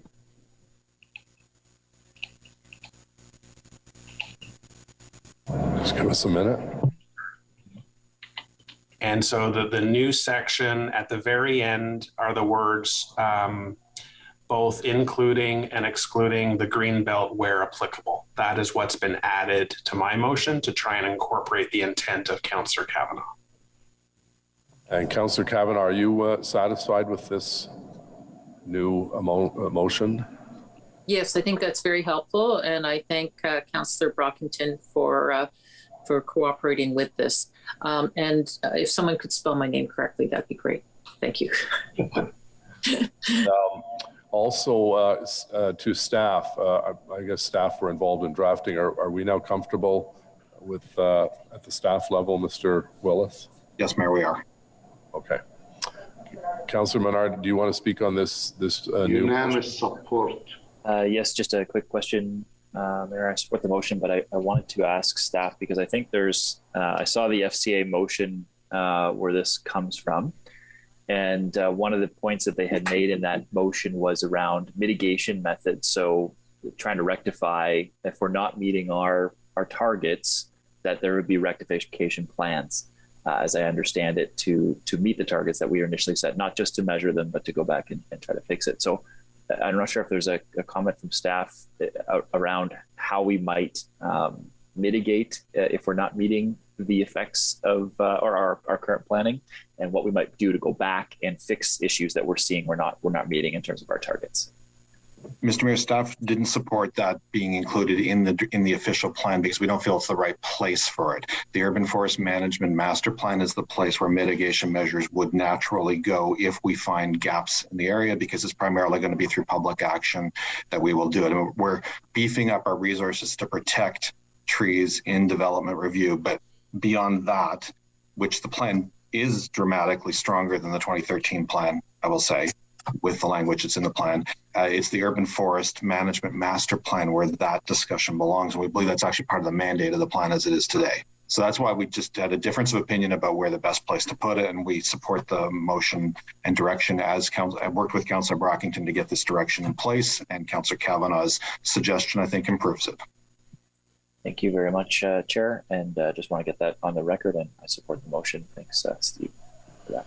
Okay, on the motion, this is the new motion that replaces number 2 and in essence number H as well into one. Carried? Carried. Thank you all for working on that so quickly and cooperatively. Next is item I, site plan around post-secondary. Councillor Menard, seconded by Councillor Fleury. Thank you, Mayor.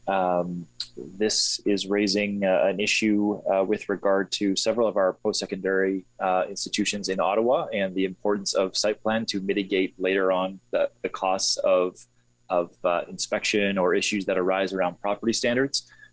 Important, Councillor Fleury also had raised a point around this in the committee. We are raising it further for not just U Ottawa, but several of our post-secondary institutions. The motion speaks to that. I appreciate staff's work to get this motion to the point that it is, and be pleased if colleagues can support this. Thank you. Okay, Mr. Willis, staff position, please. Mr. Mayor, staff support the motion. I think Councillor Menard, when he introduced it, made a really good point that by introducing more process, I appreciate it, but it'll save us a lot of work after the fact. And probably the number one complaint area the department's been facing is in files such as Councillor Menard described.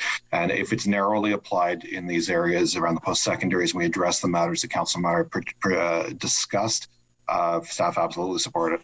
We do think it's of benefit. Okay, I see no hands up on the motion. Carried, adopté. Carried. Next is JB, ensuring employment lands close to interchanges. Councillor Harder, seconded by Councillor Dudas, please. Thank you very much, Mr. Mayor.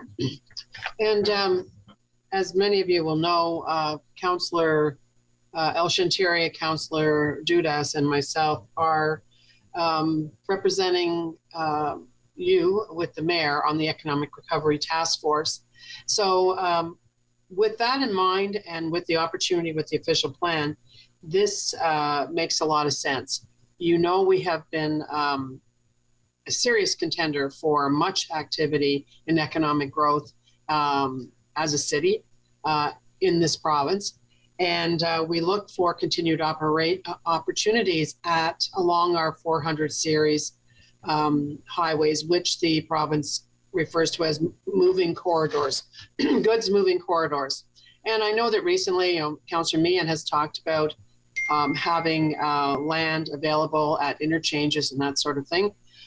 This ties into that. It really makes sure that we are not closing the door on an opportunity, whether that land be in the East End, along the 417, certainly along the 416, and elsewhere within our city limits. So I don't think I need to read it since I already have, but that's the essence of it, and just putting us in a place that's really smart and will be reviewed in that 5-year time frame that we're looking at for the review of what we're deciding today.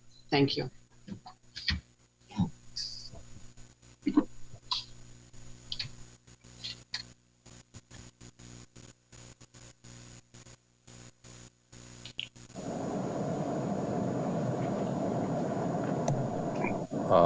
We're just waiting to hear from Mr. Steve Willis. I don't know if it's been disconnected.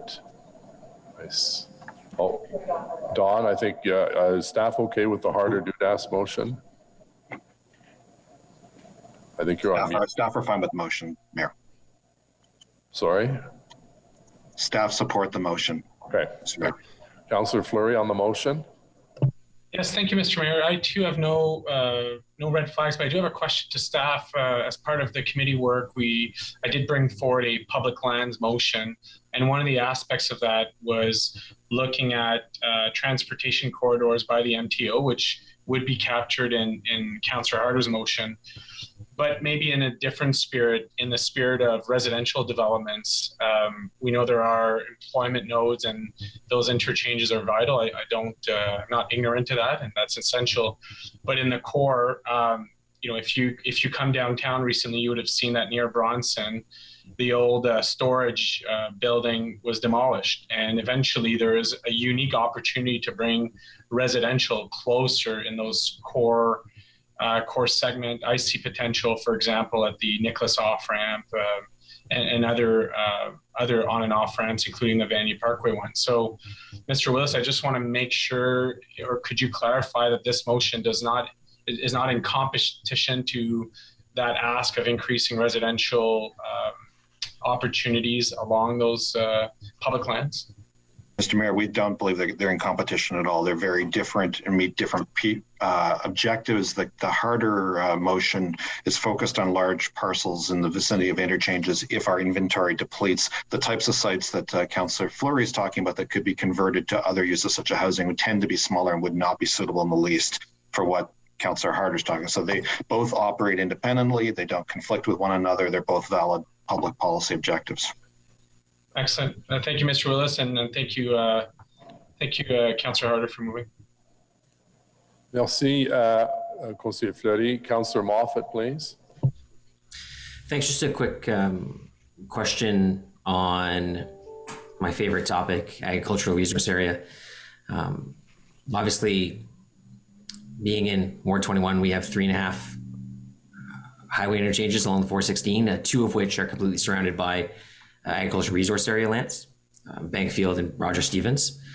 A lot of comments from the North Core community, of course, concerned that the interchange that was, the lands that were agricultural were rezoned to industrial in 1997 prior to amalgamation, but the other 3 corners are still prime agricultural lands and designated as such. I just want to make sure that this direction doesn't all of a sudden lend staff to be able to go outside of that agricultural resource area and suggest that this use trumps that use?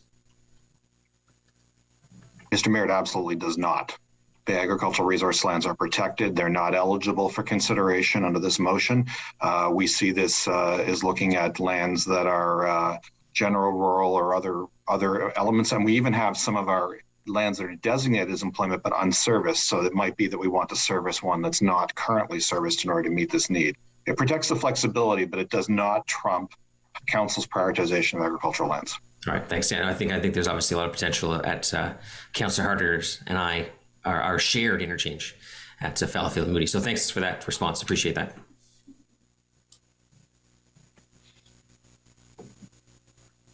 Was that all, Councillor?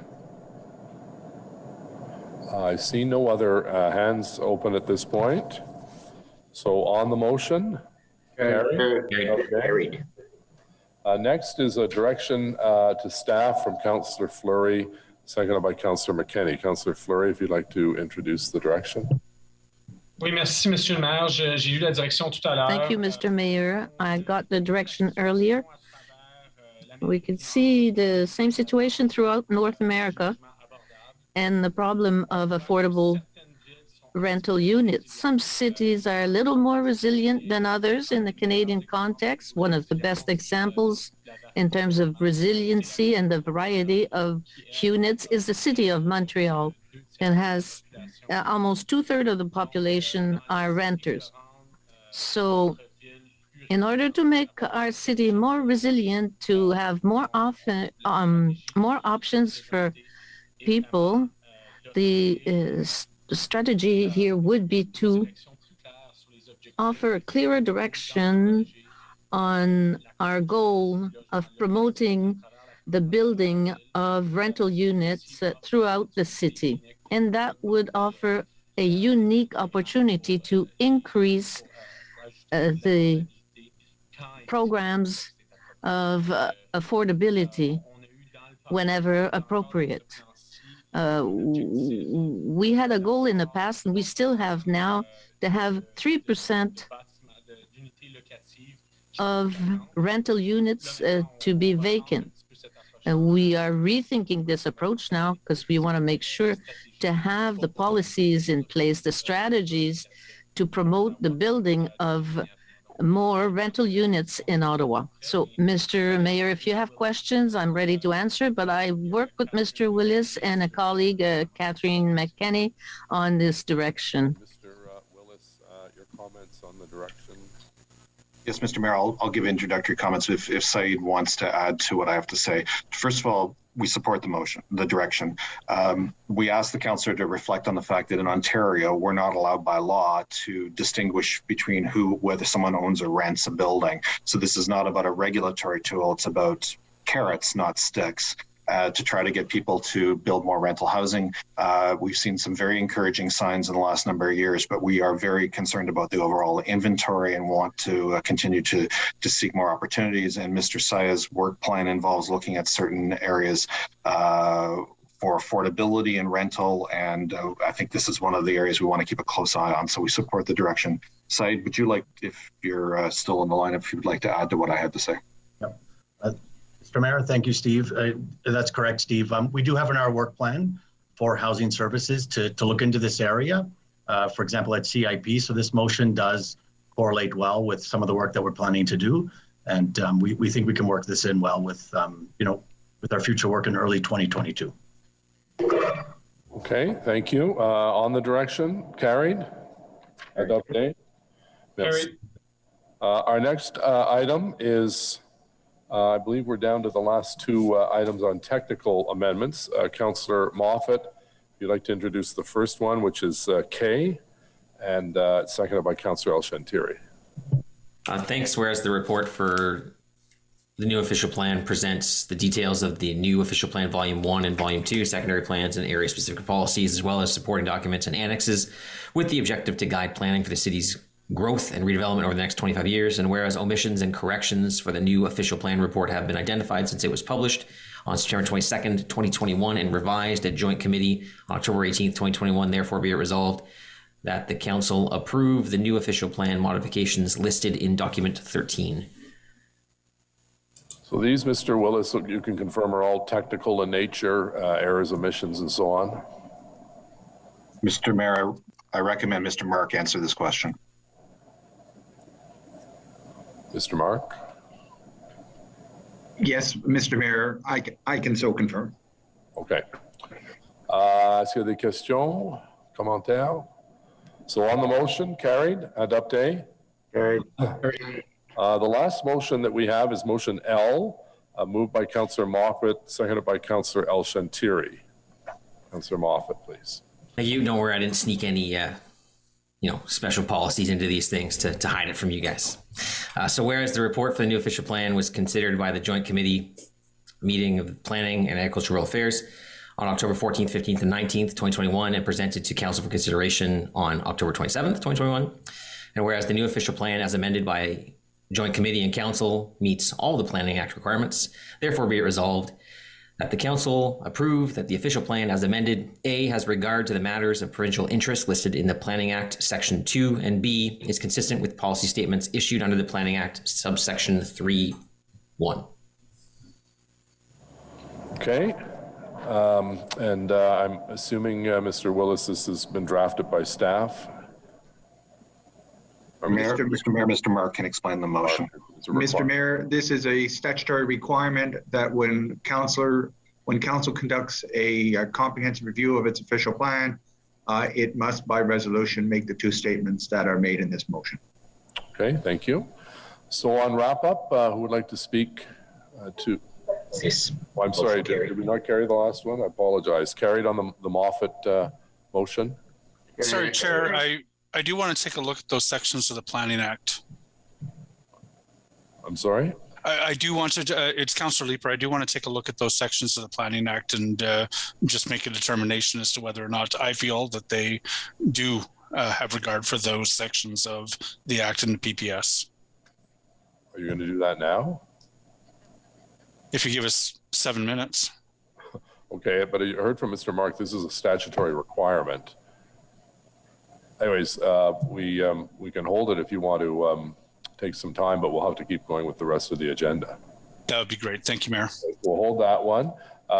So wrap up comments. Councillor Gower. All right, I'll go first, and I'll try to keep it well under 5 minutes. This is a major policy decision, and it's complex.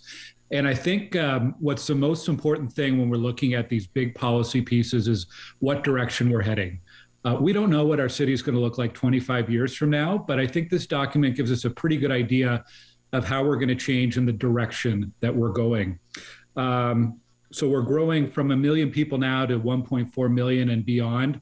I think the important things here is we're going to see a city where more people are able to rely on active transportation and transit and have less reliance on cars. So that's a good thing. I think that we're going to see more intensification, and perhaps when the next round of consideration of expansion comes around, it'll be even more difficult to consider expansion. So it'll encourage even more intensification. And I think we've done some really positive things in this plan around considerations of climate policy, of public health, of equity, racial equity, gender equity. So that's important. Subsequently, council is going to have a number of decisions in the next few months and years on how we implement. And I wanted to highlight 3 areas where I think we need to be hyper-focused. One is on the infrastructure and amenity gap. This came up time and time again through the entire consultation on this plan, and again over the 3 days of committee meetings last week, whether that's transportation, whether that's parks and recreation, or even things that are outside of the city's direct control, like schools or grocery stores. I think we're going to have to look at whether development charges are actually enough to meet that gap and meet that demand. We're going to have to find some other ways to fund that. We rely a lot on development charges. It's not necessarily the only or ideal way to fund some of these amenities.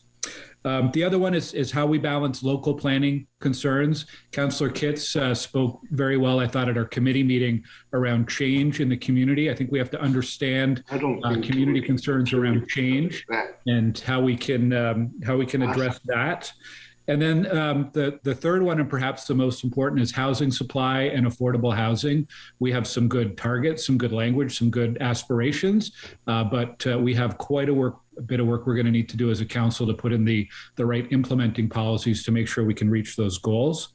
And I'll sum up by saying thank you. I wasn't sure whether I'd thank people by name, but I know I'll miss people. But to Steve Willis for his leadership of the planning department, to Alain Migueles and Don Herwire, to Charmaine Forgy on the public consultation piece, to Chairs Moffat and El Shantiri for shepherding this through to the finish line, but also to Councillor Harder, who really brought us to where we are today. Her work on this, her leadership on this can't be overlooked. And also thank you to all the folks in the clerk's office and legislative affairs and planning. They've done an incredible amount of work, especially as we get to the finish line here in reviewing motions, working with councillors, working with staff, and ultimately getting us a much improved document today that's in front of us to approve. So I will be supporting the official plan, and we have lots of work to do ahead of us coming out of it. So thank you, Mayor. Great. Thank you very much for your role as well, Councillor Gower. Councillor Egli, please. Thank you, Mr. Mayor. First, I want to especially thank Steve Willis and his team for working very closely with the Glens Community Association around concerns they had about being recognized and acknowledged in the official plan by virtue of the fact that they're a self-serviced community, but not in a rural part of Ottawa, and felt that the initial drafts of the plan didn't speak to them clearly enough, didn't acknowledge them clearly enough, and the efforts made by Mr. Willis and his team to address those concerns. So I wanted first and foremost to say thank you for that. Secondly, Mr. Willis, a letter came in last night from the Fisher Heights Community Association, and you took the time last evening to chat with me about it, and I just wanted to follow up on that and get some of the things that we talked about on the public record. And the letter was in fact about the overlay for that particular community, taking into account the baseline rapid transit project or proposal, and concerns about the 400 meters and what that meant for the community and when things could happen. So we had some good discussion. So there's a couple of questions I would like to ask you, and so we're all clear before the vote on how that community and others along baseline could be impacted. So firstly, you would confirm to me and that the passing of the OP today, should we do it in its present form, does not mean at this juncture zoning is changed, correct?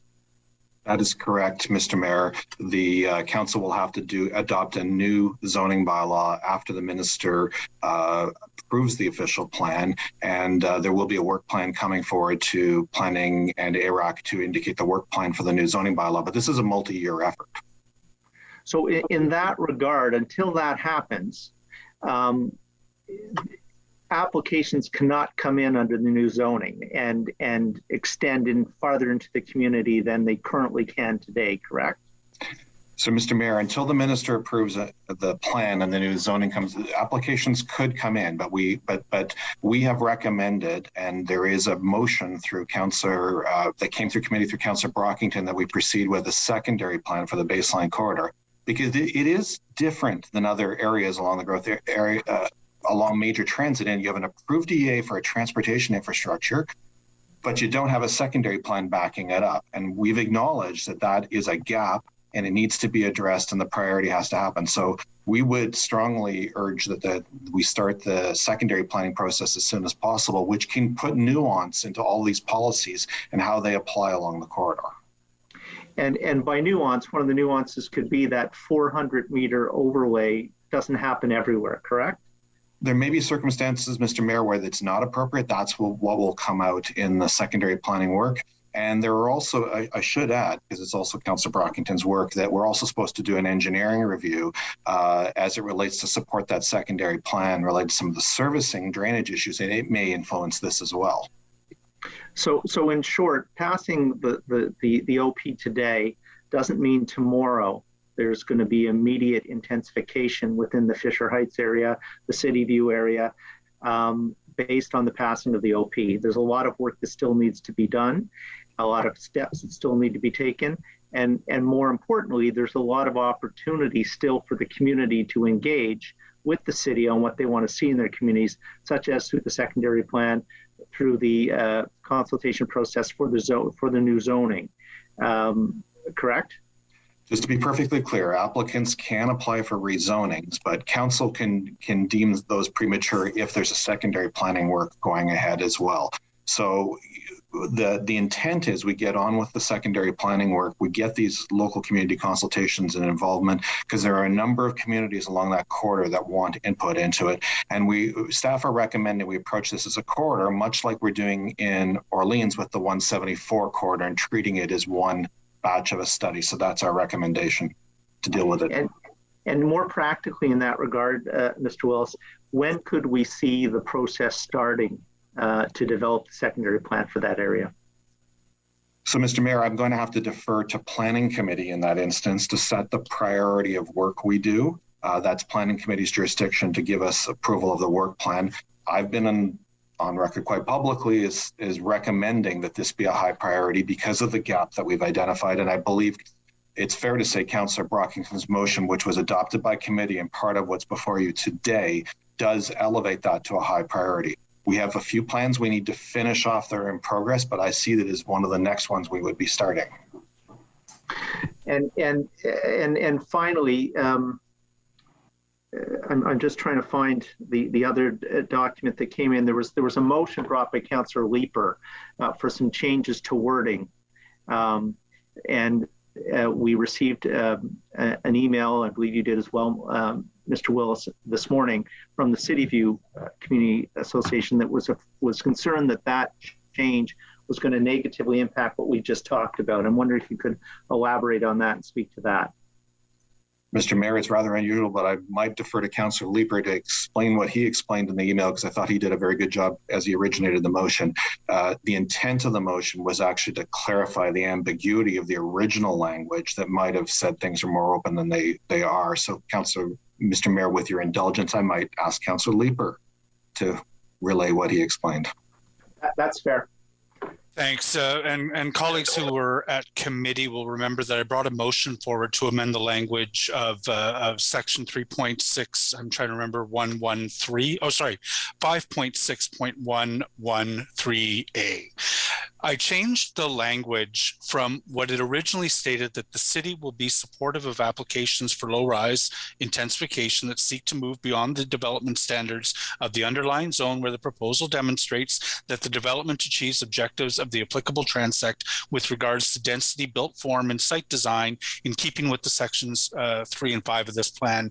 When I and members of the community read that, it looked like whether we had new zoning in place that put some specific parameters around what the official plan was, it looked like bad developers would be able to exploit that loophole to argue that, in fact, they should be entitled to even more density, even after we've gone through an exercise like in the Westboro infill study to create zoning that reflects the official plan. The language now reads that, and I'm sorry, bear with me just one moment, where the zoning bylaw for an area has not been updated either before adoption of this plan or anticipation of the plan's policy direction or post-adoption of this plan to be consistent with the policy intent of this plan, the city will generally be supportive of applications for intensification that meet the intent of the plan. Every application that is made to the city for rezoning it is subject to the official plan. That the language that I amended the official plan with for this doesn't change that. So in general, the city is going to be supportive of changes to zoning that meet with the official plan.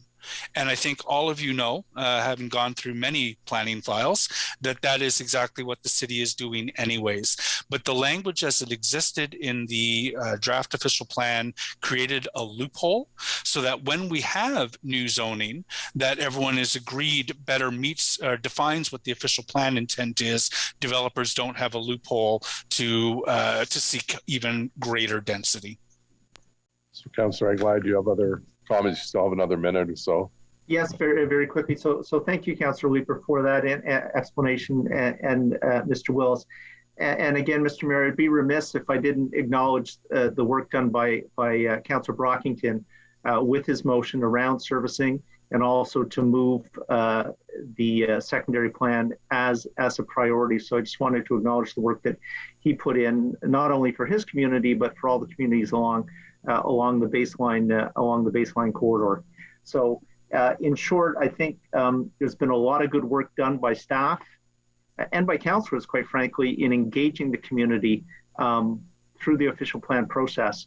And I think the fact that we just had 13 motions at council to speak to those suggestions and changes, and good dialogue and debate around them, shows that there was good engagement in this particular process, and I will be supporting the plan as amended today by the various motions. Thank you. Thank you, Councillor. Councillor, I thought I saw Councillor Leeper. I think they put my hand down after I answered Mr. Willis's question. You were next, Councillor. Go ahead. Okay, thanks. And I'm going to ask for Council's indulgence today. I don't often read from written remarks, but I've got things to say. So I am voting today against the official plan as I did by committee, and I would like to take a moment to explain to colleagues and to residents why. The official plan has as its goal to build the most livable mid-sized city in North America. It's a perfectly laudable goal, but one that I believe will be impossible to achieve, not because we have the wrong official plan, but because I'm cynical that we can or will support it. I want to thank city staff for a relentless pursuit of a more progressive city in this plan. Many will disagree, but the 5 big moves are the right big moves. We need to build a city in which more people live in walkable neighborhoods that have great options for transit and active transportation. We need to pursue intensification in order to curb urban sprawl and reduce the number of kilometers every resident drives each year. As I noted at committee, the stat that I ask everyone to keep in mind is that it takes 500 trees to offset the greenhouse gases emitted in a year by the average vehicle on the Canadian road. We should never take it for granted that any tree needs to be lost to infill, nor that our zoning should allow such large footprints as are demanded by the market. But when trees are lost to intensification, we need to remember that even reducing kilometers driven by half has an offset impact for each vehicle measured in the hundreds of trees. We need to intensify. We need to add housing stock across the city to discipline prices and grapple with a housing affordability issue. We need to shift transportation patterns to more sustainable modes. At the same time, we need to make sure that intensification occurs in a way that is planned and thoughtful. As Councillor Moffat says frequently, we can't address population growth with only towers. Our low-rise neighborhoods will have to change. The fundamental tension that we explored in our OP meetings has been the degree to which people want to minimize losing what they love about their neighborhoods. It is critical to succeed in our big move to improve sophistication in urban and community design. We need to plan for growth and then stick to those plans. We need to provide parks and recreation amenities in fast intensifying neighborhoods and preserve green spaces.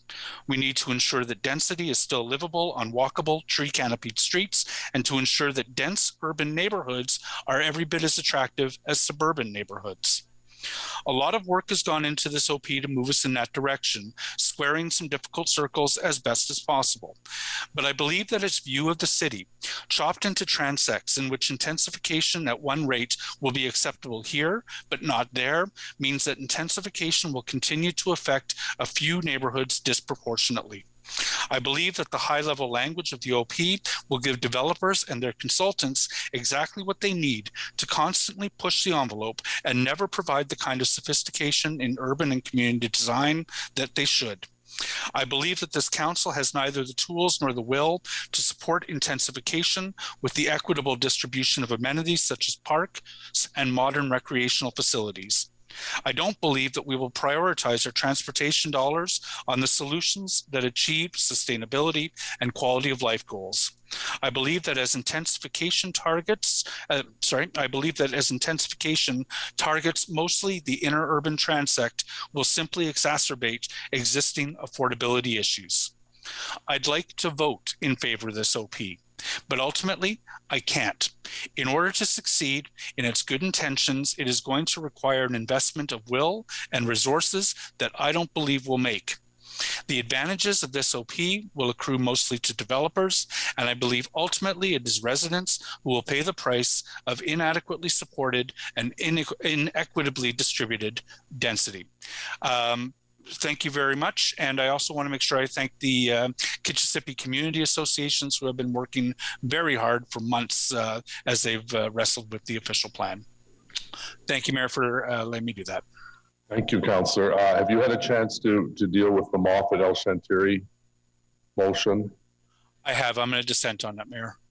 Okay, so on the technical requirement to the province by Councillor Moffat and El Chantiri carried. Carried. Councillor Leeper. Dissent. Okay, thank you. Next on the speakers list is Conseiller Cloutier. Merci, Monsieur le Maire. Thank you so much.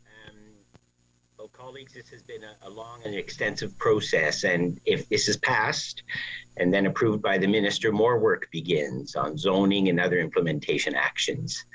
We began this process by identifying the 5 big moves, and we as a council provided further direction to staff to limit future sprawl. I'm appreciative of the work staff have done under the direction given to them. This plan is ambitious, it has a wide scope. It is our first all-new official plan since amalgamation. C'est un plan de grande envergure et de longue portée. It's our response to not only guide growth in the city, but it speaks to the climate emergency and the housing emergency and the change that is happening across the city, whether we like it or not, change is happening. We as a council have an opportunity now to guide that change into something more meaningful over the next 25, 35, and 50 years. And there is still work to be done even after the new OP is approved. Donc, merci, merci, merci au personnel. Thank you so much to the personnel at the planning department. Thank you for the hard work that you have done. This was very professional. Thank you so much to Alain, Miguelez, Charmine, Corgi, and Girazad, Browen, and everyone who worked many, many hours. Sometimes difficult conversations and intense conversations. And thank you, council colleagues, for your care of our community and for the thoughtful, in-depth debate and discussion we had leading up to the committee meetings we had earlier this month. Of course, I'd like to thank the residents of Alta Vista and also our engaged community associations, the Alta Vista Community Association, Faircrest Heights Community Association, Riverview Park Community Association, and others. Whether individually or collectively, many in Alta Vista worked hard to dive deep into a complicated and large planning document. And I appreciate their continued work in engaging with myself and staff and each other to get a document that is better than the one we started with in November 2020. Alta Vista had more engagement on the OP than any other ward, and I'm proud of that, and I'm grateful for those efforts. We've made some significant gains in our work together. And there's still a lot of opportunities ahead of us, and I look forward to achieving further goals with the residents of Alta Vista and with my council colleagues. Merci, Monsieur le Maire. Merci, Conseiller Cloutier. Councillor Thank you so much. Thank you, Your Worship. I will be voting against this official plan, and the reason is that I do not think that as a council, we've done our job to look at the costs of each of the goals that we're striving toward. So one of the goals that council identified early on was affordability. And yet we've got a statement from Mr. Malhotra, head of Claridge Homes, that this official plan will add up to $100,000 to the cost of constructing a home. And that means the cost of the home will be much higher. So while affordability is a goal, we haven't looked at what some of the sub-goals actually do to that affordability. So one of them that they talked about that our staff verified was true is the requirements for additional trees in this official plan will significantly increase the cost of construction. So for each of the laudable goals that we're striving toward, we really should have looked at what the other side of the story was. And the other side of that story, in very basic terms, is less affordability. And we set out to tackle affordability, and we're not going to get there with this. Secondly, an official plan is really something that is a document telling council how it should interpret applications for zoning or doing rezoning, and applications for construction or for different projects. Well, in doing that, one of the biggest goals here is more intensification. And I don't believe the public realizes what that's going to mean for them. When there's an application for a 22-story building in a 2-story neighborhood, this official plan will almost certainly predetermine council's position, which will be yes to such applications. So heading out to planning committee or city council to fight a project or give suggestions to dramatically reduce or change a project are really more meaningless than they ever could have been before, because council's goal will be to intensify to this extent. When we started intensification shortly after amalgamation, Mayor Shirelli talked about the goal of moderate intensification. That's how council bought into the intensification issue. And it was always supposed to be moderate until that word just disappeared. And now we see 2-story neighborhoods getting hit with apartment buildings. And with this document, there's almost no point in trying to fight it. So you've got something that will limit the effect of public input. It will tighten up intensification rules so that you're going to get more rezoning applications for towers and really dense development in 2-story neighborhoods. You're eliminating the R1 zone, and at the same time, making things more expensive. So I don't think those are the things that the public really bought into. I don't think they understood the consequence. Thank you. Councillor Harder, please. Thank you. Thank you, Mr. Mayor. Thank you, everyone, for today. I have to tell you that at times I thought we'd never get to today, but I'm glad that we're here. And when I look back on when the mayor honored me by asking me to chair the planning committee back in 2014, really since that time we've been building towards this. So it hasn't been the council only that is before us today. It has been other councils, and it's been councils before that time. And Councillor Shirelli and Councillor Deans and I have been here for the entirety of the amalgamated city. And we've seen some extremely rewarding times, and we've seen some great tragedies. And we've been part of those, and it's been very personal.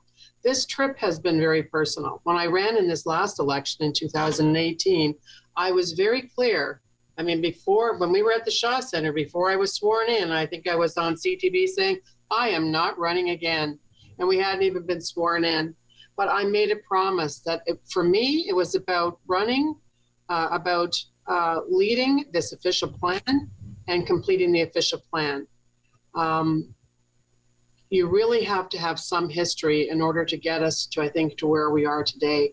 And you have to be a really good listener. And there's people that I'd like to thank. There's so many people, over 100,000 people participated. Just imagine. We were bragging rights before, I think it was 3,000 people that had participated in another citywide initiative. So over 100,000 people.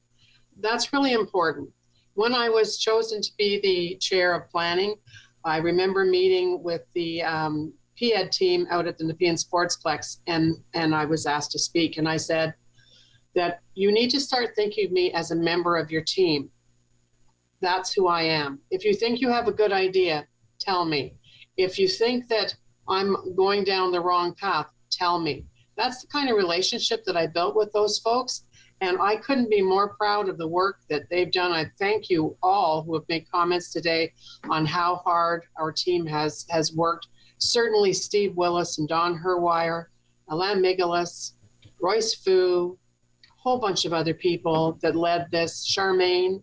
I can't say enough about them because we wouldn't be here, I don't think, if we hadn't had their perseverance, their honesty, and their integrity. So I thank them very much. And I thank you for letting me be part of that team. And Mr. Mark, I always call him Mr. Mark, and he always says, Counselor, it's just Tim. I mean, but it's not. You know what? I have that kind of respect for that guy. He has been amazing. Somebody else that comes to mind is Sheila Perry. Sheila's been absent from a lot of conversations this year. Sheila Perry, as the leader of FCA, was exceptional. She deserves our thanks. What she did on walkable communities and on 15-minute neighborhoods was remarkable. And I don't know a person that didn't enjoy listening to her, even though it was always the last minute with Sheila. I'd go, oh, Sheila signed up, and she'd show up. She'd been on her bike and came in late or whatever. Really, really an outstanding contributor to where we are today. At the same time, I'd like to thank the people at GOBA, the Greater Ottawa Home Builders. They are going to be the people that put the money on the table, that put the plans before councils of the future that are going to build this dream. They're partners with us. No matter what you think, they are a partner, because without them, we don't have affordable housing money coming in, as you well know, Councillor Fleury. They contribute a lot to that and a lot of their ideas. So I thank them as well. But I thank everyone that is maybe paying attention today. I thank the media for the good stories that they told, the honest stories that they shared, and not so much the provocative ones, because really it's not the provocative ones that got us to where we are today. It's the people of this city. So to all the people I've served with, thank you. And to all the people of our city, whether you are part of building the new Civic Trauma Center or the new Central Library, or an amazing rapid transit system that will go to all of our corners of our city. Thank you very much. And I hope that you will be well served. I know I will not be here for those votes from now on. And thank God I won't be in charge of the zoning that has to be married up with all of this, because that is a huge job. But I know that I'm leaving it in good hands, and I say thank you. And thank you very much, Jan. Councillor Kavanaugh, please. Thank you very much, Mr. Mayor. And I also want to thank all the teams that worked on this from the very, very beginning, the public engagement and beyond. It's been a long road, and I think it's still going to take a while for people to understand what exactly this is all about until they see those bylaws that affect their neighborhoods. But I appreciate all the work that's been done. This is a framework, and frameworks need stuff to put on them, and that's the next steps. As the song goes, we've only just begun. We really have just begun, even if it feels like we've just accomplished something really big. And I know there's going to be some hard parts to it. So thank you, Steve and your team, and Charmaine and Alan and everyone, the clerks, for helping us with motions, and my colleagues for being cooperative. I think we've worked together. I appreciate it. There are things that I'm disappointed with, and that's more to do with the fact that we couldn't get secondary plans together in communities beforehand. So those communities are feeling high and dry. We need to get going on those, and I know we're just recovering and starting again, but I think that's really important. One of the things that came up is about neighborhood involvement is essential, and secondary plans bring that about. So that is where we have to get the opinions on the ground floor. We need that very, very much to make those neighborhoods very special. So I look forward to seeing more in that process in the long term. And we do have to clarify processes because we've got there's a lot of rules to write here. So that's where the work starts. Tree canopy, I want to thank my colleague, Councillor Brockington, and support from Councillor King. It's absolutely essential. I don't think anyone disagrees with that. I've watched tree canopy be lost to stage 2 LRT construction. It's kind of the irony of one climate change challenge versus the other, because we want that LRT, we want that connection and transit for everybody, but we had to take out trees to do it, and we need to replace them. So it's a very sensitive issue. People need to have that back, and the monitoring is really, really needed in cases like that. So I appreciate that it'll be monitored. So it's not perfect, and there's a lot more work to do. I know that that's going to be important, and there's and we got to look at families. That's one of the biggest concerns I've had, is that when I have developers coming in and the towers give us numbers of units, but they don't work for families. And affordable housing is something we have to look very, very strongly at, especially around transit. And we need those bigger units for families, because they're the ones that are the most strapped to find housing in this market. We have to remember that market out there is pretty expensive, and the gaps are huge. So we need this official plan to work with us on obtaining those goals. And I hope to work with my colleagues over the years to work on that, because we just can't call this a livable city if there's a whole bunch of people who can't live here and afford it. So that is a big part of what we have to do next. And I look forward to next steps as well. Thank you. Thank you, Councillor. Councillor Fleury, please. Thank you, Mr. Mayor. I have a short question on the overall report. Mr. Willis, êtes-vous toujours là? You still there? I have two questions. The first is the integration of towers. On page 99, we talk about considering the integration of large towers. Could you talk to us about the goals here? Because this plan is important for intensification, but I'd like you to tell us what we can expect from this plan of the big towers on main streets. On page 92, there's a segment relating to urban design, which is important for all of our communities. And I'd like to hear from you directly in the OP. How do we square it off when development rights are given and someone walks into building to get a building permit and there's no oversight from planning? And I just want to hear from you relating to urban design objectives and some of the OP stuff. Tree canopy comes to mind, and how we ensure that that is seen through in that specific environment. Monsieur le maire, je veux que Monsieur Miguel va répondre à la première question. Mr. Meager will answer the first question, and then I will continue with the second one. Section 4CC, c'est là pour permettre. Section 4CC is there to allow staff to assess the development applications so that we have negotiation tools and to be able to make the necessary changes so that a building integrates well in the urban fabric and become a good neighbor.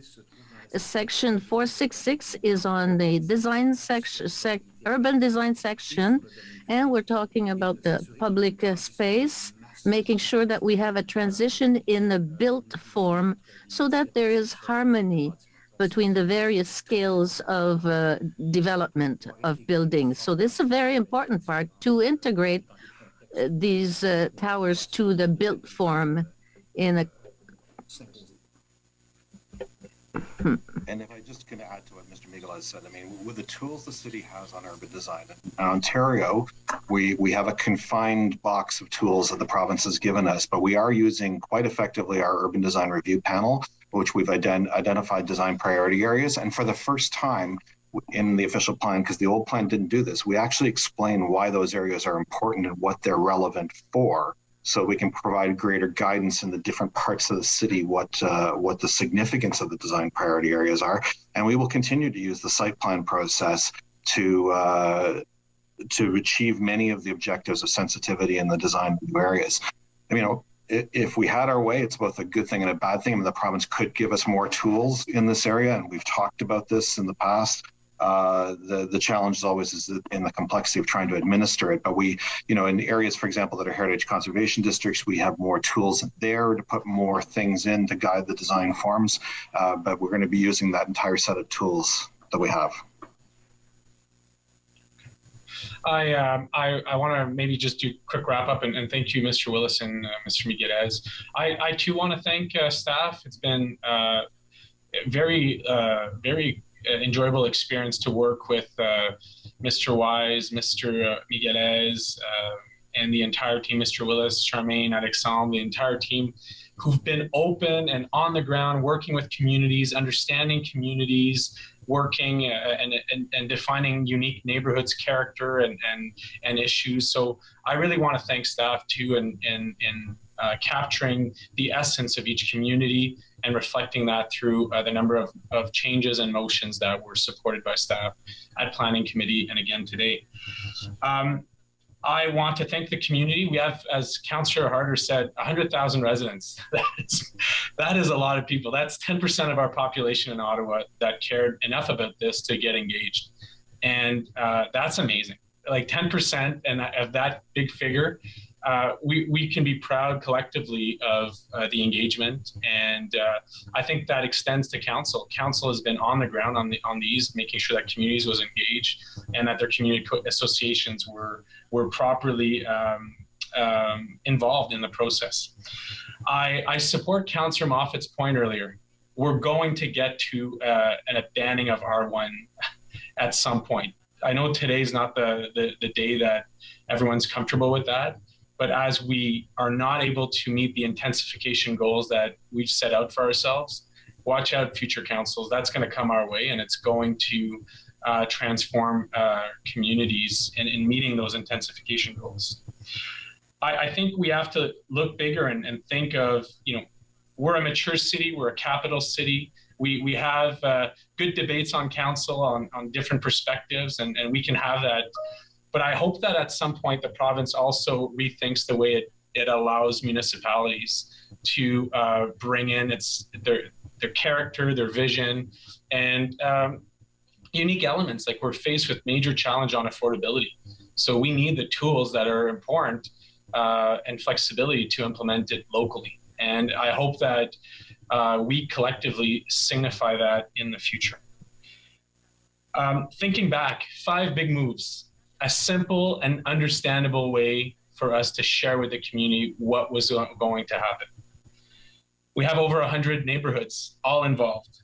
On a un gros défi, l'augmentation de la population. We have a major challenge, population growth, environment crisis, unaffordable housing.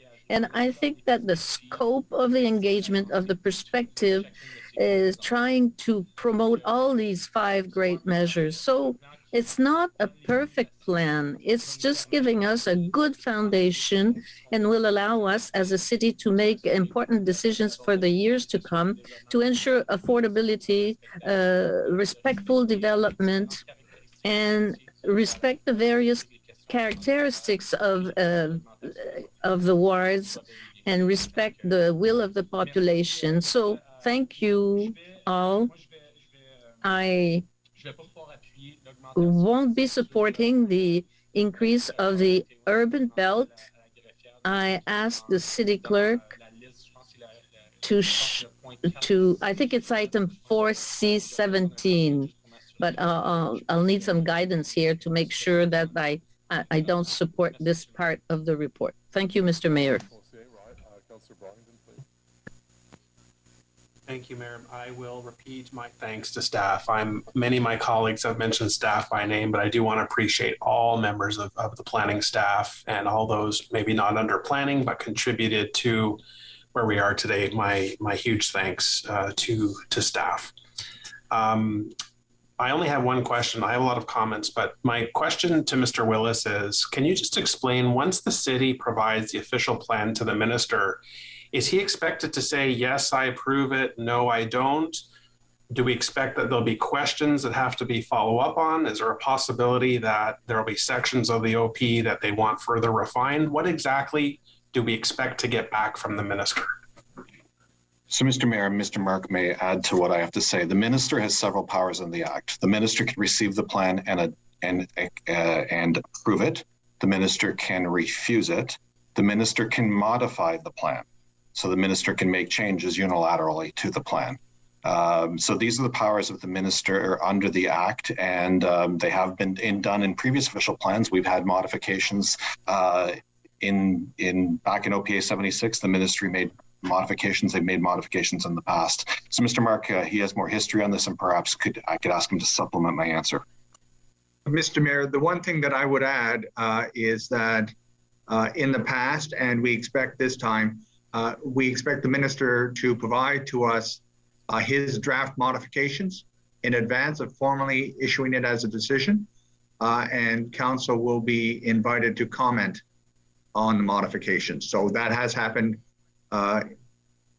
with the 2003 plan, happened with OPA 160. The minister didn't make any modifications in the case of OPA 150, but again, it happened with OPA 180. So I expect the council will be given the chance to comment on the modifications before they are made, Mr. Mayor. Okay, and then would we ratify changes based on staff's recommendation? Mr. Mayor, I'll start off, and then Mr. Willis and Mr. Herwire may wish to continue.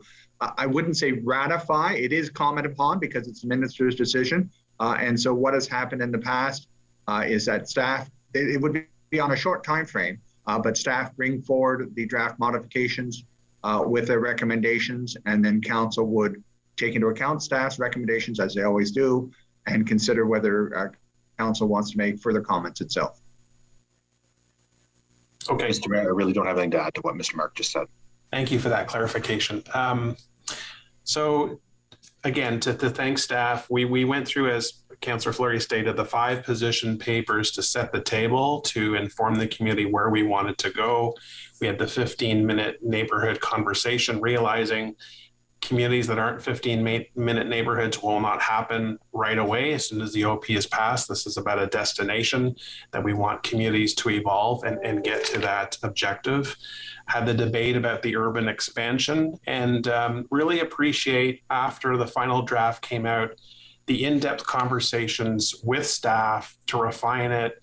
Here are the major issues that remain at my ward and other wards, and that strong willingness to look for compromise. So There hasn't always been an agreement on things, but I do want to champion on behalf of staff there. They really did intend to look for solutions and compromise. So I think that has to be stated over and over again.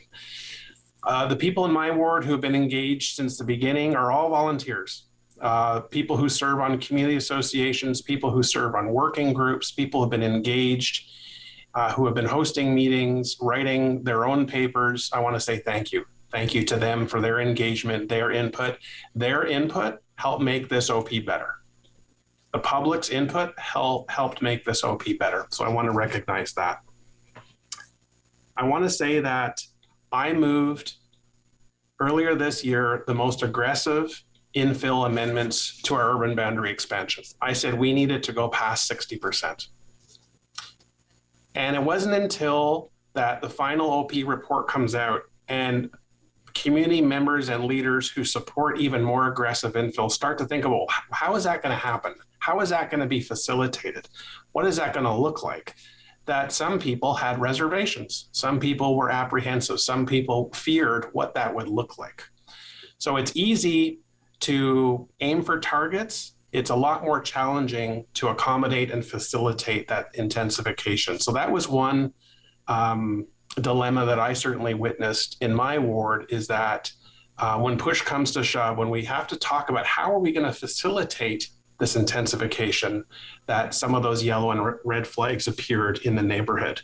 People are generally worrisome about change in their neighborhood. They like their neighborhoods. They like where they've lived for many years. And because they don't fully understand how intensification will roll out, there is that apprehension. And that's fair. That's a very fair reaction in communities. That's why we need smart intensification, strong, vibrant, diverse, safe neighborhoods. That is the goal. And it's through the comprehensive zoning bylaw review that we're going to get there. And there's got to be intensive consultations with our communities to get that zoning bylaw right, because that's exactly how this intensification is going to be facilitated. To Councillor Gower's point, another main concern is about deficiencies with an existing infrastructure, transit system.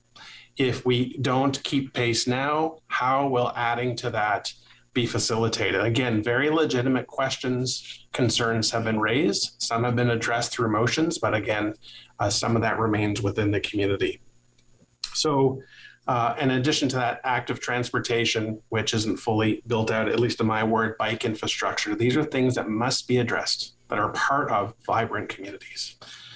So I thank colleagues for supporting various motions and directions that came forward through committee. And today, I do think the OP has been strengthened, and I'm fully committed to working with my ward residents and colleagues as a whole as we move this process forward. I will be supporting the new official plan. Thank you. Thank you, Councillor. Councillor King, please. Thank you, Your Worship. And with the exception of the Taywin lands and urban expansion, I will also be supporting the adoption of this plan. To echo some of my colleagues, this plan is definitely far from perfect, but my support is based upon the hard work undertaken by community members, city staff, and in fact, all members of council who work to make numerous improvements through amending motions, which include focus on measuring and monitoring planning processes, implementing enhanced planning models, tree canopy models based upon neighborhoods, and committing to local development planning. I'm also pleased that one of those amending motions, carried unanimously by joint committee, introduced by myself and Councillor Kavanagh, the Council Liaison for Women and Gender Equity, works to specifically incorporate gender and racial equity into Ottawa's new official plan. We know both the Neighborhood Equity Index and the Ottawa Neighborhood Study have indicated that there is inequity among neighborhoods in Ottawa. In 18 neighborhoods, the rate of low-income residents exceed 20%. In 20 neighborhoods, there is high unemployment, low education levels, and lack of affordable housing. In addition, we know that Indigenous communities' economic and social well-being and self-determination have been eroded through historical and ongoing colonization. The city has committed to operating through an equity and inclusion lens, which emphasizes the importance of recognizing and addressing inequalities in social and built environments. It is these built environments that I ask you to think about today. As mentioned in the motion, inequalities exist, and land use planning should work to eliminate them by addressing inequalities. Residents' experiences and identities are diverse, and the ways identities can overlap can lead to compounding experiences of discrimination. The city is experienced differently by women, gender diverse persons, members of Black, Indigenous, racialized, and religious communities. It is within these groups that we should be consulting and collaborating to determine the best ways to improve the quality of life for all residents. I believe that the motion that was brought forward on racial and gender equity acknowledges the reality that our city is working to better apply an equity lens to its activities, to identify and remove barriers, and to support best practices in planning through the development of a new toolkit designed to integrate gender, equity, and inclusion issues into future planning efforts by the City of Ottawa. The development of such a toolkit, I believe, is the first of a kind policy innovation in Ontario, as it will, one, apply a gender lens to meet the housing needs of women, Black, and racialized communities and new immigrants. Two, understand and address the specific housing needs of Indigenous peoples. Three, improve mobility options for women and in neighborhoods where there are a large number of residents who may face transportation-related barriers to social and economic participation. And four, improve access to amenities such as childcare, parks, libraries, recreation, and other community infrastructure. I'm pleased that Council, through this motion, has demonstrated its commitment to the tenets of social equity, defined as the fair, just, and equitable management of all institutions serving the public directly, as well as a commitment to promote fairness, justice, and equity in the formation of public policy. Our goal continues to be to identify and remove barriers that prohibit the full participation of many diverse communities in the life of our city. Promoting equity of outcomes is part of the city's mandate in serving the people who interact with city services.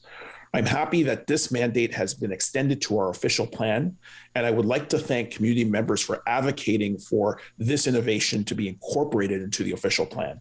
I'd also like to thank both Planning Chair, Co-Chair Gower and Councillor Menard for advancing this motion at Joint Committee. And I'd also like to thank Joint Committee for its approval of this initiative and the entire council for its unwavering support for gender and ethnocultural initiatives during this term of council.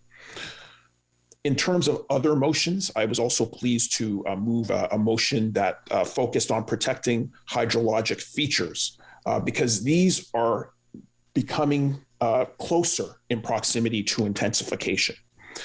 And I know that there was some back and forth with staff on this motion that I had because I wanted to see the inclusion of certain elements of the provincial policy statement that would underline the city's obligations to protect groundwater resources.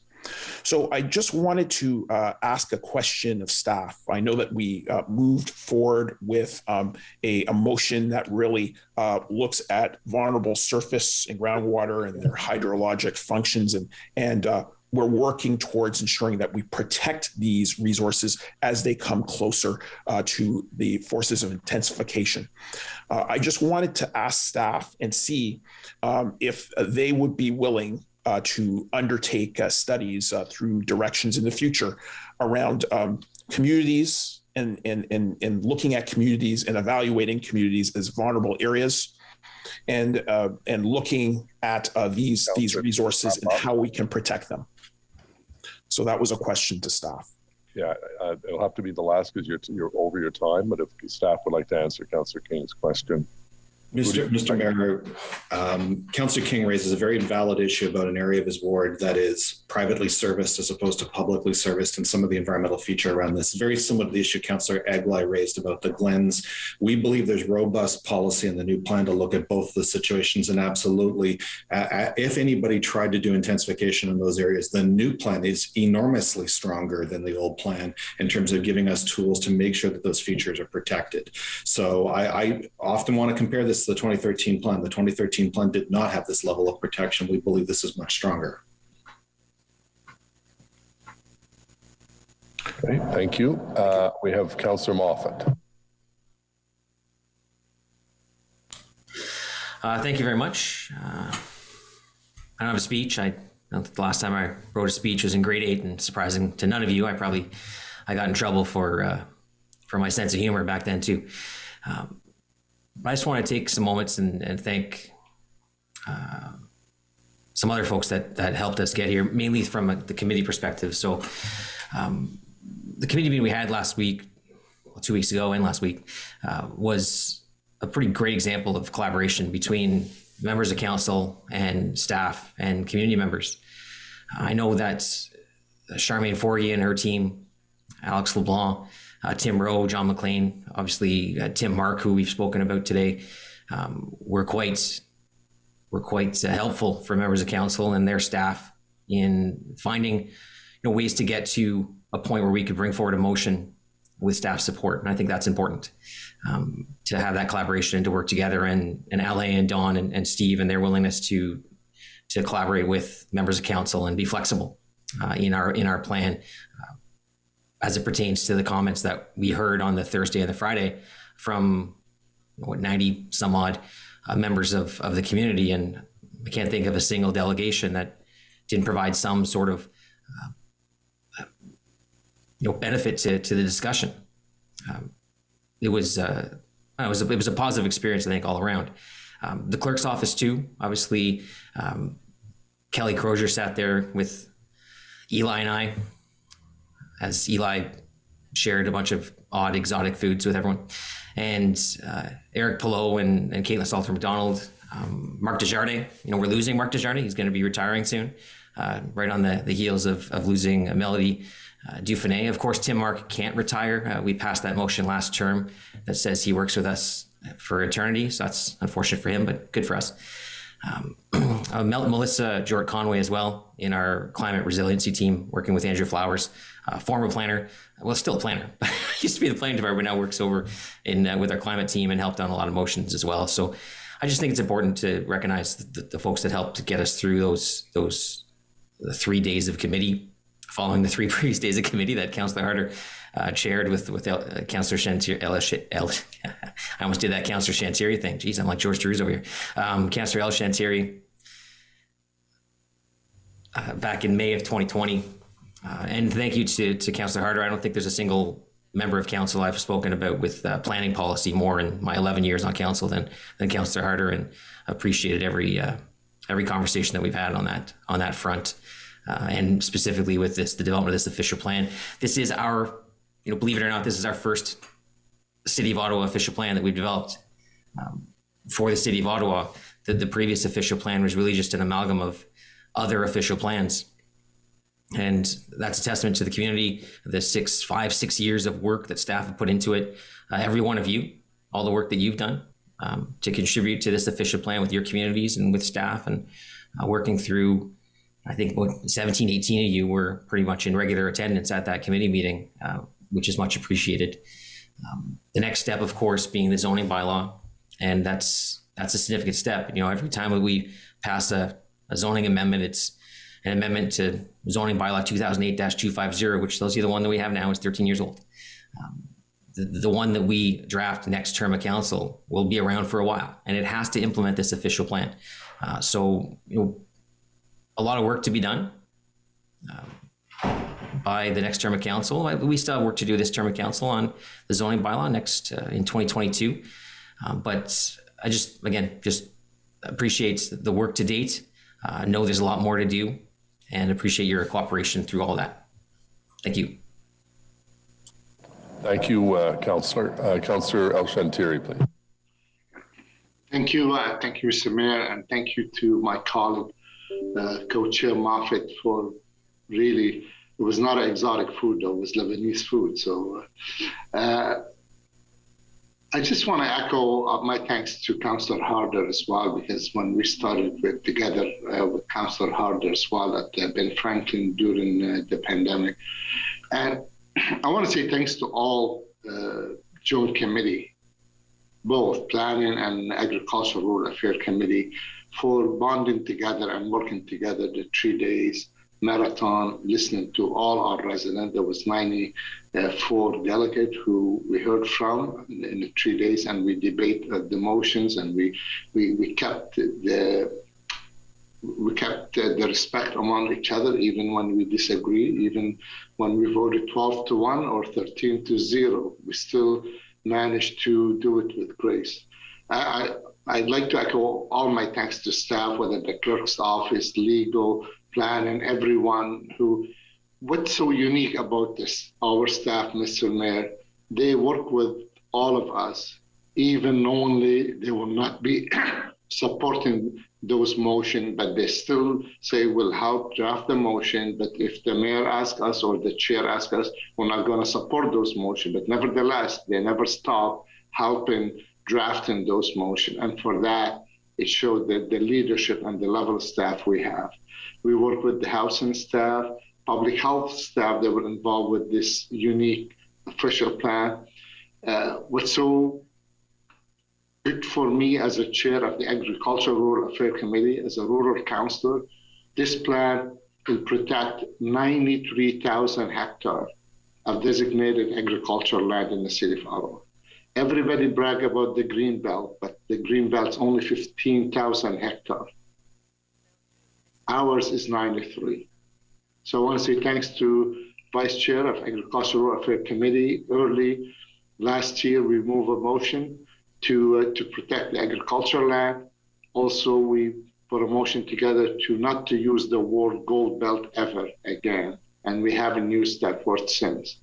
So we have a lot to be thankful for, especially to our staff, to you, Mr. Mayor, for being really today flexible, patient with all of us to express our gratitude to staff and to each other and I want to say thanks to the residents. Residents come out time after time and participate in this debate. And I'm glad Councillor Harder mentioned Sheila, because Sheila Perry, she walked with me the village of Carp, and she brought the student from Ottawa University. And she said, the village of Carp could be one of those villages for the 15-minute walkable community, and for that I'm grateful. So we have a lot to be happy about, but I find it a little bit disappointing for some where we amend so many in this plan and then we say, I'm not going to vote for. I find it is a little bit disheartening for myself and for all the councillors who work so hard on it to hear this. But this is democracy, and I respect that. So thank you, Mr. Mayor, and I'll stop right now. Great, thank you. Does anyone else wish to speak to the official plan? Well, colleagues, as we move to conclude our debate on the official plan, I want us to reflect on the fact that this process generated an unprecedented level of support of public engagement compared to any other in the city's history. Je souhaite remercier chacune et chacune de mes collègues. I would like to thank every single colleagues here at the council, as well as the staff at the city, for all of their hard work. Your colleagues, our colleagues, Eli El-Shantiri and Scott Moffat, for chairing this session that went on for many, many days, and for their dedication and commitment to a productive dialogue on the city's future. I also, like others have indicated today, want to sincerely thank Councillor Harder. Councillor Harder did a lot of the heavy lifting over the last several years to bring this issue to our table today, and she deserves a tremendous amount of credit for meeting with countless, I suspect probably, Jan, hundreds and hundreds of stakeholders from all parts of the city. I know that her door was always open for people on council to go and speak and get her sage advice. Thank you also to the members of council who engaged their public in the midst of a pandemic and before the pandemic in town hall meetings. And we had 18 members of council who spent over 25 hours listening to delegations and taking part in the debate. And I think, as you saw today with the general consensus on the official plan and the many amendments, I think with the exception of one or two of the amendments, all of them went through, and they were all done, I believe, or close to all done in a unanimous fashion. I want to thank Stephen Willis and his entire team. I won't go down that slippery slope of naming names, but they know who they are. They worked long hours, very professional, brought information to us that allowed us to make what I believe is the right and the wise decisions on this particular official plan. I was also impressed by the level of public engagement and the depth of knowledge of staff on what can be described as a very complex understanding. I saw lots of articles in community newspapers where people were taking the official plan and drilling it down to how is this going to affect their neighborhood. I know, for instance, in Alta Vista, the original draft, the official plan, had a number of concerns of people in Alta Vista, and Councillor Cloutier worked very hard to deal with those, and I think we've come out with a better document all around. I was extremely impressed by the level of commitment and engagement from the public. And this was an endeavor that cannot be described differently than a complex endeavor. Remember, once approved, there's still, as many of you have said, much work to be done, a lot more heavy lifting to be done as we get it to the minister's desk at Queen's Park. Planning co-chair Glenn Gower will be starting the detailed work of the comprehensive zoning bylaw review. We've also heard from residents that we should strive to continue improving the communications about how the plan will impact residents in their specific communities. That is why Budget 2022 will include funding to roll out a new official plan education and awareness campaign. This is the single most important document that a council can deal with in their term of council. And it's in many ways like our version of the Constitution. It guides our community and our residents for many years into the future. In closing, I'd urge all members of council to endorse and support the very strong recommendation that came out of the ARAC and planning committees over the last couple of weeks. And we'll go on the main report, yeas and nays, please, Madam Deputy Clerk. Mr. Mayor, just on a point of order, I was hoping to vote against recommendation for Schedule C17. How would I do that? Yeah, is that the one, Mr. Mark? I think we need a clarification on this because I was told that there's a problem with descending on C17. Mr. Mark, am I getting that wrong? Mr. Mayor, as at committee, the opinion I gave at committee is the schedule is not in itself severable. But if there are councillors who have concerns with the urban expansion lands, then they could ask that there be a separate vote on the entirety of Schedule C17. Schedule C17 being the schedule that shows the urban expansion lands, Mr. Mayor. So, Mr. Mayor, I'd like to ask for a separate vote on C17. Okay, and just for Mr. Mark or Mr. Willis, if the schedule loses, what happens to the official plan? Mr. Mayor, there is not in my opinion, as I will give a legal opinion, and then Mr. Willis can provide his planning opinion. From a legal perspective, there would not be sufficient land to be consistent with the provincial policy statement under Section 3 of the Planning Act. Okay, Mr. Willis. Mr. Mayor, I concur with Mr. Mark's opinion. In effect, you will have adopted an official plan with no urban expansion area. So you will have adopted a plan with a 60% intensification target, but you will have not fulfilled the 15-year land supply requirement of the provincial policy statement. Okay, so from a procedural point of view, Mr. O'Connor, should we vote on the main official plan, accept Schedule C17, and vote on that second?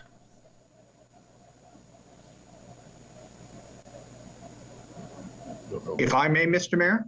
Yeah. That works, Mr. Mayor. I'm sorry? That works, okay.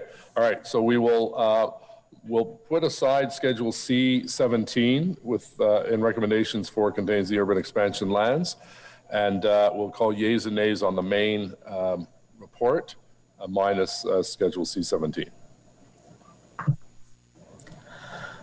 Conseiller Cloutier.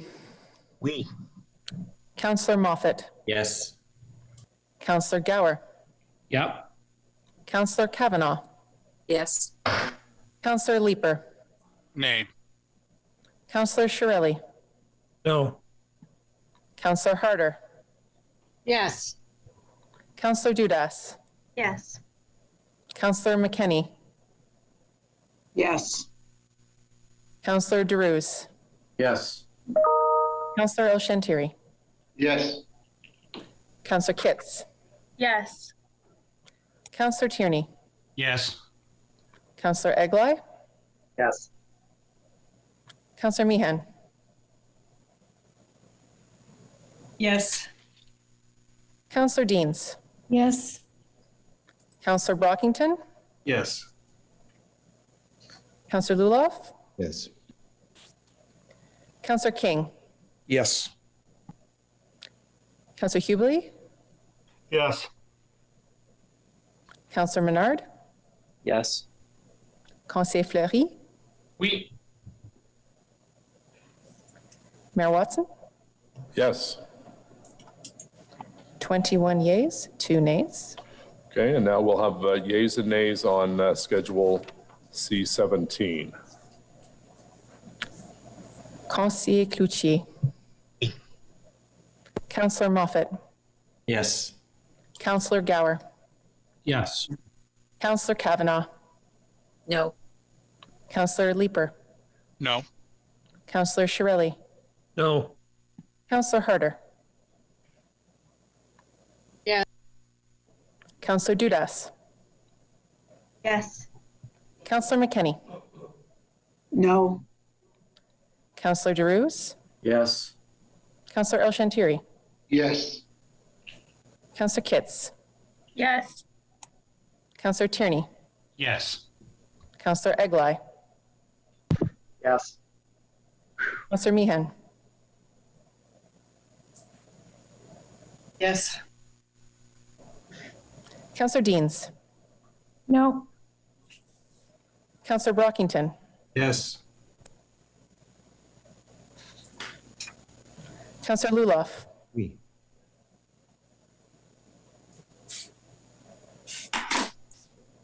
I think Luloff? you were muted. Yes. Councillor King, No. Councillor Hubley, Yes. Councillor Menard, No. Conseiller Fleury, No. Mayor Watson, Yes. 15 yeas and 8 nays. Okay, thank you. One item was held from the agenda. Councillor Fleury, you had a question on long-term care services strategic plan. Yes, thank you, Mr. Mayor, and thank you, Donna. I know you and I were texting earlier. I appreciate that you were involved with the OP as well. My question, because you're presenting the strategic plan and we had an extensive conversation at committee, I want to thank Dean for that and the chair as well. But if you look at today's agenda, AMO did communicate with us relating to a call for offer from the province of Ontario for new long-term care spaces. And that is not a matter that we discussed at committee. So I wonder how the city feels towards, we have a waiting list. We know we have a waiting list, but in our strategic environment, are we looking to increase long-term care spaces managed by the city? And if not, do we intend to support community leadership to propose new long-term care spaces in this provincial call?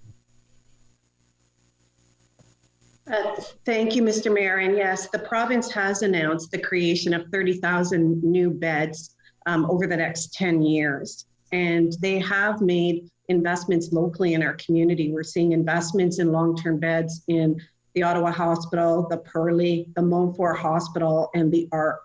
Under legislation, the city is only required to operate one home, and we have 4, we've exceeded that. We have 4 homes and about 717 beds. The report in front of you and the report, the strategic plan, was directed by council around pursuing a strategic plan for the operations of those homes, and in particular look at a dementia care strategy, which is in front of you today. The long-term expansion of long-term care under this provincial government has not been a direction to the long-term care team or to this team currently in this term of council. we are really looking to see, in two areas. The province is dictating kind of that expansion of those beds. The province has not asked the municipal sector to expand our beds, and we have not been in discussions with them about expansion of those.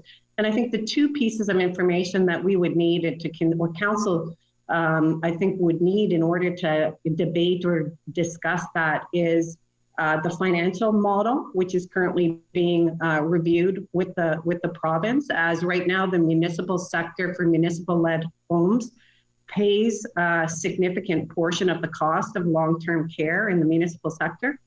And the legislative framework around, is there an expanded requirement of long-term care in municipalities to enter into that? And I think where they are right now in the long-term care transformation, I believe that those two items are going to be debated and discussed, and council would have more information in the coming year as to what that landscape looks like in order to make an informed decision around the financial and operational impact in the city. Appreciate the fulsome answer, Donna, and I think it's important for the record. Will there be an opportunity? So Dean and I believe Councillor Aguilar and others, including myself, who participated in the LTC commission. Now that report's final and it is for the provincial minister to look at. But locally, there are a number of strategies, including aging in place, that could help with some of the family pressures in long-term care. So I wonder, I'm not looking to have the conversation or debate today, but what is the best format to advance those conversations and the findings from the current state of long-term care in our city? Thank you, Mr. Mayor. We've been asking, the province as to what is that avenue and the best position to do that. Obviously, we're advocating at the service level through Advantage, but we have not, those decisions and that report is before the ministry. And so we're hoping that they will give us direction in terms of how to how to input into that. And I think we'll follow up and we'll advise council as they moving forward on those recommendations, how do we ensure that council has a position and voice on those as well as it does affect the municipal long-term care homes. Thank you. Appreciate the context today. Thank you, Mr. Mayor. Thank you, Donna. D'accord, merci. On the report, carried. Adopté. Motion to adopt reports. Motion portant adoption de rapport. Councillor Kavanaugh, please. Seconded by Councillor Cloutier. Que le rapport de la Société d'aménagement des terrains communautaires d'Ottawa. That the report from the Ottawa Community Lands Development Corporation entitled Ottawa Community Land Development Corporation 2020 Annual Report. The report from the Ottawa Public Library Board entitled Adusoka, Project Update and Funding Strategy. Joint Agriculture and Rural Affairs Committee and Planning Committee Report number 5. Community and Protective Services Committee Report number 22. Standing Committee on Environment Protection, Water and Wastewater Report number 19. Numéro 30. Comité des Finance and Economic Development Committee Report number 30. Transit Commission Report number 14 and 14A. And the report from the City Clerk entitled Summary of Oral and Written Public Submissions for items subject to the Planning Act. Du territoire à la réunion de conseil le 13 octobre. Explanation requirements at the City Council meeting of October 13, 2021 be adopted as amended. Merci beaucoup. Adopté. Carried. Motions of which notice have been given previously given. Councillor Meehan, you have a motion. I do, Mr. Mayor. If we could put it up on the screen, I would appreciate it.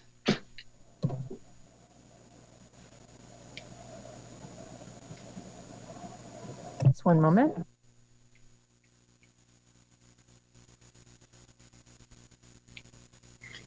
Do you want me to read the whole thing or just the therefores? I'll read the whole thing. Haven't read out loud for a while. Okay.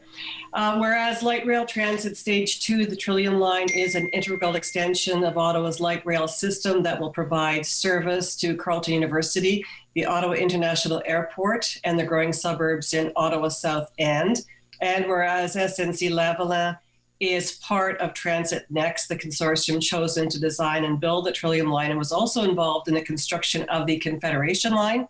And whereas 2 years after the Stage 1 Confederation Line was launched, it has been plagued by technical and mechanical issues that have caused costly ongoing service disruptions. And whereas the Confederation Line is currently out of service due to the latest derailment, whereas remediation and maintenance of the Confederation Line continues to be problematic, and whereas questions have been raised about whether the quality of the rail design, construction, and installation is contributing to ongoing service problems on the Confederation Line, and whereas Trillium Line had a long history of reliable service since 2015 using the Alstom Lint vehicles and third-party maintenance services, and whereas Trillium Line employs significantly different technology and standards, including diesel vehicles and simplified train control systems, and whereas Stage 2, the Trillium Line, appears to be behind schedule with an unknown completion date, and whereas concerns have been raised about whether challenges being faced on the Confederation Line are going to repeat themselves on the Trillium Line due to the involvement of SNC-Lavalin on both projects. Therefore, be it resolved, the City Manager and the Director of Rail Construction immediately initiate and provide as soon as possible a detailed side-by-side comparison of the challenges faced on the Confederation Line with the technical design on the Trillium Line to provide additional background information on the Trillium Line design and construction. And be it further resolved, the City Manager and Director of Rail Construction engage a peer review of the strategy for design, construction, commissioning, and maintenance of the Trillium Line by the Transit Next organization to identify potential challenges caused by design, construction, commissioning, training, and or organizational design that could be remediated now before the rail line is completed. And be it further resolved that City Manager and Director of Rail Construction provide an update on the construction timelines for the Trillium Line Stage 2 at the December Finance and Economic Development Committee meetings. Thank you. The floor is yours, Councillor. Are you going to speak to Thank you, Mr. Mayor. The reason I'm bringing this motion, I think, is pretty straightforward. We are learning with every passing month and with every new problem with Stage 1 Confederation Line, we're learning about possible problems with the design of the rail track, the construction of the rail tracks, the material used in the tracks, the rail beds, et cetera, et cetera, et cetera. And I see that I see this as an opportunity right now because the Trillium Line is not completed. We're still in the middle of construction. That now is the time to do a full inspection of what has been built so far to determine if it is quality, if there's any potential risks or any potential, I'd say, design problems, that we find them now. And we fix them now before we build it into a complete system that will have much more challenges to fix in the long run. And if there aren't any, then we'll all be extremely relieved and confident as we see this rail line being built out to the south end of the city. But I don't think we should wait until it's all completed. Now's the time to put a microscope on it and figure out if it's being built to the quality and standards that we expect of a project that's $2.1 billion. And I'm hopeful that nothing is identified and we can be confident going ahead. So that's basically the reason that I'm bringing this motion forward now. Thank you, Councillor Dudas. Yes, thank you. I'm bringing forward a referral motion, which was circulated prior to, or just at the start of council, and I know I shared it with my two colleagues, the mover and the seconder of the motion, and I'm happy to read through it, but I can say that the reason why I'm bringing forward this referral is because while I 100% support the intent of the motion that's before us, I want to make sure that we have the opportunity to discuss, to ask the questions, debate any of the information that comes back. And the proper place to do this is at FEDCO. A lot of the items could dip into solicitor-client privilege or even contractual matters, and that needs to be addressed at FEDCO as per council's direction. FEDCO offers us the opportunity to have in-house and external solicitors on site to answer those questions. We can go in camera if there's contractual questions that need to be addressed, but also the bonus is we can have delegations from the public. So from my perspective, while I fully appreciate and I support the intent of this, I think that, having this at the December meeting and looking at it in that fulsome approach will give us the opportunity to have that extensive discussion. So I will read through, and there's items throughout the whereases too. I can skip, I'm just going to quickly read through it, but whereas city staff are already planning on providing an update on the construction timelines for the Trillium Line Stage 2 at the December FEDCO committee meeting, and whereas questions related to the differences in technology between the Confederation Line and Trillium Line have been raised by members of council in many of the previous briefings on this topic. Whereas the approach to construction oversight of the Trillium Line includes a dedicated construction monitoring team co-located with the contractor in the field, which is substantially different than the Stage 1 approach to construction oversight. And whereas understanding that staff supports the notion of a peer review or similar mechanism as part of its due diligence exercise to ensure that the Trillium Line does not experience the same issues as Stage 1 Confederation Line, but needs some proper time to properly assess and craft the scope of work for a peer review to otherwise protect the city's interests. And whereas staff advised that referring this motion to December's meeting of FEDCO would not significantly impact the timing of the work being proposed, particularly given the existing quality assurance mechanisms already in place, therefore be resolved that City Council refer the Meehan Dean's motion to the December meeting of FEDCO and direct the Director, Rail Construction to provide a memorandum to committee and council in advance of that meeting that provides a detailed side-by-side comparison of the challenges faced on the Confed line with the technical design on the Trillium Line, to provide additional background information on the Trillium Line design and construction and outline of the quality assurance mechanisms in place, as well as a high-level analysis and recommendation related to the engagement of a peer review as identified in the Meehan Dean's motion. Okay. Maybe if I could just ask Mr. Kanalakis, our city manager, for his comments on the original motion and the referral to FEDCO motion. Mr. Kanalakis. Thank you, Mr. Mayor. No, we staff have actually worked on supporting Councillor Meehan prepare the motion. So we support what's in the motion in terms of the work that needs to be done, and we think that that's a good course of action to give council that assurance. I do believe, though, that FEDCO is the appropriate place based on the history of this file, where you see the intersection of procurement, financial, legal, construction, all those issues intersect as part of the project agreement.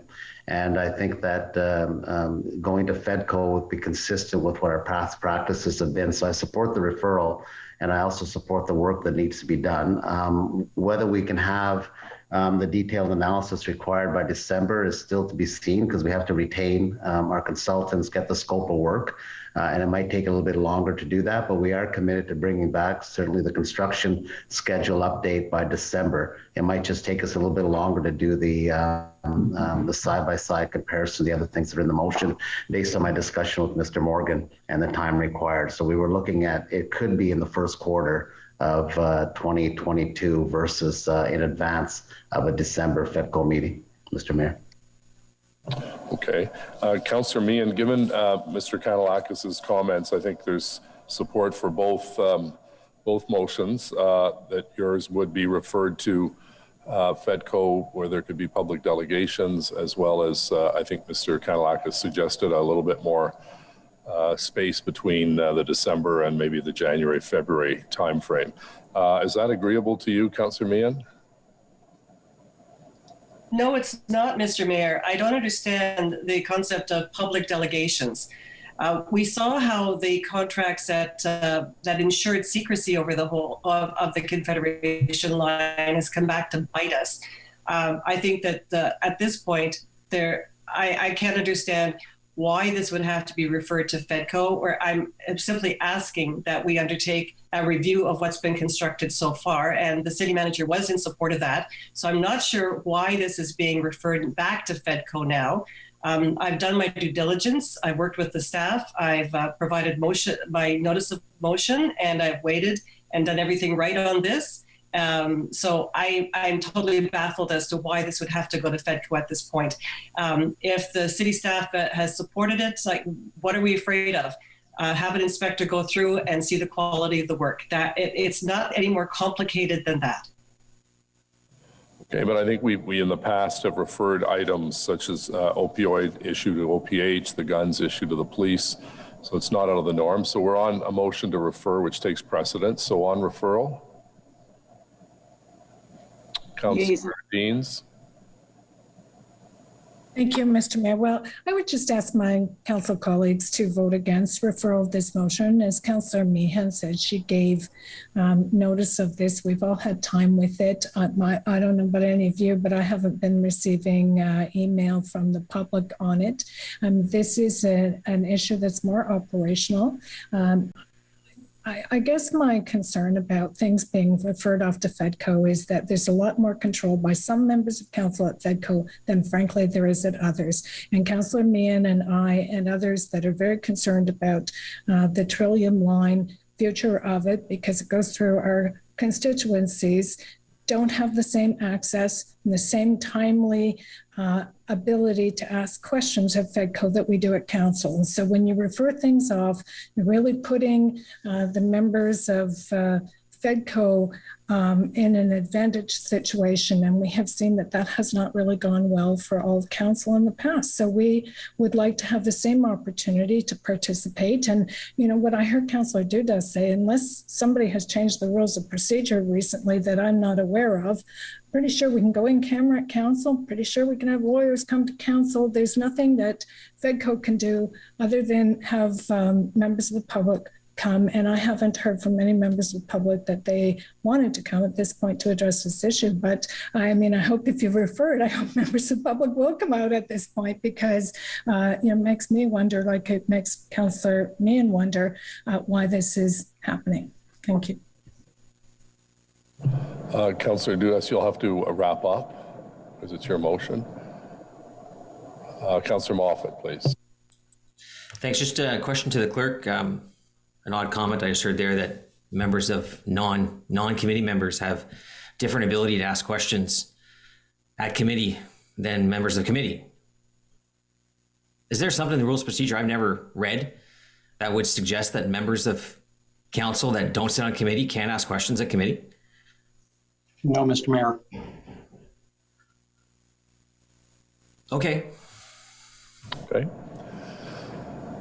Okay, so on referral, please, yeas and nays.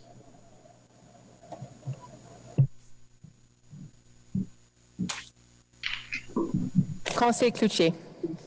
On referral, yes. Councillor Moffat. Yes. Councillor Gower. Yes. Councillor Kavanaugh. No. Councillor Leeper. No. Councillor Shirelli. No. Councillor Herder. Yes. Councillor Dudas. Yes. Councillor McKinney. No. Councillor DeRuse. Yes. Councillor El Shantiri. Yes. Councillor Kitts. Yes. Councillor Tierney. Yes. Councillor Eglai. Yes. Councillor Meehan. No. Councillor Deans. No. Councillor Brockington. No. Councillor Luloff. Yes. Councillor King. No. Councillor Hubley.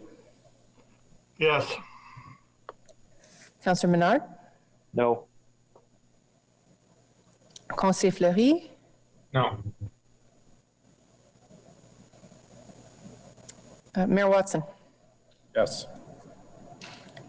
13 yeas, 10 nays. Okay. Motions requiring suspension of the rules of procedure. Notice the motion for consideration of subsequent meeting. Mr. Mayor, I have a notice of motion. It can go up on the screen. I believe staff have it as well.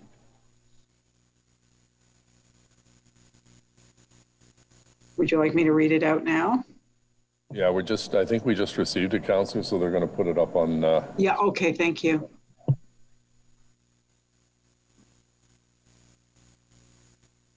So this is for notice of motion at the next meeting. Whereas on August 8th, 2021, an equipment component failure caused an empty light rail transit train to derail while switching tracks after leaving Tony's Pastor Station, leading to an inspection of the fleet that showed similar problems with 9 other vehicles. Whereas on September 19th, 2021, a train derailed between Tremblay Station and Herdman Station after 2 axles became dislodged. And whereas these are only 2 of the most recent problems that have occurred on the city's multi-billion-dollar LRT project since it was unanimously approved by council in December of 2012. And whereas Section 274 of the Municipal Act 2001 expressly provides a municipal council with the statutory authority to request by resolution that a judge of the Superior Court of Justice shall A, investigate any supposed breach of trust or the misconduct of a member of council, employee of the municipality, or a person having contract with the municipality in relation to the duties or obligations of that person to the municipality. B, inquire into any matter connected with the good government of the municipality, and or C, inquire into the conduct of any part of the public business of the municipality.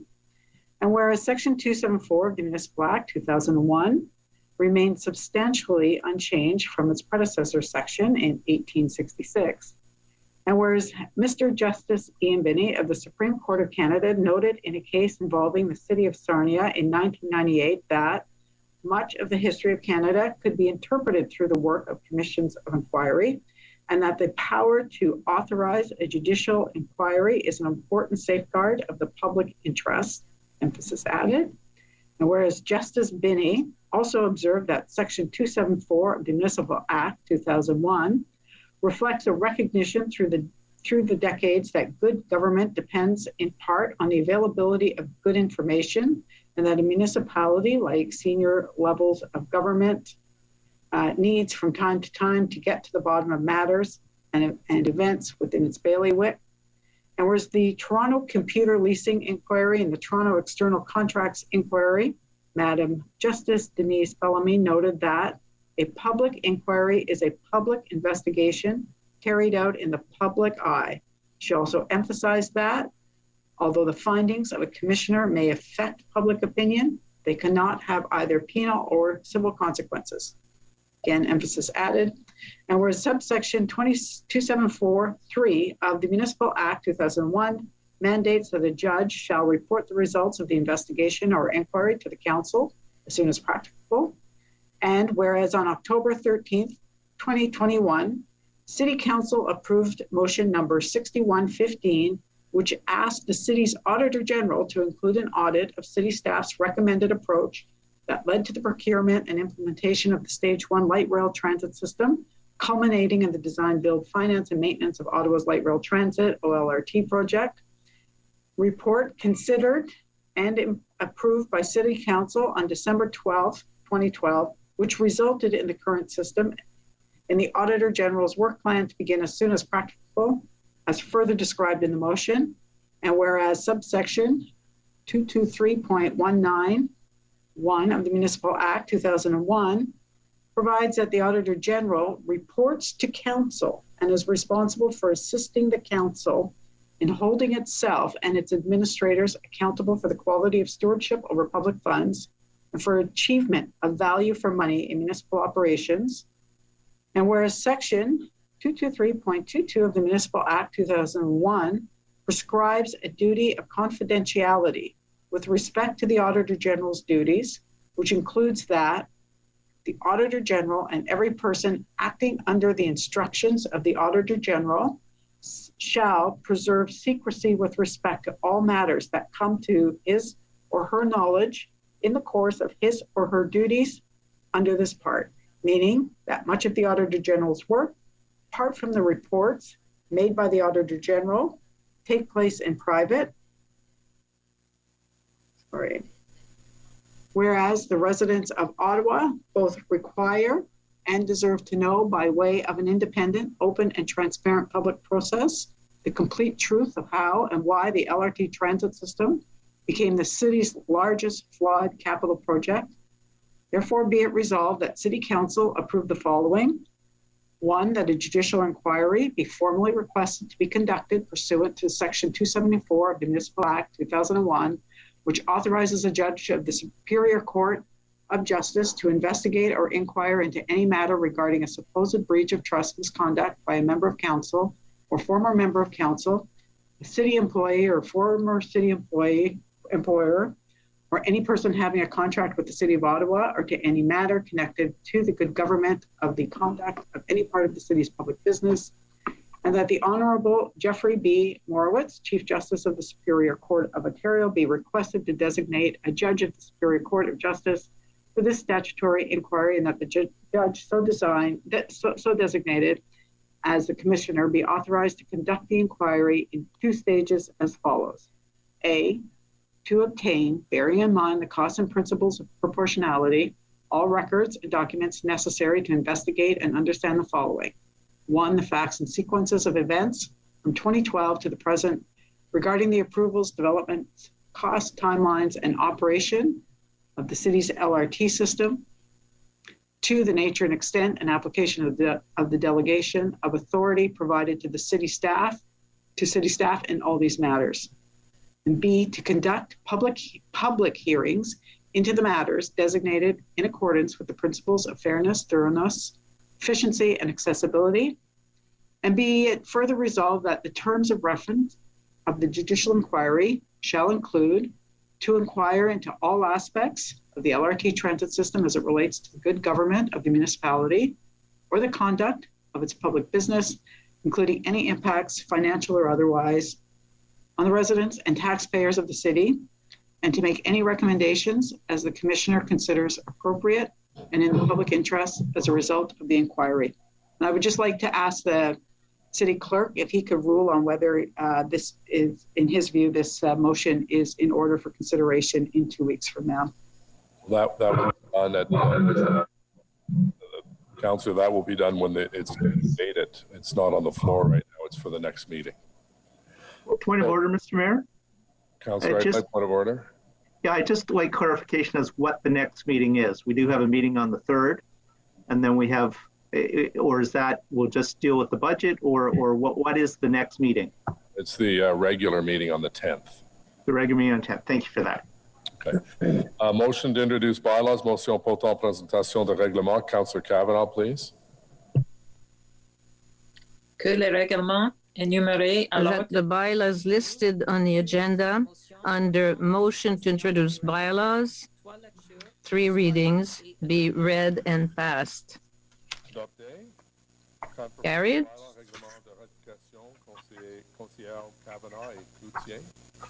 Carried. Councillor Kavanagh. Oui. Confirmation bylaw.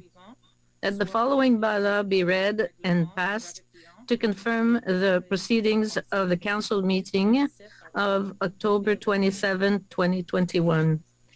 Carried. Carried. Number of inquiries. Councillor Fleury, please. Merci, Monsieur le Maire. Je me demande si l'équipe. Thank you, Mr. Mayor. I wonder if I could have it on the screen, please. In the meantime, I'd like to congratulate colleague Kavanagh, who's practicing her French. She's very good. And I hope she continues. So inquiry is about Panagame special events response. The events that follow the 2021 Panagame highlighted many safety and well-being concerns for residents. Thousands of people were able to gather and caused mass property damage, posed serious threats to public health and safety, and were a serious nuisance on the community. Considering what the City of Kingston has done to bring consequences to those who engage in nuisance parties, I'd like to know what similar tools the City of Ottawa may have. Looking forward to future days and events that have been known to bring about these kinds of destructive behaviors, I want to ask that the city clarify the following. What consequences can be given to deter individuals from further engaging in large, unsanctioned street parties? Were individual fines given out to those who engaged in activities that broke public health regulations concerning COVID regulations? What can be done proactively to prevent destructive, unsafe, unsanctioned hooligan parties in Sandy Hill? What and how many fines were issued by bylaw in response to the incident that followed the Panda Game? What tools does the city have to ensure all risk areas of Panda Game are prevented on property and properly responded to? Include tools within the city's special events department. Thank you very much. Councillor Luloff has an inquiry. I do, and thank you, Mr. Mayor. Okay, our local festival industry is part of the hardest hit sectors during this pandemic. To support festival industry pandemic relief and recovery, finding ways to help festivals scale back up will help them recover from impacts like a 65% on average revenue loss and 75% on average sponsorship loss, and help them to get closer to pre-pandemic economic impact levels as they find smart reopening strategies while addressing these health risks. So what I'm asking for is a 2018 and 2019 city investment summary in the festival industry that includes in-kind services and grants that festivals, fairs, and events access, as well as a list of revenue received by the city from the industry that would include, but may not be limited to, venues, permits, and service fees. Thank you very much. Okay, thank you. Councillor Tierney, I understand that I thought you had an inquiry. I don't have it with me here. Thank you, Mr. Mayor. I was hoping I could bring an inquiry related to obviously the decision by the police services forgive me, as an operational issue, not to have mandatory vaccinations. I have been getting many emails, like many of my colleagues, with the guidance from the clerk. I have found a board member to submit my inquiry to the board, from everything ranging from how is this policy developed, who was involved, and obviously there's a big question around costs related to this as well. So unfortunately, I can't bring it here today. It would have been nice to deal with it now, but I have sent a copy to Chair Deans as well as the Chair of Ottawa Public Health, and hopefully we can get some answers to the questions that our residents are asking us. Thank you, Mr. Mayor. Yeah, thank you for that. I'm getting a number of people quite upset with that decision by the police, so thank you. Adjournment, Councillor Kavanaugh. Mr. Mayor, I have my hand up. Oh, sorry, an inquiry? I just wanted to point out to the members of council that have been receiving messages on a police services issue that the police board did an inquiry on this at the last meeting. So I'd like to invite you all to come to hear the answer to that if you would like to when it's on the agenda. Thank you.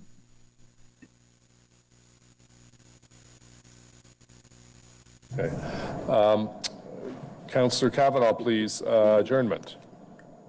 Les délibérations du Conseil du 27 That the proceedings of City Council meeting of October 27, 2021 be adjourned. The meeting will begin at 4 p.m. Thank you. Meeting adjourned.